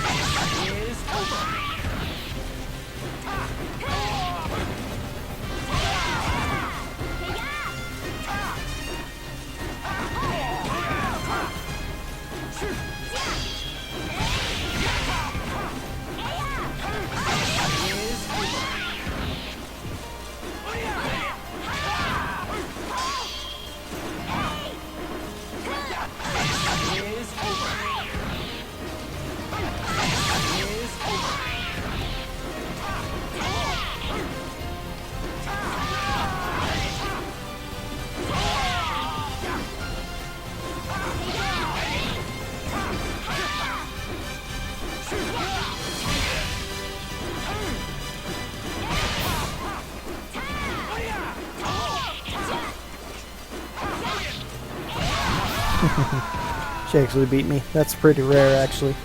Not that it matters. I'm not trying super hard or caring that much about it. She managed to avoid several of my throws. Battle 2. Fight. Now, not bad. Okay, Abilia is defeated. Abilia is actually the only... Defeating Abilia is actually how I win this scenario. As long as my character doesn't die at the same time, I win regardless of what happens otherwise. So... Whee! Fight. Whee! They're being a lot more aggressive than they usually are. Usually they just stand back and wander around and watch me throw myself out of the ring. Battle 4. But killing myself is a lot quicker than it would be trying to kill them, since they also have Guardian Force. Pretty sure they have Guardian Force. Did I do it? Yes, see. Over.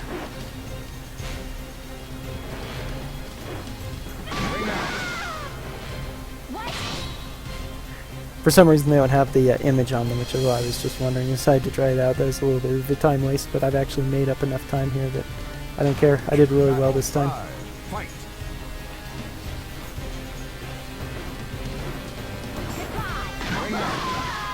Thanks for saying goodbye. I appreciate it.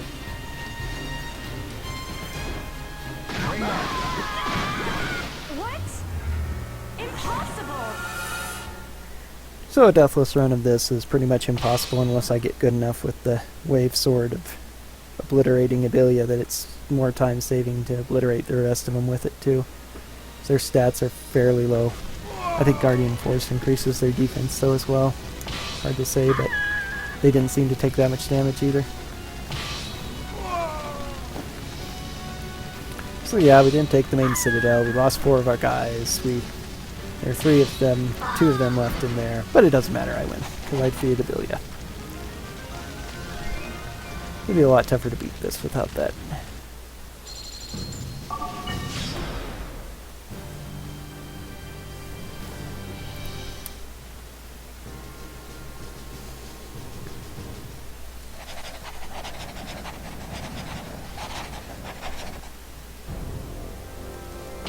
Abelia joins us here too. She decides she's going to help us after all.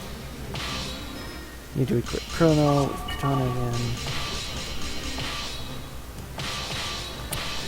Everybody to 5, 5. She also orders all of her units to help us, and Ishtar reacts to that. She really can't believe it, but despite what she said, nobody but her joins the party. And also now Luna also joins the party. She brings with her Soulcalibur. Apparently Luna, after she was defeated by us, Gerardo saved her and raised her for a year before he went off on rebellion. He didn't have her join the rebellion. He instead instructed her to watch out for us, our main character, if anything happened to us. So she's repaying her debt to that old man. We'll see her in the credits. This sound being off is really getting to me.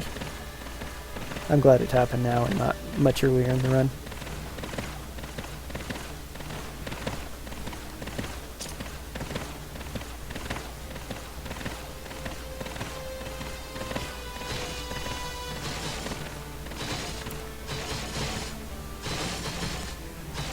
Yeah, I'm not going to be able to beat both scenarios in sub 4, but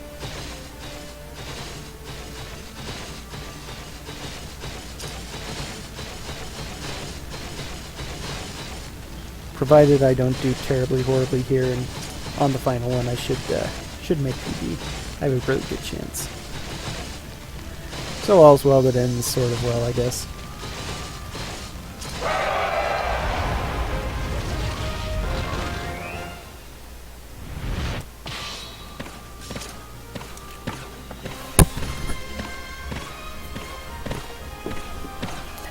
This was another route affected by my Soulcalibur %. I have to go this route so I can get to Nightmare. It's the easiest way to get to him. And at first I was choosing a different route that went more up and around and through the main gate. I think like up through here, through this guy, and then over the top. Ends up being a little bit quicker, I think, to go this way though, to the bottom. It's just as few scenarios. It's a little bit more roundabout, but there's actually a little bit less fighting. It's actually 1, 2, 3, 4, 4 versus 1, 2, 3, 4. Yeah, 4 either way.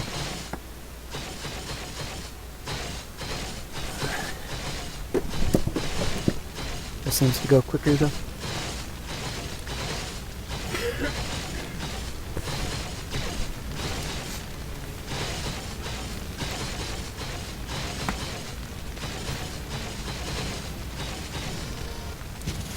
Decisive battle.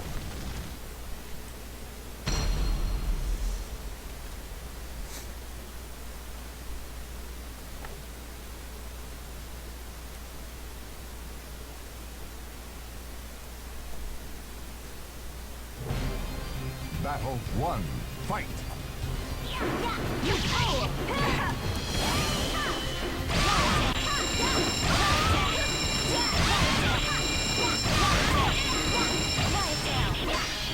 That was unusual.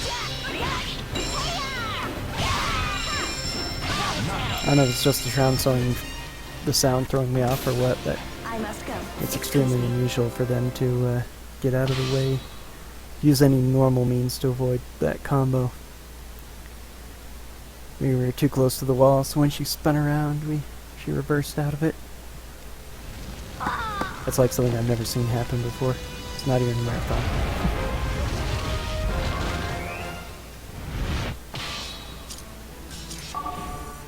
Maybe not the one I want, actually. Jeez, I'm wasting time with it though now. Amongst my thinkings are such thinkings as I want to try for my main character not to get as much experience now because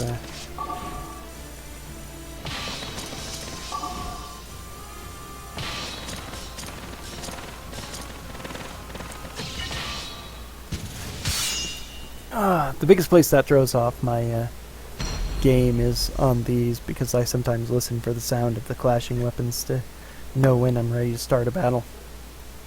When that comes in a half-second delayed, that really throws me off. Final battle, fight!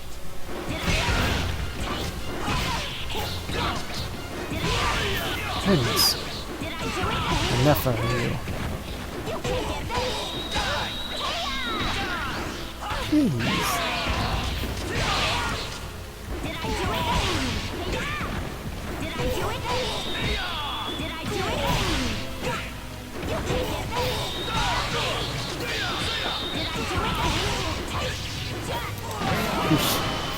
That's way tougher than it needed to be. I'll take you anytime you want.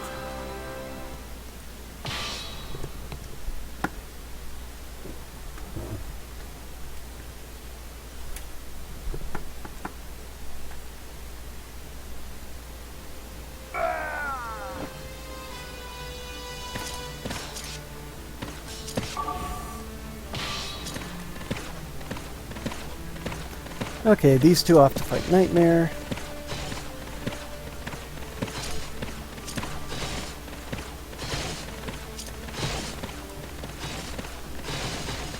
Abigail is a knight and she is so slow. It's a little bit confusing since knights are both a unit type and a character class. Character class, she's like a thief or something, she has a dagger. But she's a knight, so she wanders really slowly on the battlefield.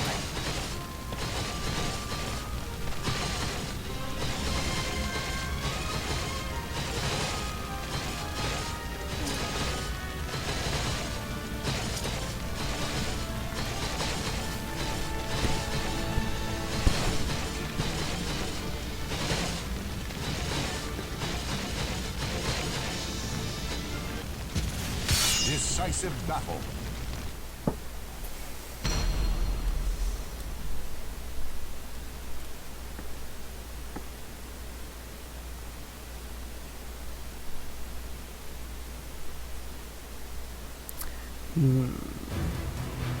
Battle 1.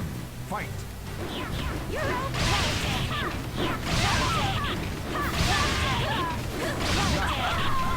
You never stood a chance. Take good care of yourself.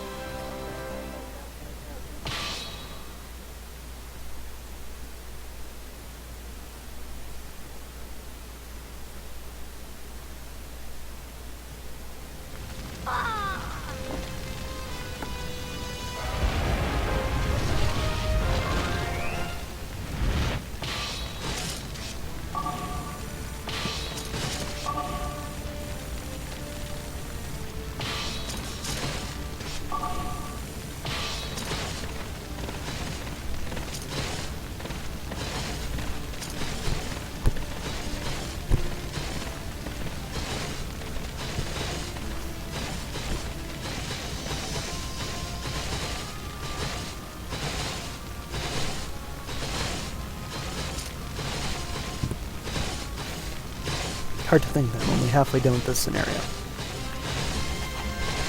Only have 2 more citadels to take. Decisive battle. A few more fights to fight.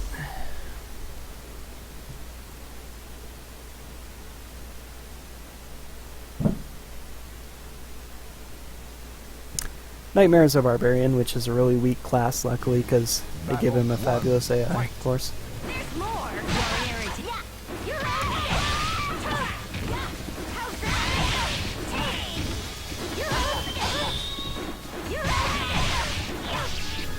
Ring out.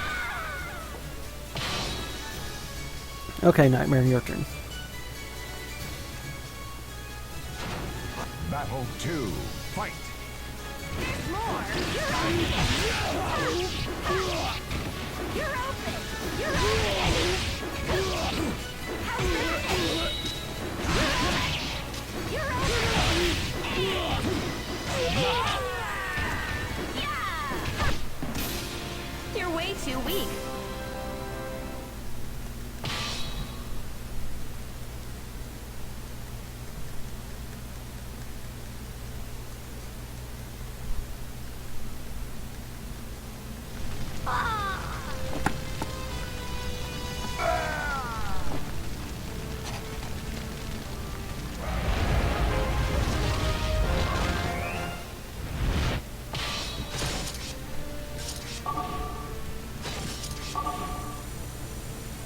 Forgot where I was again. I have no idea if they get there in time or not. I actually think they will get in time to break it down. We're about to find out.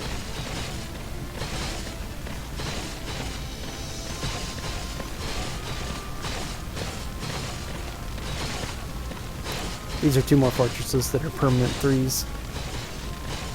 Just kind of good if I lose anybody. Yeah, we see a tiny bit of time there. Decisive battle.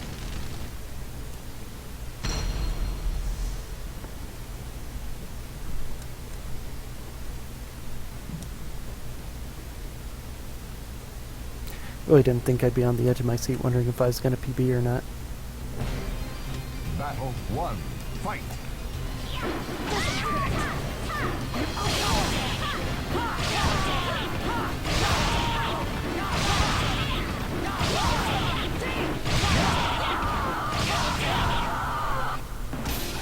Looks like I won this fight.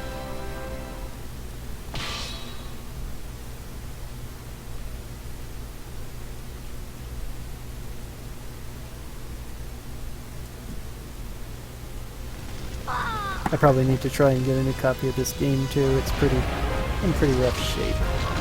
Especially if I have no idea who I'm on there. Maxis? That's fine actually. A little bit longer. That's actually not fine. It's pause, yeah. Actually it is fine. Now that I think about it, this is perfect.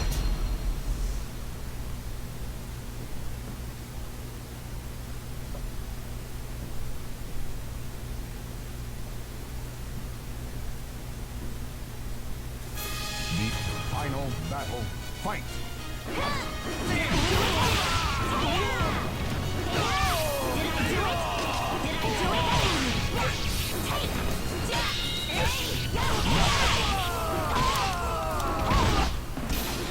It will be a long time before my sword is complete.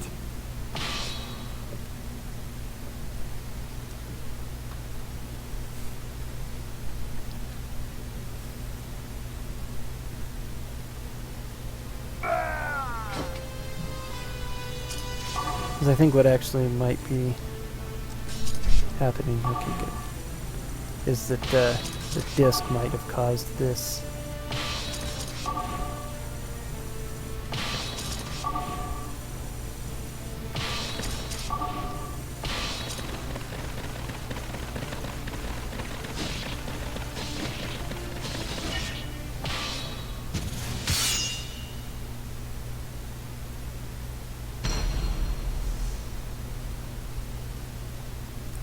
Might have been a bit too ambitious still. This is one of the hardest little subtle things to get right that can really save time. Did I do it? Ring out. Fight. Did I do it?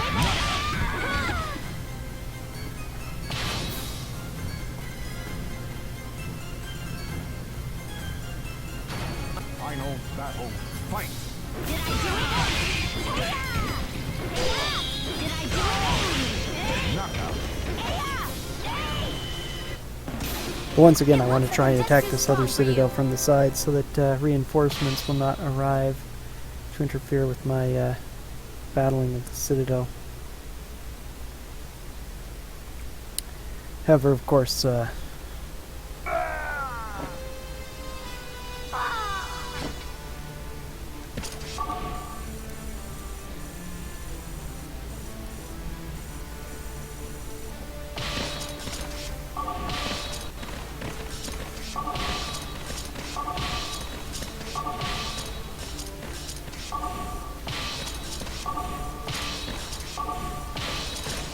I delay my guys moving a little bit so that they won't reach the castle first. But that actually looks like the good time, though. I need to actually order her after that first fight, and then order everybody else. And that would probably be best.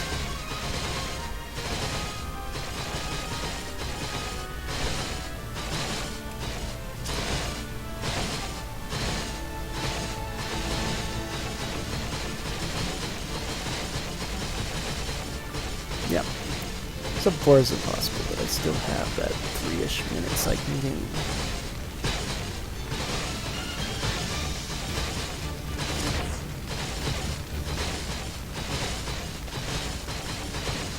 Look at how much I have just felt I restored by fighting those 3 battles. I was nearly dead. I was ready for a sec, but then it's still like, oh wait, no, it doesn't matter at all. Okay, Chester. Got a little bit ahead of myself. Chester 3, final Chester. Yes, he survived and was recovered by the Emperor and is being forced to be used as his servant lapdog. He's happy to try and get his revenge on us. He is responsible for raising the bandits, the supposed rebels who were trying to capture us, I believe. He actually makes his first reappearance there in that scenario in the asides we see, but very rarely our character doesn't.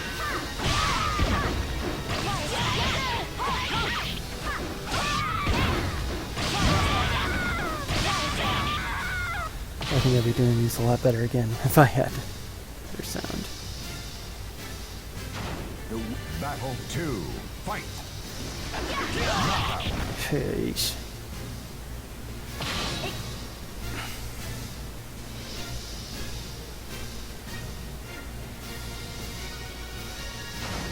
Battle 3, fight! Fight!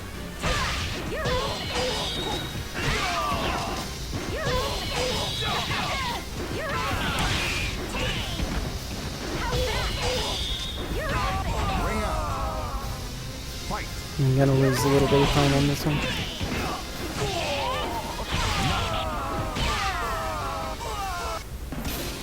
Do you see now? You never stood a chance.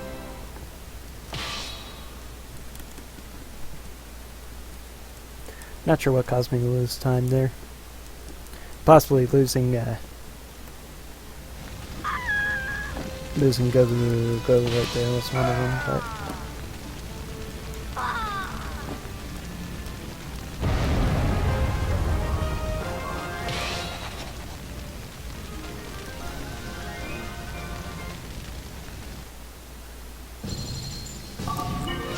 okay, now, provided I do alright on this, the last few times I've done so well it worries me, because especially with the sound, it's going to make it even tougher, and how well I've been doing with everything else still. Actually, I need to change.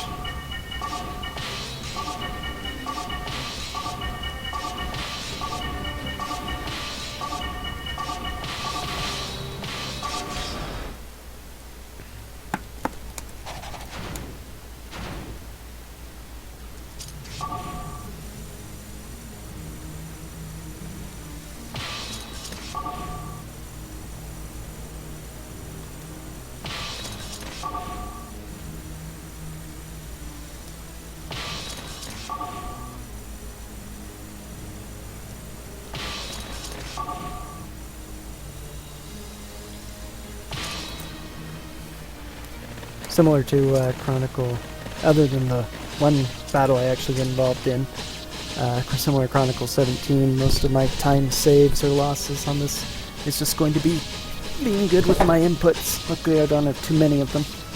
I hopefully won't need any at all after this, but we'll see how it crumbles. This is actually semi-RNG.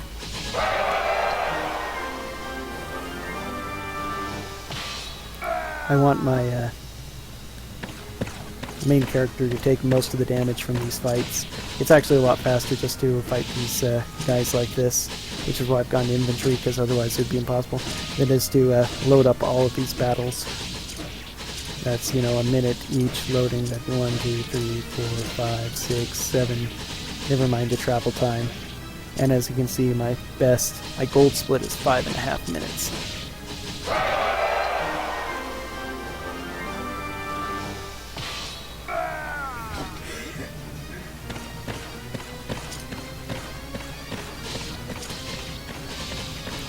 Since I am planning not to use my main character, I want my main character to take the brunt of the damage as long as she doesn't take enough to almost die. Or to actually die, rather. If she's almost dead, that's okay if I know I'm going to win. Because I really should never need to use her. It's risky. If she dies, I have to restart the scenario, and of course I get like a minute-long additional cutscene if I fight Strife with her. Who's taking damage? Go. Good.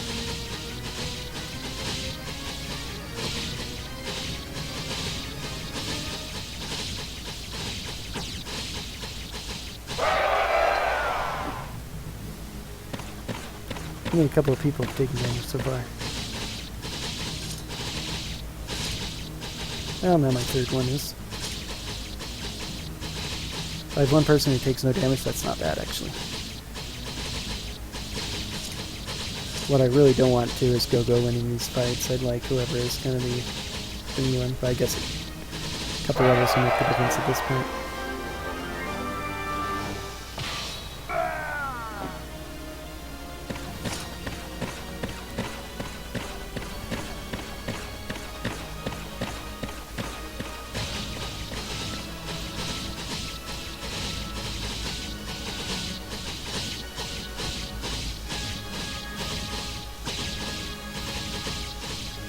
Woo! Happily close.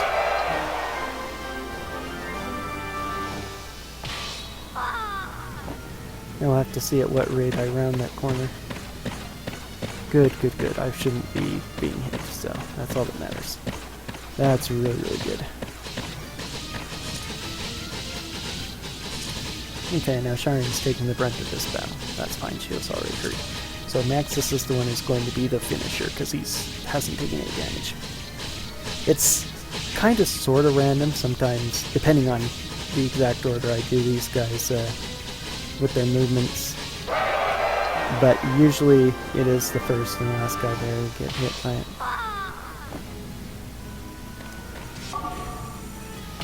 I just like to point something out too. Level 57 Go-Go, 379 hit points. Level 28 Swordmaster 400. Yeah, stats.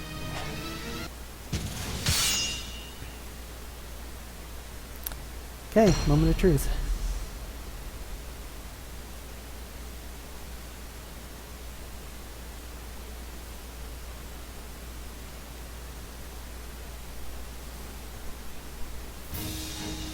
Final battle, fight!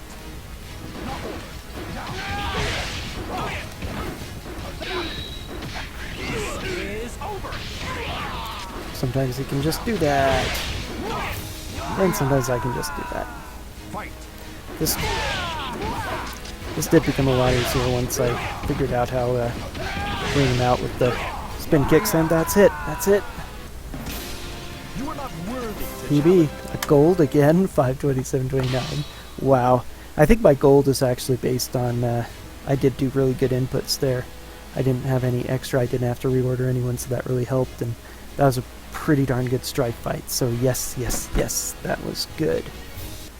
That was good.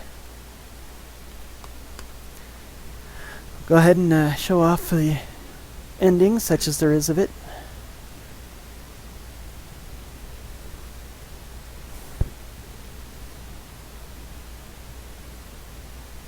There's Girl from Secret of Mana. Go. Go.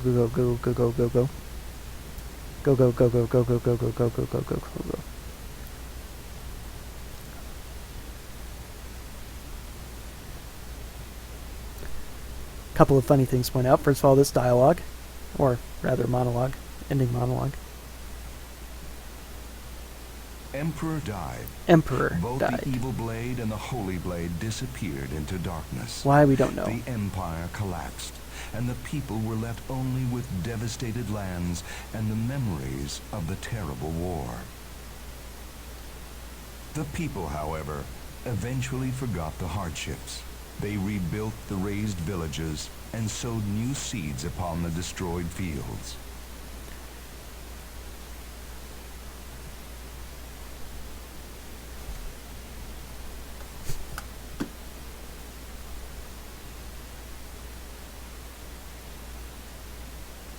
Now check out this statue. This is Then by awesome. the fireside, they told the tales of the great ones. Yeah, who look at that spilt their hand. blood upon those That's an awesome lands. hand that statue is using.